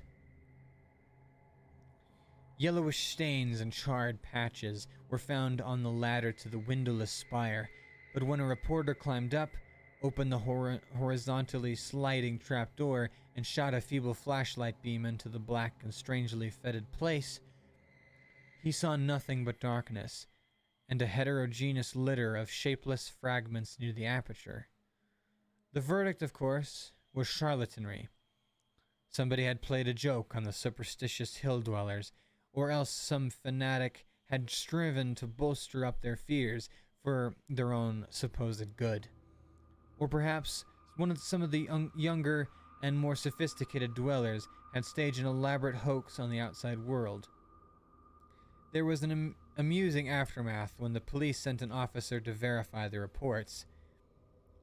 3 men in succession found ways of evading the assignment, and the 4th went very reluctantly and returned very soon, without adding to the account given by the reporters. From this point onwards, Blake's diary showed a mounting tide of insidious horror and nervous apprehension. He upbraids himself for not doing something, and speculates wildly on the consequences of another electrical breakdown. It had been verified that on 3 occasions during thunderstorms, he telephoned the electric light company in a frantic vein and asked that desperate precautions against the loss of power be taken. Now and then, his entries show concerned over the failure of the reporters to find the metal box and stone, and the strangely marred old skeleton, which they explored the shadowy tower room. He assumed that these things had been removed whither, and by whom or what, he could only guess. But his worst fears concerned himself, and the kind of unholy rapport he felt to exist between his mind and what lurking horror in the distant steeple. That monstrous thing of night, which his rashness had called out in the ultimate black spaces. He seemed to feel a constant tugging at his will, and callers of that period remember how he would sit abstractedly at his desk and stare out of the west window at that far-off spire, bristling mound beyond the swirling smoke of the city. His entries dwell monotonously on certain terrible dreams, and of a strengthening of the unholy rapport in his sleep. There is a mention of a night when he was awakened to find himself fully dressed, outdoors, and headed automatically down College Hill towards the west. Again and again, he dwells on the fact that the thing in the steeple knows where to find him. Intermission.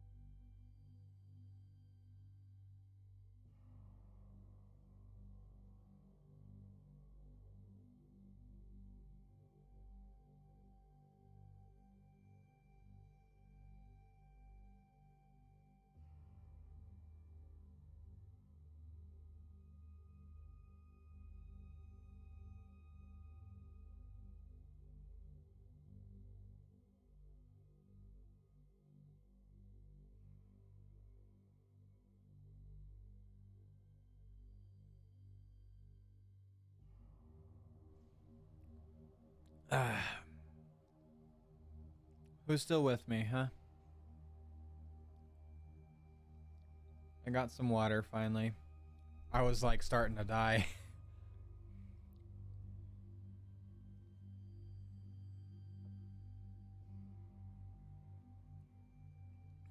This one's slightly longer. And plus, combined with the previous story, I was really struggling.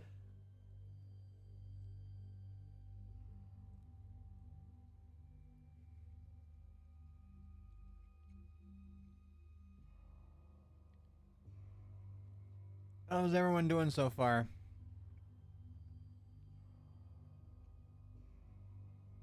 Present? Alright. How's Lux? You fall asleep again?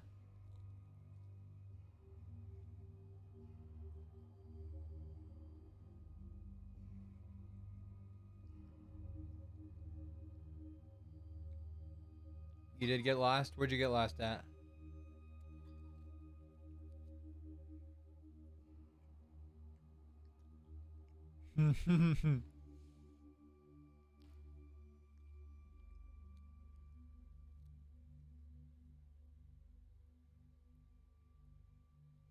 Also went for dinner. Nice. Very nice.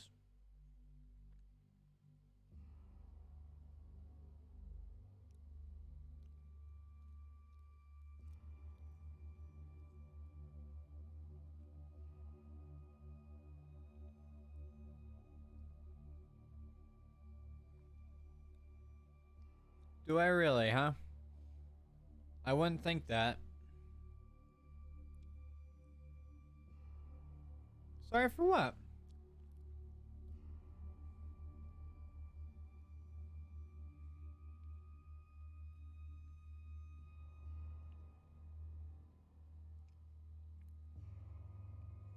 Sorry for a natural human occurrence that was exacerbated by a relaxing voice.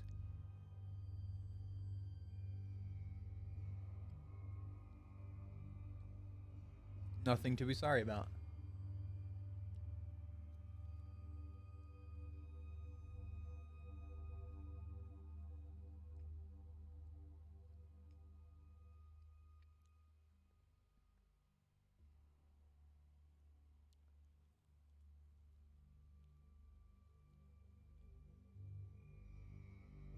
Who's them?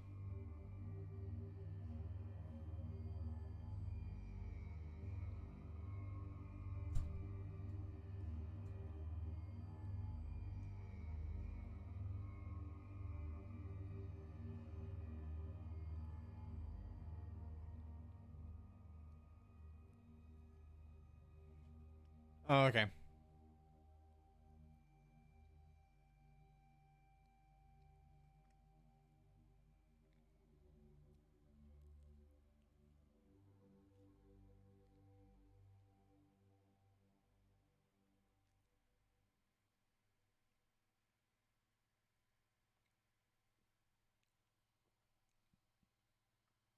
I find it funny that I recognize some of the songs that are in this in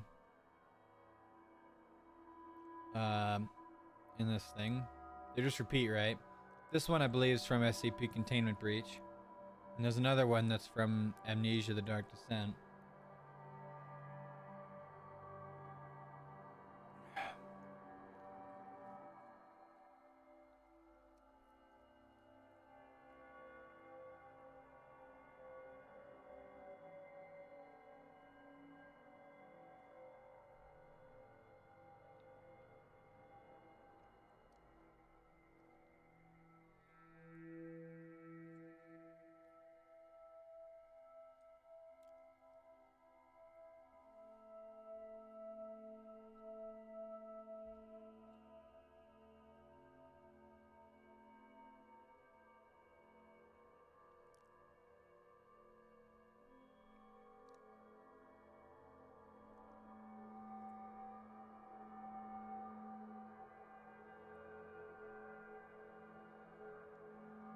Bloodborne vibes, yeah. Oh, wrong one. It does look like Bloodborne, doesn't it? That's funny.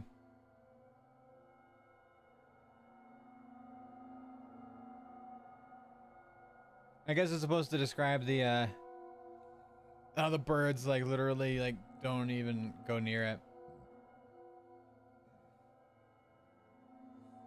All I know is that I remember as the dude is going into the house and getting to the top of the stairs, and then suddenly a bunch of people were scared and trying to bring.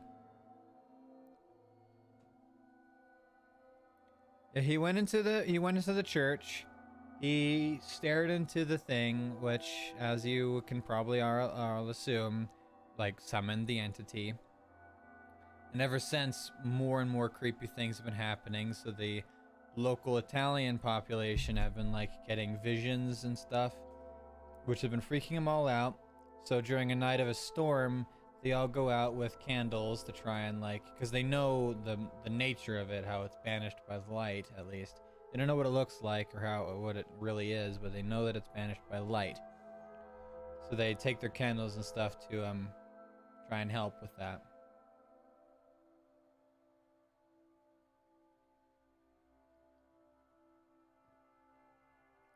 Well, now that I have some water, who's ready for the second part?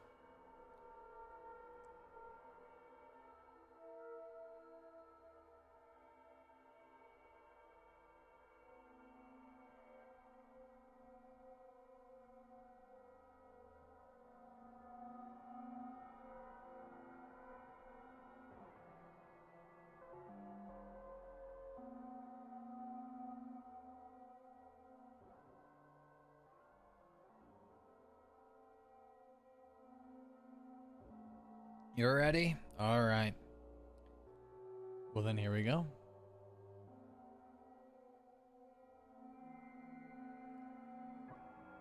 The spum jargon thingy. The week following the 30th of July is recalled as the time of Blake's partial breakdown.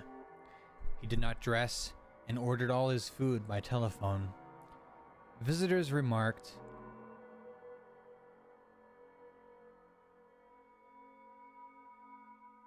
"What happened after the guy grabbed Eric in the dark?" Wait, how long ago have you fell asleep? How long ago did you fall asleep?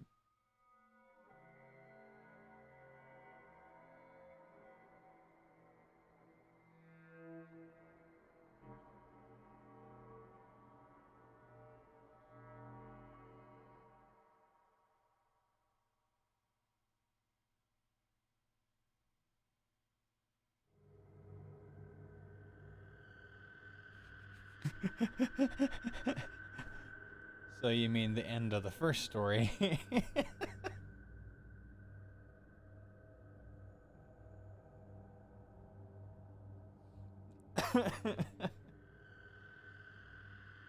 Oh, this is the intro to Dark Souls. Not Dark Souls. Dead by Daylight. This song. 40 minutes ago. That's alright. In the music of Eric Zan, he gets up to him in the dark. The guy's still playing. He tells him, he tries to yell in his ear that they need to leave. They need to go now. But then he realizes, crap, he's cold. He feels around and discovers that this guy is not breathing. He's cold as ice. Pretty much realizes he's dead and just like kind of, he's a dead man playing the viol, right? And immediately he just bolts away, leaves the building, leaves the Rue d'Assez, the entire area, and ever since he hasn't been able to find it. Hasn't been able to find the Rue d'Assez, the entire area. Nothing.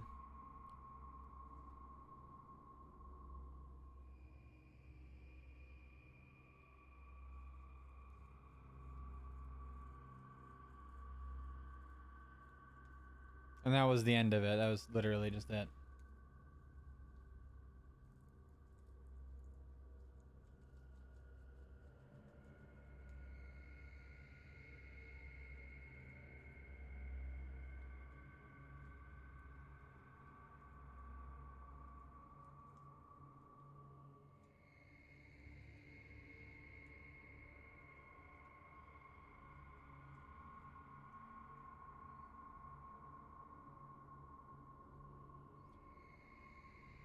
Probably shouldn't say that I got distracted by a cat and missed that entire explanation, should I?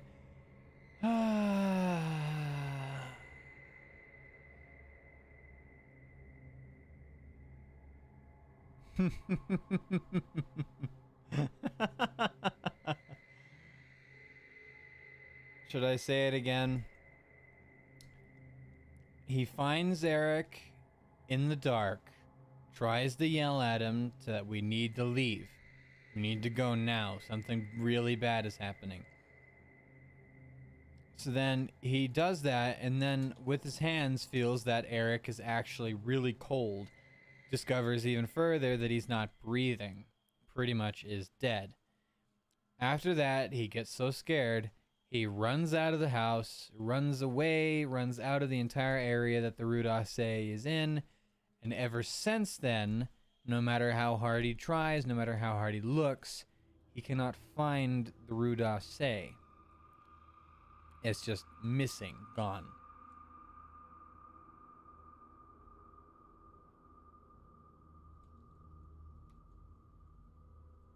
Yes, he was still playing while dead.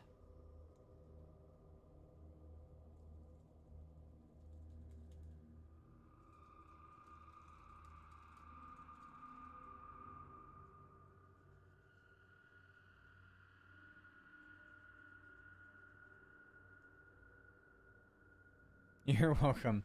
As for this one, the explanation would probably be a little too much. To just summarize, I don't even know where to begin. What does the Rue d'Orsay? The Rue d'Orsay is a entire like kind of like a block or a specific road.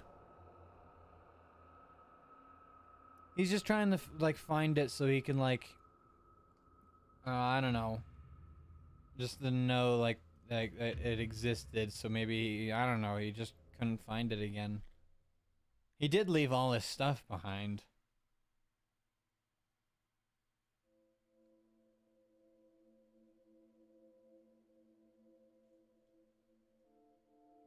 That's probably why he tried to go back. But then he couldn't find it. But yeah, the Rue d'Orsay is an entire street, and ever since, wanting to know if it was real, pretty much, yeah. And ever since then, the entire street, the house that he lived in, like the apartment building he lived in, has just essentially vanished. Yes.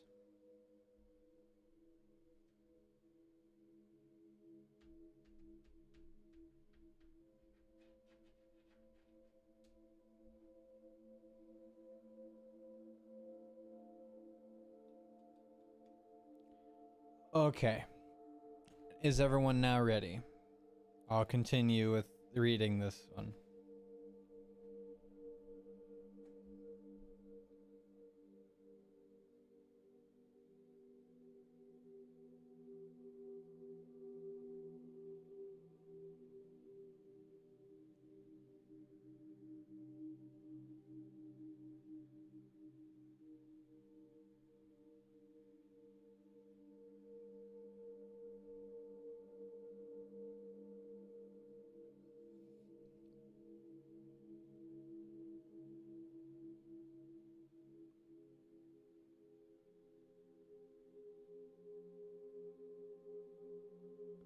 There's a lot of stuff I still wonder if it really happened or was all in my head. Right, I get that. Is everyone ready to continue? Oh no, you're fine. You're totally fine, Lux.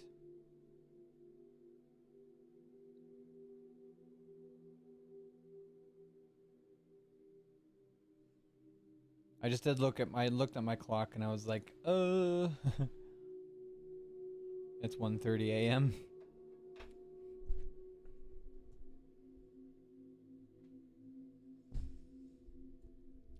All right. Let's get back into The Hunter of the Dark.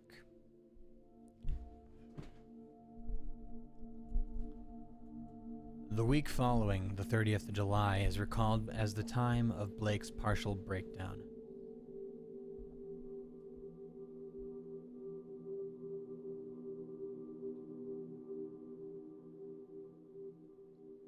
I got distracted almost immediately by E44 posting some really interesting things in the chat. I'm going to continue talking about it in my reading book voice. Kind of reminds me of the Scary Stories collection, where a mom's kid gets sick, and when they go for the doctor, they return just to find that the place they were gone. But the explanation was that the staff of the place just changed the plane up to hide the fact that the kid's mom died. You are sorry. You should be. I think I know what you're talking about, E. Were they a part of stories called Scary Stories to Tell in the Dark?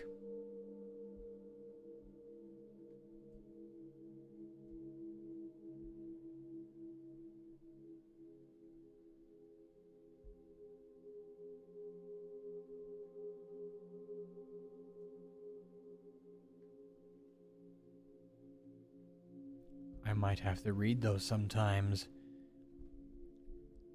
They're nice and short, but I'd have to find a PDF version that didn't include those awful illustrations. They did, for a time, scare me as a child, and I would not wish to inflict that horror upon myself again. Now, if everyone is now ready, I will continue with the Haunter, and never mind. Lux just posted something. That book wasn't a thing in New Zealand, and I don't know if the ones I can find online are the real thing, or just knockoffs that aren't the original. Now, I am going to continue. This time I will not pause for anything that happens.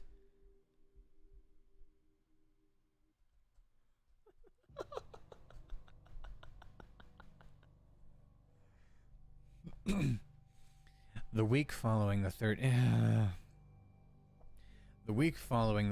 of July is recalled as the time of Blake's partial breakdown.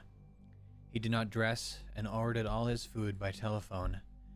Visitors remarked that the cords he kept near his bed, as he said that sleepwalking had forced him to bind his ankles every night with knots, which he could probably hold, or else waken him with the labor of untying.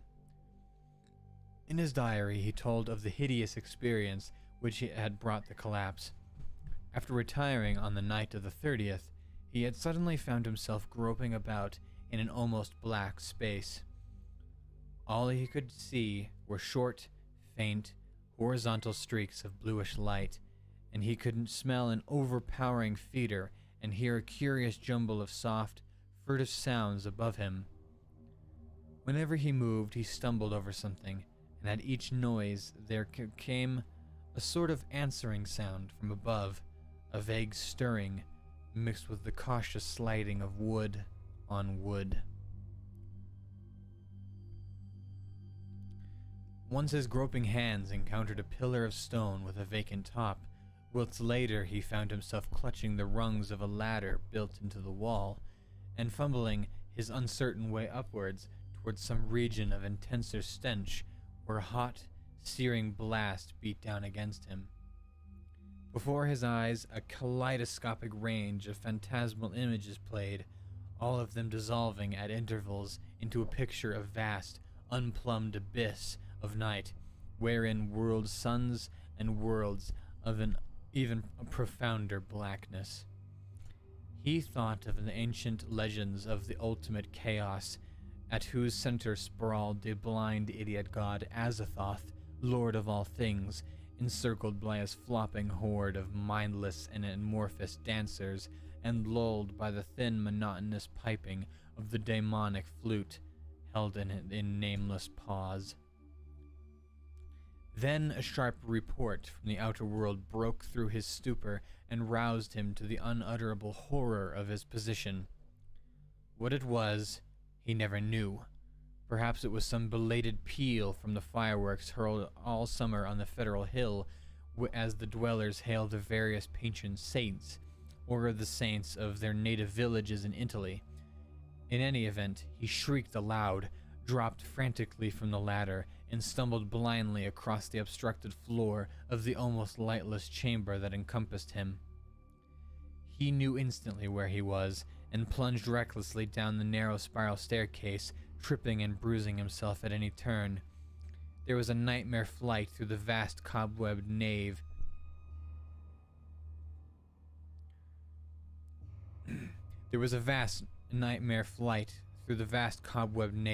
Whose ghostly arches readied up to realms of leering shadow, a sightless scramble through a littered basement, a climb to regions of air and street lights outside, a mad racing down spectral hill of gibbering gables, across a grim, silent city of tall black towers, and up the steep eastward precipice to his own ancient door.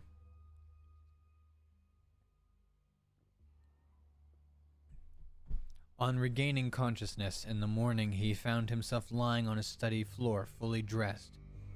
Dirt and cobwebs covered him, and every inch of his body seemed sore and bruised. When he faced the mirror, he saw that his hair was badly scorched, while a tinge of strange, evil odor seemed to cling to his outer clothing. It was then that his nerves broke down.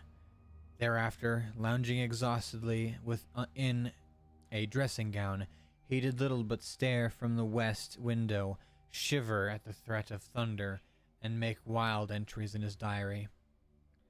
The great storm broke just before midnight on August 8th. Lightning struck repeatedly in all parts of the city, and 2 remarkable fireballs were reported. The rain was torrential, while a constant fusillade of thunder brought sleeplessness to thousands. Blake was utterly frantic in his fear for the lighting system, and tried to telephone the company at around 1 a.m., though at the time service had been temporarily cut off in the interest of safety. He recorded everything in his diary, the large, nervous, and often undecipherable hieroglyphs telling their own story of growing frenzy and despair, and of his entries scrawled blindly in the dark. He had to keep the house dark in order to see out the window, and it appears that most of his time was spent at his desk, peering anxiously through the rain across the glistening miles of downtown roofs at the constellation of distant lights marking Federal Hill. Now and then he would fumbledly make an entry in his diary so that detached phrases such as, "The lights must not go," "It knows where I am," "I must destroy it," and "It's calling to me, but perhaps it means no injury this time," are found scattered down 2 of the pages.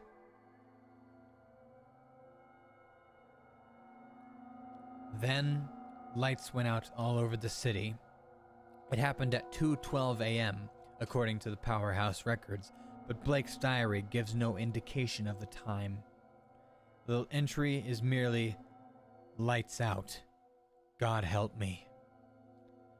On Federal Hill, there were watchers as anxious as he, and rain-soaked knots of men paraded the square and alleys around the evil church with umbrella-shaded candles, electric flashlights, oil lanterns, crucifixes, and obscure charms of the many sorts common to southern Italy.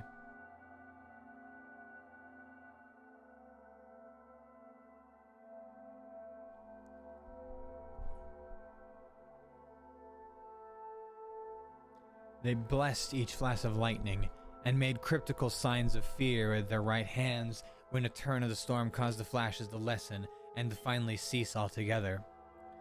A rising wind blew out most of the candles, so that the scene grew threateningly dark. Someone roused Father Murillo of Spirito Santo Church, and he hastened to the dismal square to pronounce whatever helpful syllables he could. Of the restless and curious sounds of the blackened tower, there could be no doubt whatsoever. For what happened at 2:35, we have the testimony of the priest, a young, intelligent, and well-educated person, a patrolman, William J. Monahan of the Central Station, an officer of the highest reliability who had paused at that part of his beat to inspect the crowd, and of most of the 78 men who had gathered around the church's high bank wall, especially those on the square where the eastward facade was visible. Of course, there was nothing in which could be proved out of being outside of the order of nature. The possible causes of such event are many. None can speak with certainty of the obscure chemical processes arising in a vast, ancient, ill-aired, and long-deserted building of heterogeneous contents. Mephitic vapors, spontaneous combustion, pressure of gases born of long decay, any of numberless phenomena might be responsible. And then, of course, the factor of constant conscious charlatanry can by no means be excluded. The thing was really quite simple in itself, and covered less than 3 minutes of actual time. Father Meluzzo, always a precise man, looked at his watch repeatedly. It started with a definite swelling of a dull fumbling sounds inside the black tower. There had for some time been a vague exhalation of strange, evil odors from the church, and this had now become emphatic and offensive. Then at last there was a sound of splintering wood, and a large, heavy object crashed down in the yard beneath a frowning easterly facade. The tower was invisible now, and the candles would not burn. But as the object neared the ground, the people knew that it was the smoked, grimmed louver boarding of that tower's east window. Immediately afterwards, as utterly unbearable fetor welled forth from the unseen heights, choking and sickening the trembling watchers, and almost prostrating those in the square. At the same time, the air trembled with a vibration as of flapping wings, and a sudden east-blowing wind, more violent than any of the previous blast, snatched off the hats and wrenched the dripping umbrellas from the crowd. Nothing definite could be seen in the candleless night, though some upward-looking spectators thought they glimpsed the great spreading blur of denser blackness against the inky sky, something like a formless cloud of smoke that shot with meteor-like speed towards the east. That was all. The watchers were half numbed with fright, awe, and discomfort, and scarcely knew what to do, or whether to do anything at all. Not knowing what had happened, they did not relax their vigil, and a moment later they sent up a prayer as a sharp flash of belated lightning, followed by an ear-splitting crash of sound, rent the flooded heavens. Half an hour later the rain stopped, and 15 minutes more the streetlights sprang on again, sending the weary, bedraggled watchers relievedly back to their homes. The next day's papers gave these matters minor mention in connection to the general storm reports. It seems that the great lightning flash and deafening explosion which followed on the Federal Hill occurrence were even more tremendous farther east, where a burst of the singular fetor was likewise noted. The phenomenon was most marked over College Hill, where the crash awakened all of the sleeping inhabitants and led to a bewildering round of speculations.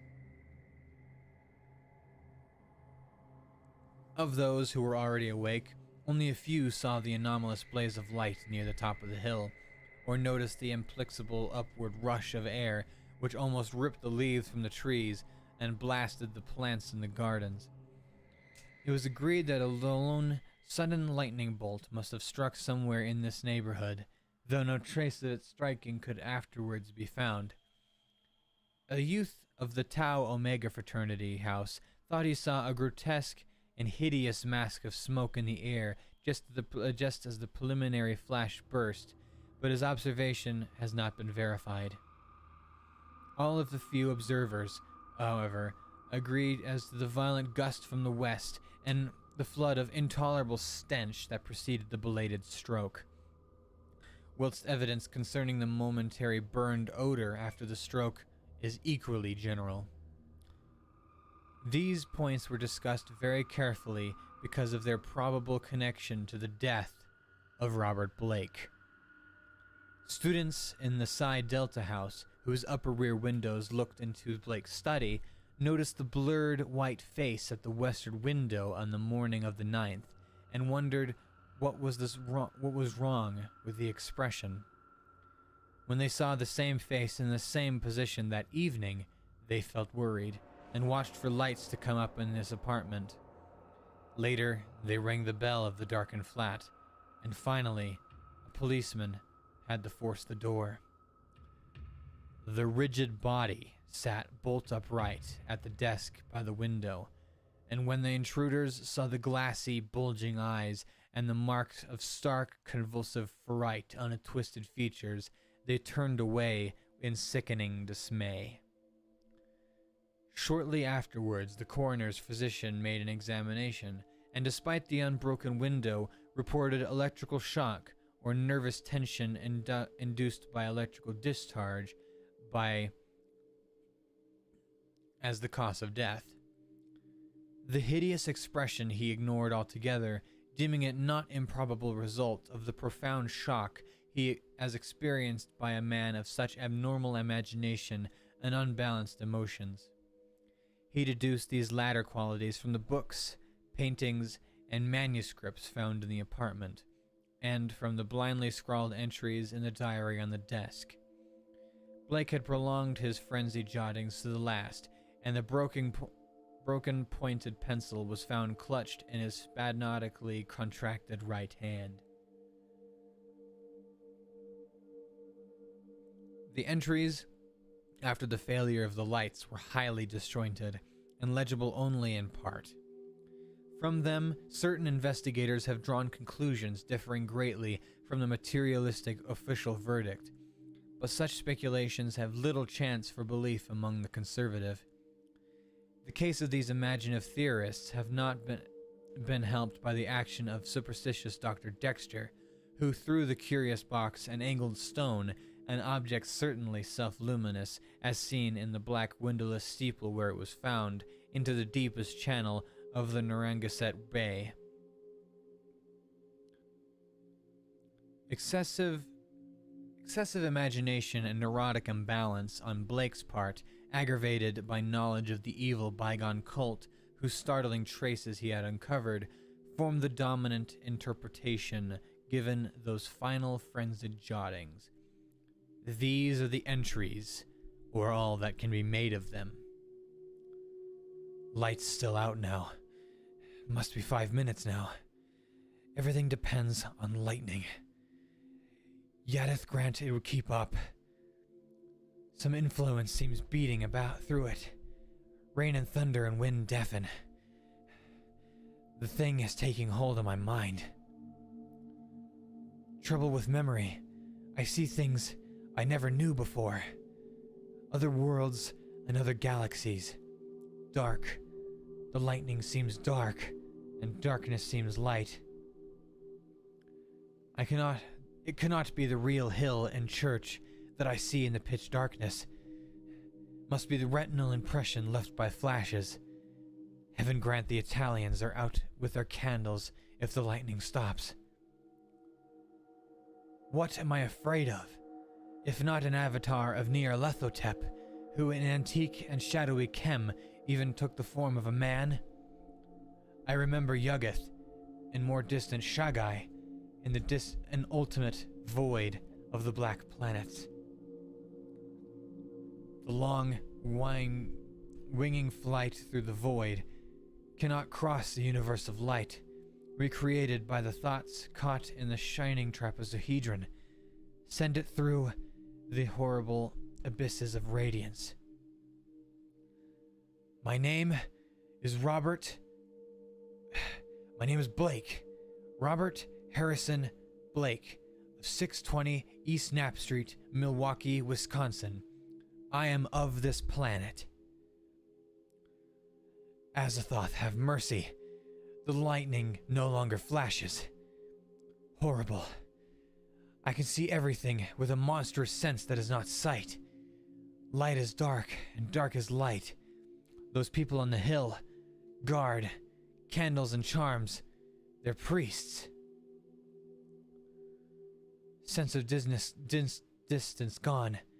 Far is near, and near is far. No light, no glass. See that steeple, that tower, window. Can hear. Rogic Usher. Am mad or going mad. The thing is stirring and fumbling in the tower. I am it, and it is I. I want to get out. Must get out and unify the forces. It knows where I am. I am Robert Blake, but I see the tower in the dark. There is a monstrous odor, senses transfigured, boarding at the tower window cracking and giving way. Iya, ngai, ig. I see it, coming here. Hell wind, Titan blue, black wing. Yog-Sothoth, save me. The three-lobed, burning eye. The end.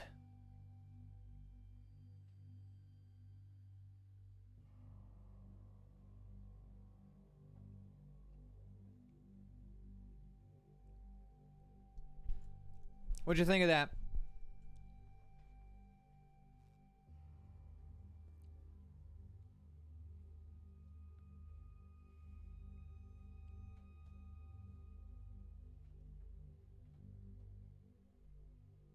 Was it good? Or was it bad? I don't know.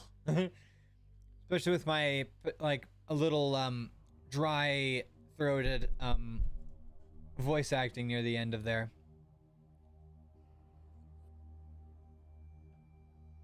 Didn't fall asleep that time. I did drink. I've been like slowly taking sips in between paragraphs for that one, but I couldn't risk doing that at the last part because I was like in voice actor mode.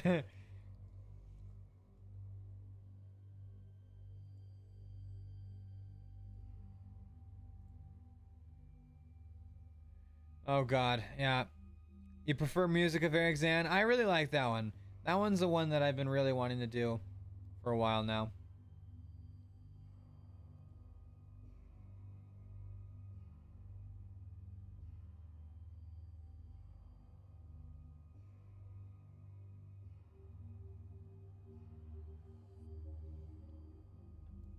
I do have one, but it's much longer, that I do intend to read sometime soon. What was it called? What is it called? What the hell? Hold on, I gotta look at these ones, see if I can remember. I gotta finish the Dunwich Horror, of course. I gotta read At the Mountains of Madness. That one's a big one. I need to read that one. But first, before I read that one, I gotta read a bunch of other ones to give context for things that it mentions. The Case of Charles Dexter Ward. That is such a good story, but it is long. Check DM. Saw a bunch of cat photos. Is that what you're talking about? Kitty. Kitty, kitty, kitty, kitty, kitty, kitty, kitty, kitty, kitty, kitty, kitty, kitty.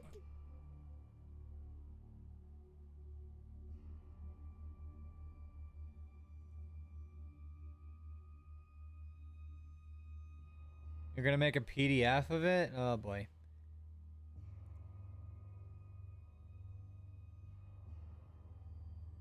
Color Out of Space is a big one that I need to read. Dunwich Horror is the one I need to finish.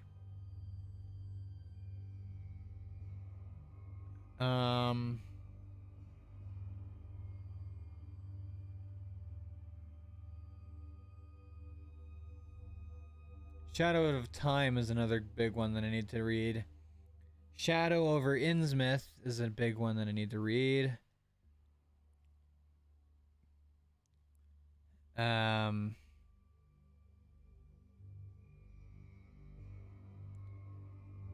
The Whisper in Darkness is a big one too. I'll make 2 versions, one with the images and one the other without. I'd rather just the one without the images, because I wasn't kidding. Those images freak me out. And still do. Not nearly as bad, but they're still so awful.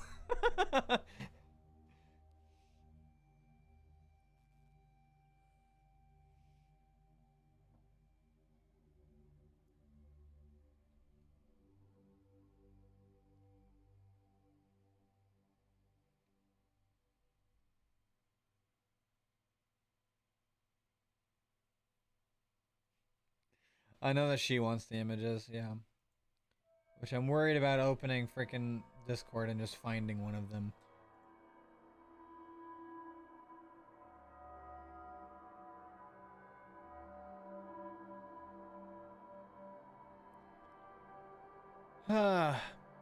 Yeah, it's pretty much all the smaller stories that I could think of reading.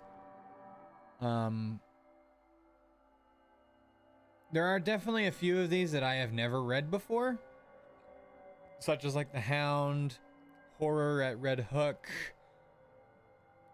I have read Dreams in the Witch House. That one's a pretty good one. It's not my preferred, but it's a good one.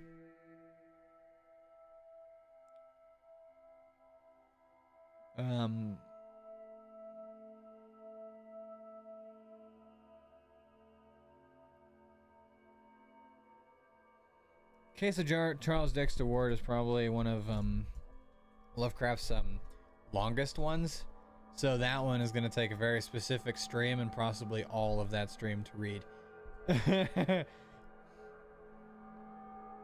But it is such a good one. It's so good. Color Out of Space is probably equally long, and that one's also really good.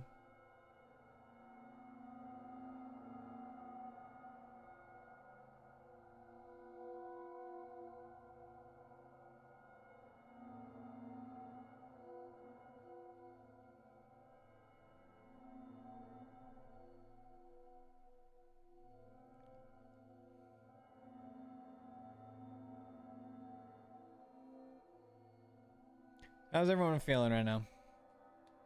Feeling good? Tired? How long have I been going for? 4 hours, wow. It's been a usual stream on Twitch for me.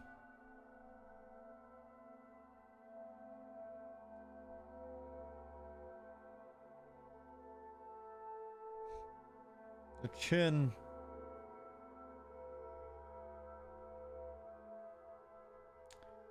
Let's see here.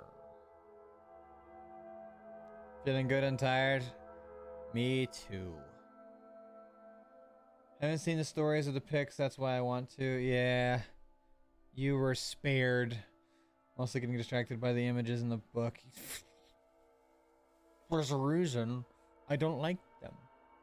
They're actively horrible. They're really not fun. They are really not fun.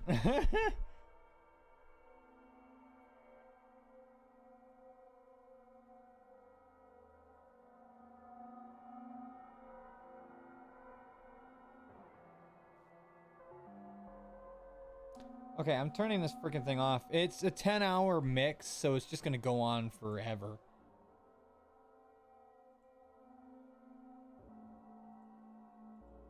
I need to put on something more cheery after all that.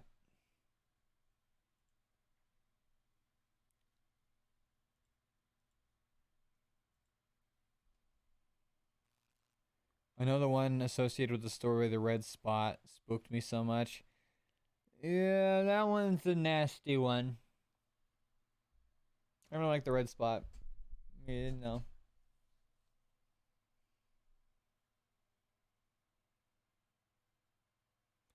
Those books are made for kids with those illustrations in them. They're so actively horrible. They're so bad. They're so bad.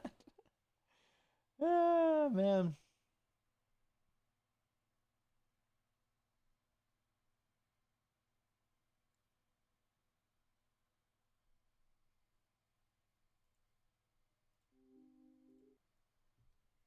Turn on something a little more uptight. Considering it based off a true story, yeah, I hated it. Yeah.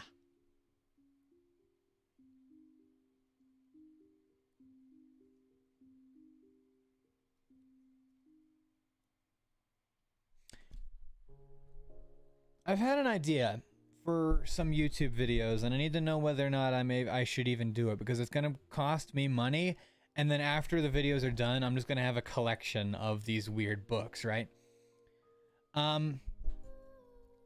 It was inspired by listening to an audiobook earlier today, actually, of an H.P. Lovecraft thing for like the umpteenth time. I've listened to audiobooks of multiple of these stories multiple times.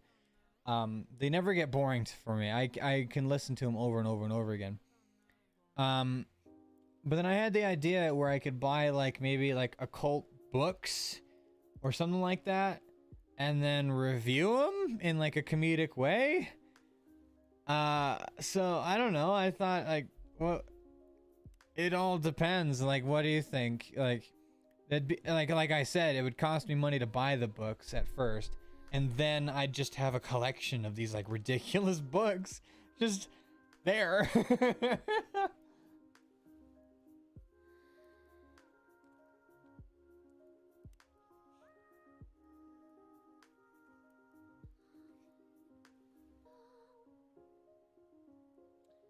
Like, I have a few that are currently in a list of mine that are all written by a guy with a nice, like, yeah, buy occult books and review them in like a comedic way, like read certain rituals or something through that, and then like kind of like do something else that's like maybe even reenact some of them. That'd be pretty funny. Currently, I have a list of 3 books right now. They're all written by the same guy that is supposed to be like Simon's Necronomicon. So, nah.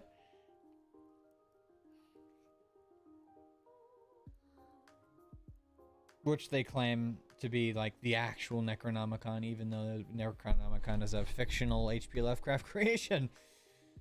But I'm really curious about it because apparently it's very popular, and it came out with a spell book to go along with it, and another one like gates and stuff. So I figured that'd be a cool starting point.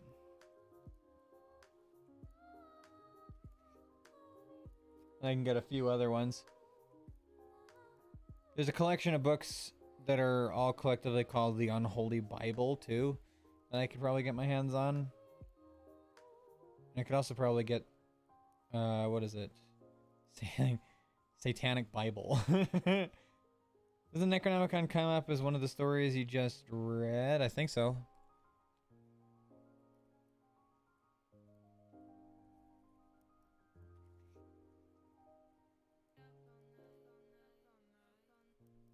Oh no, didn't the Necronomicon? Yeah, it was one of the books that was in the big church. But saying that the Necronomicon came up in an H.P. Lovecraft book is like saying, does the leaves fall from the trees? It's everywhere. Generally, if there's something bad happening in the H.P. Lovecraft universe, like there's the Necronomicon somewhere in that vicinity that's either involved or like causing it.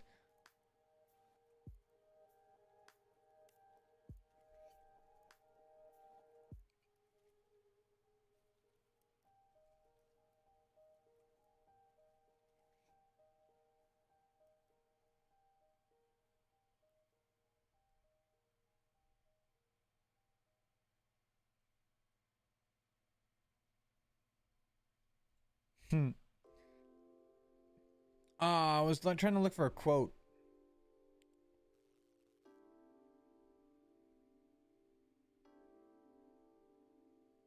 Color to Space? Does that have a quote? No, it doesn't. Okay. I just remember saying something about it, and I was like, he said a thing about that. He did. Necronomicon. Latin translation of the cursed Necronomicon. I actually want to look up some of the books that are mentioned in a lot of H.P. Lovecraft things and see if they're actually, like, some of them real. Specifically, the Aufsprichlichen Kulten. That one is one that comes up just as many times as the Necronomicon, and I'm curious. The Aufsprichlichen Kulten. It's obviously German.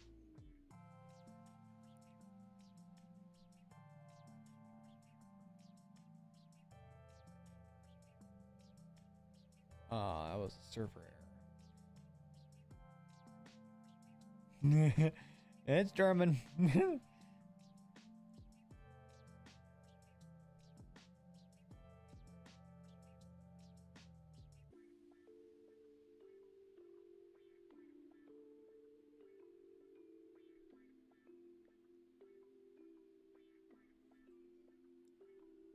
I'm just looking at all these ones. There's just like so many good ones. There's just a lot of good ones. Shadow Out of Time. Professor gets his mind swapped by an ancient race of Earth living aliens, and then gets when he gets his mind back from them, he starts having dreams about his time there. So then he goes out and starts searching for him, and actually discovered that, hey, these dreams that he's been having did happen. Shadow over Innsmouth. A guy goes and checks out the weird city of Innsmouth. And almost gets killed by a bunch of fish people.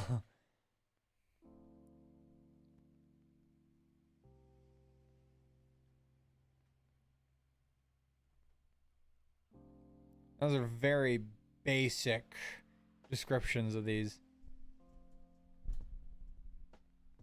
What time is it? 2:06 a.m. Do I want to do something else, or do I want to stop? I don't know.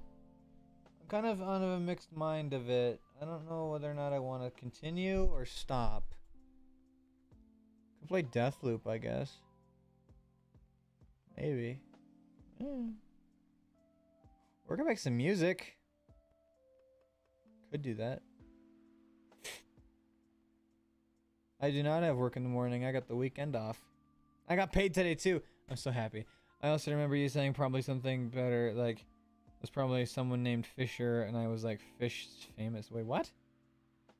Saying something about probably someone named Fisher. Fisher.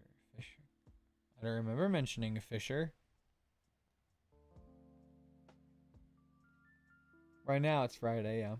As of now.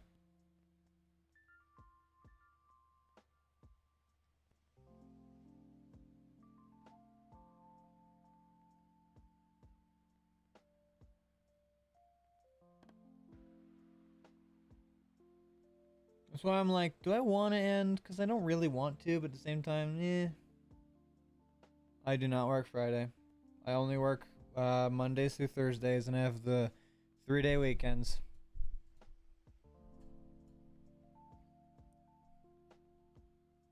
It's Friday, gotta get out on Friday. Fuck, I hate that song.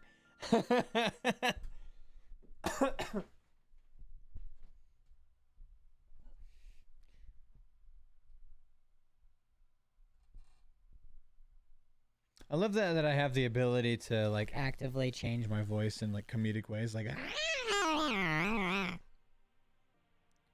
Friday. Friday. I've never properly heard the song, so I don't know if that's an actual lyric or not, but I also now want to kill somebody because that exists.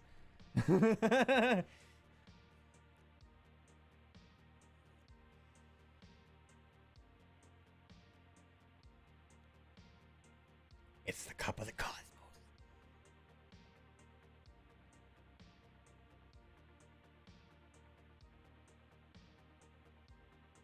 I love that I could change my voice like that. So do I. I love it so much. It's so funny.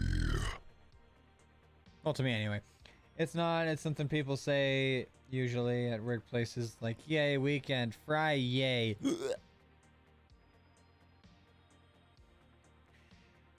I stand by my statement. I want to now kill somebody because that exists.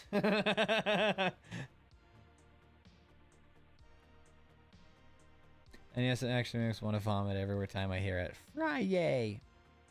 Sounds. Cup of the cosmos, grant me your wisdom. Could not think of it for the life of me of something to say.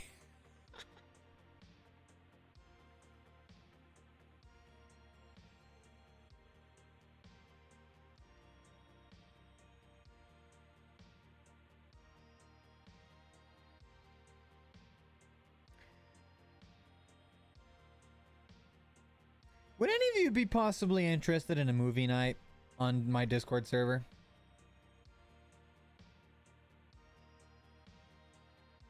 I know the Lux really wants me to have a movie night. So does Devil.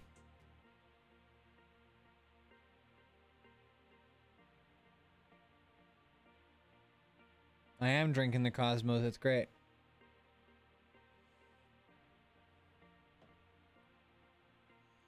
I think that if I was watching with good friends, I would actually probably be more interested in watching some movies.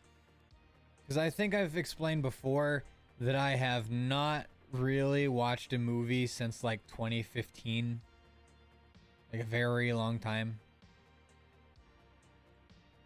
That's the Milky Way. That's funny.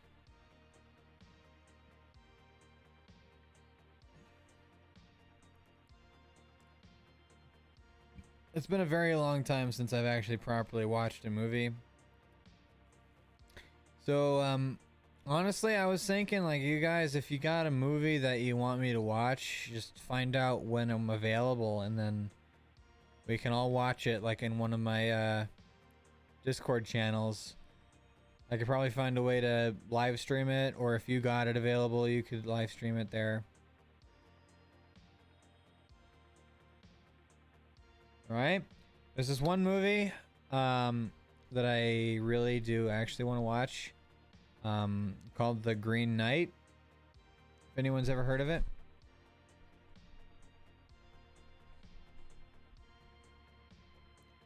Yeah.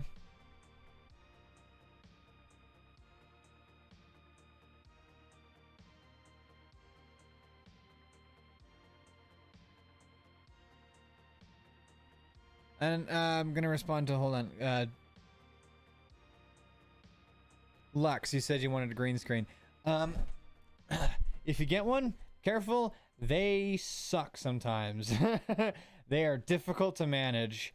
And if you're picky like me, you notice something right now, actually. If I go like this, you can probably look down near my arms and see there's weird glitchiness going on down there.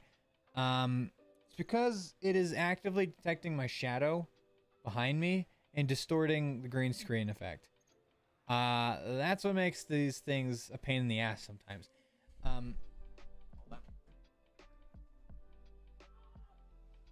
Right, like, I didn't notice until I pointed out. Or you could be picky like me and notice any time that a green screen is not working properly every single time. Fisher doesn't seem to notice himself, but it drives me fucking insane. It's so fuzzy. It's so fuzzy. It's so fuzzy. I hate it.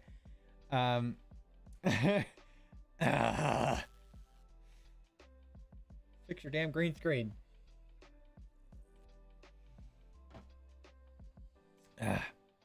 But yeah, I'm really picky about green screens. So a lot of the problems are probably just me being too anal about it, but whatever.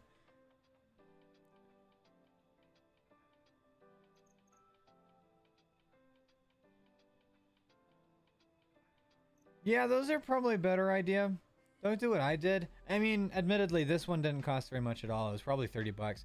But this one requires that you hang it off of something, which I luckily have like pipes that span across my roof, so I can just hang them off those.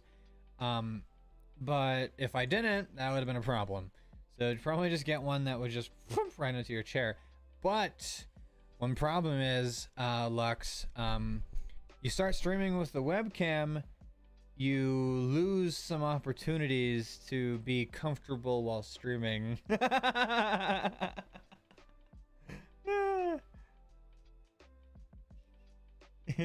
if you know what I mean.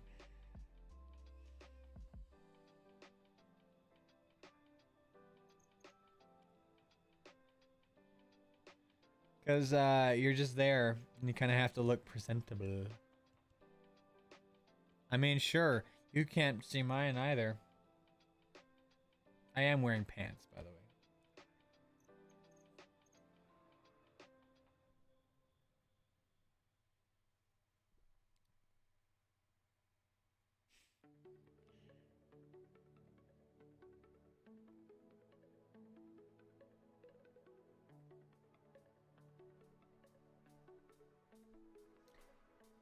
I just dropped the camera. Should be crop the camera to just be my head and use any clothing I want. Pants. I am wearing pants. I have pants. Pants.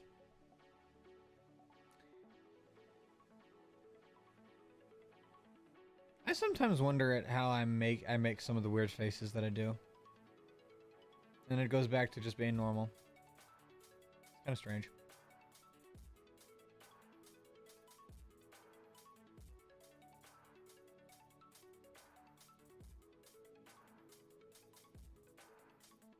I can't do that. That was too difficult. Keep my head still while I move everything else.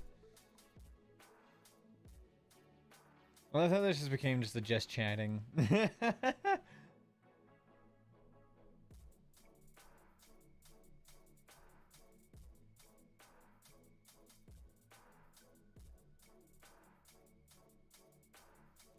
I don't want to stream anything on YouTube that I usually stream on Twitch, if you know what I mean. Because I kind of just want to keep them separate. And if anyone wants to see whatever I do on Twitch, twitch.tv/EpiKris Gaming. I'm in a weird mood. I don't know why. I love looking over at that screen and seeing a little delayed version of what the guy just did. It's so funny. It's really good. I don't know why. It's just so funny. Yeah.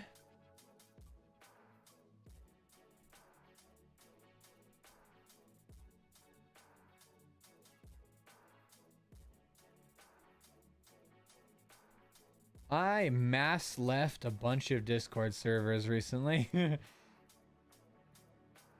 Gotta take out your cycling? Okay. Like I left a ton of them.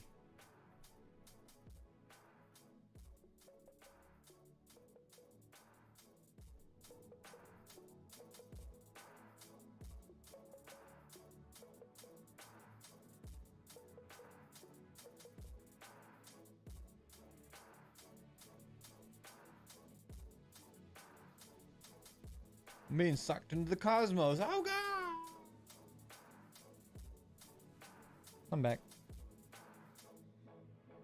I changed the name of the stream.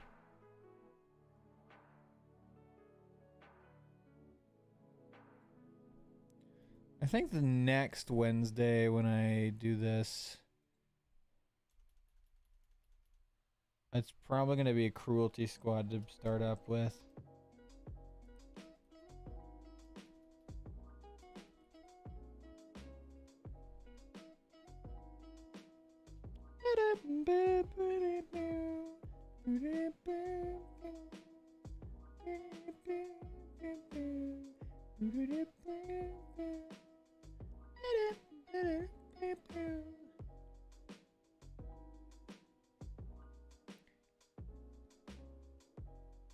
Uh-oh.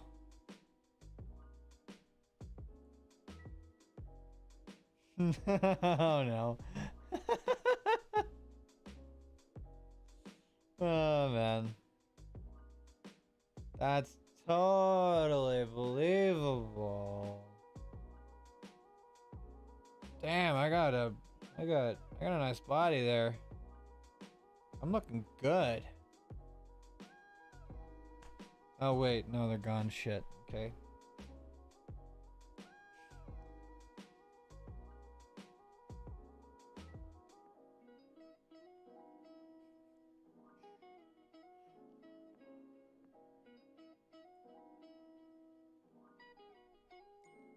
I'm making myself laugh at this point. I'm tired.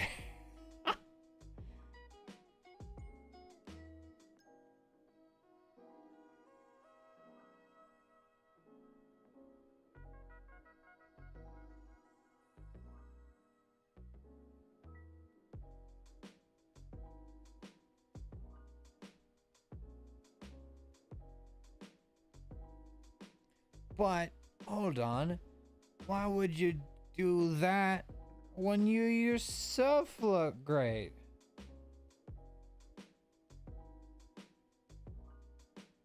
Sure. No one will tell the difference.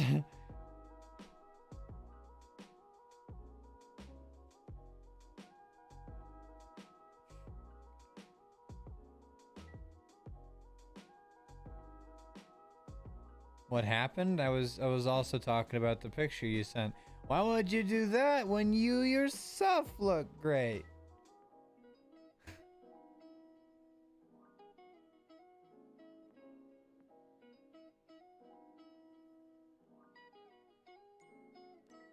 You're good.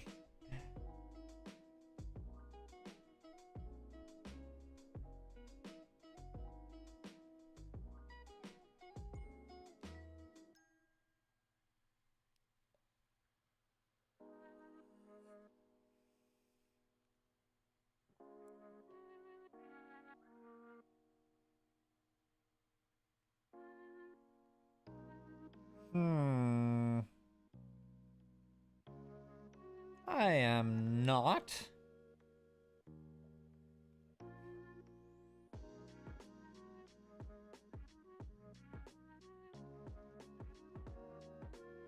Just a little.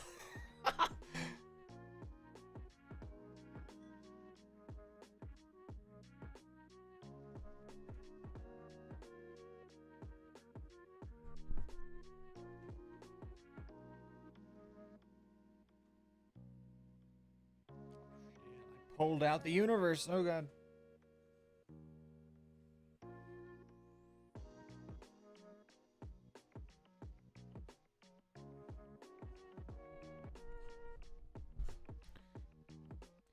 All right, I think I might actually call it. I don't know. What do you guys think? Call it for tonight and then come back tomorrow on Twitch. Yeah, let's do that. I'm gonna do that. I'm probably gonna play Deathloop for a little longer and then go to bed. But yes, I hope you all enjoyed the stream. Thank you all so much for stopping by. Go check out my Twitch channel, twitch.tv/EpiKris Gaming. I stream there a lot of the time, way more than I do here. Copy. Hold on. Paste. Had a great sleep. My God. Also, I don't have a way to. Ew, Twitch? Who would use that? I don't know. Me? What a weirdos. Who would ever use Twitch? So weird. So weird. Who would ever do that?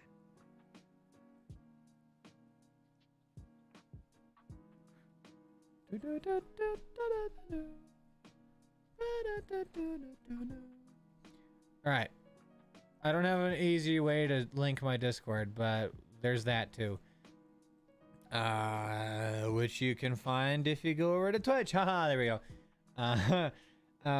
Anyway, I hope you had a good stream. Thank you so much for stopping by. Have a good day, night, whatever it is for you guys, and I will see you next Wednesday on this channel. There you go. I about said what I usually do. Stay epic, guys. Good night. I'm going to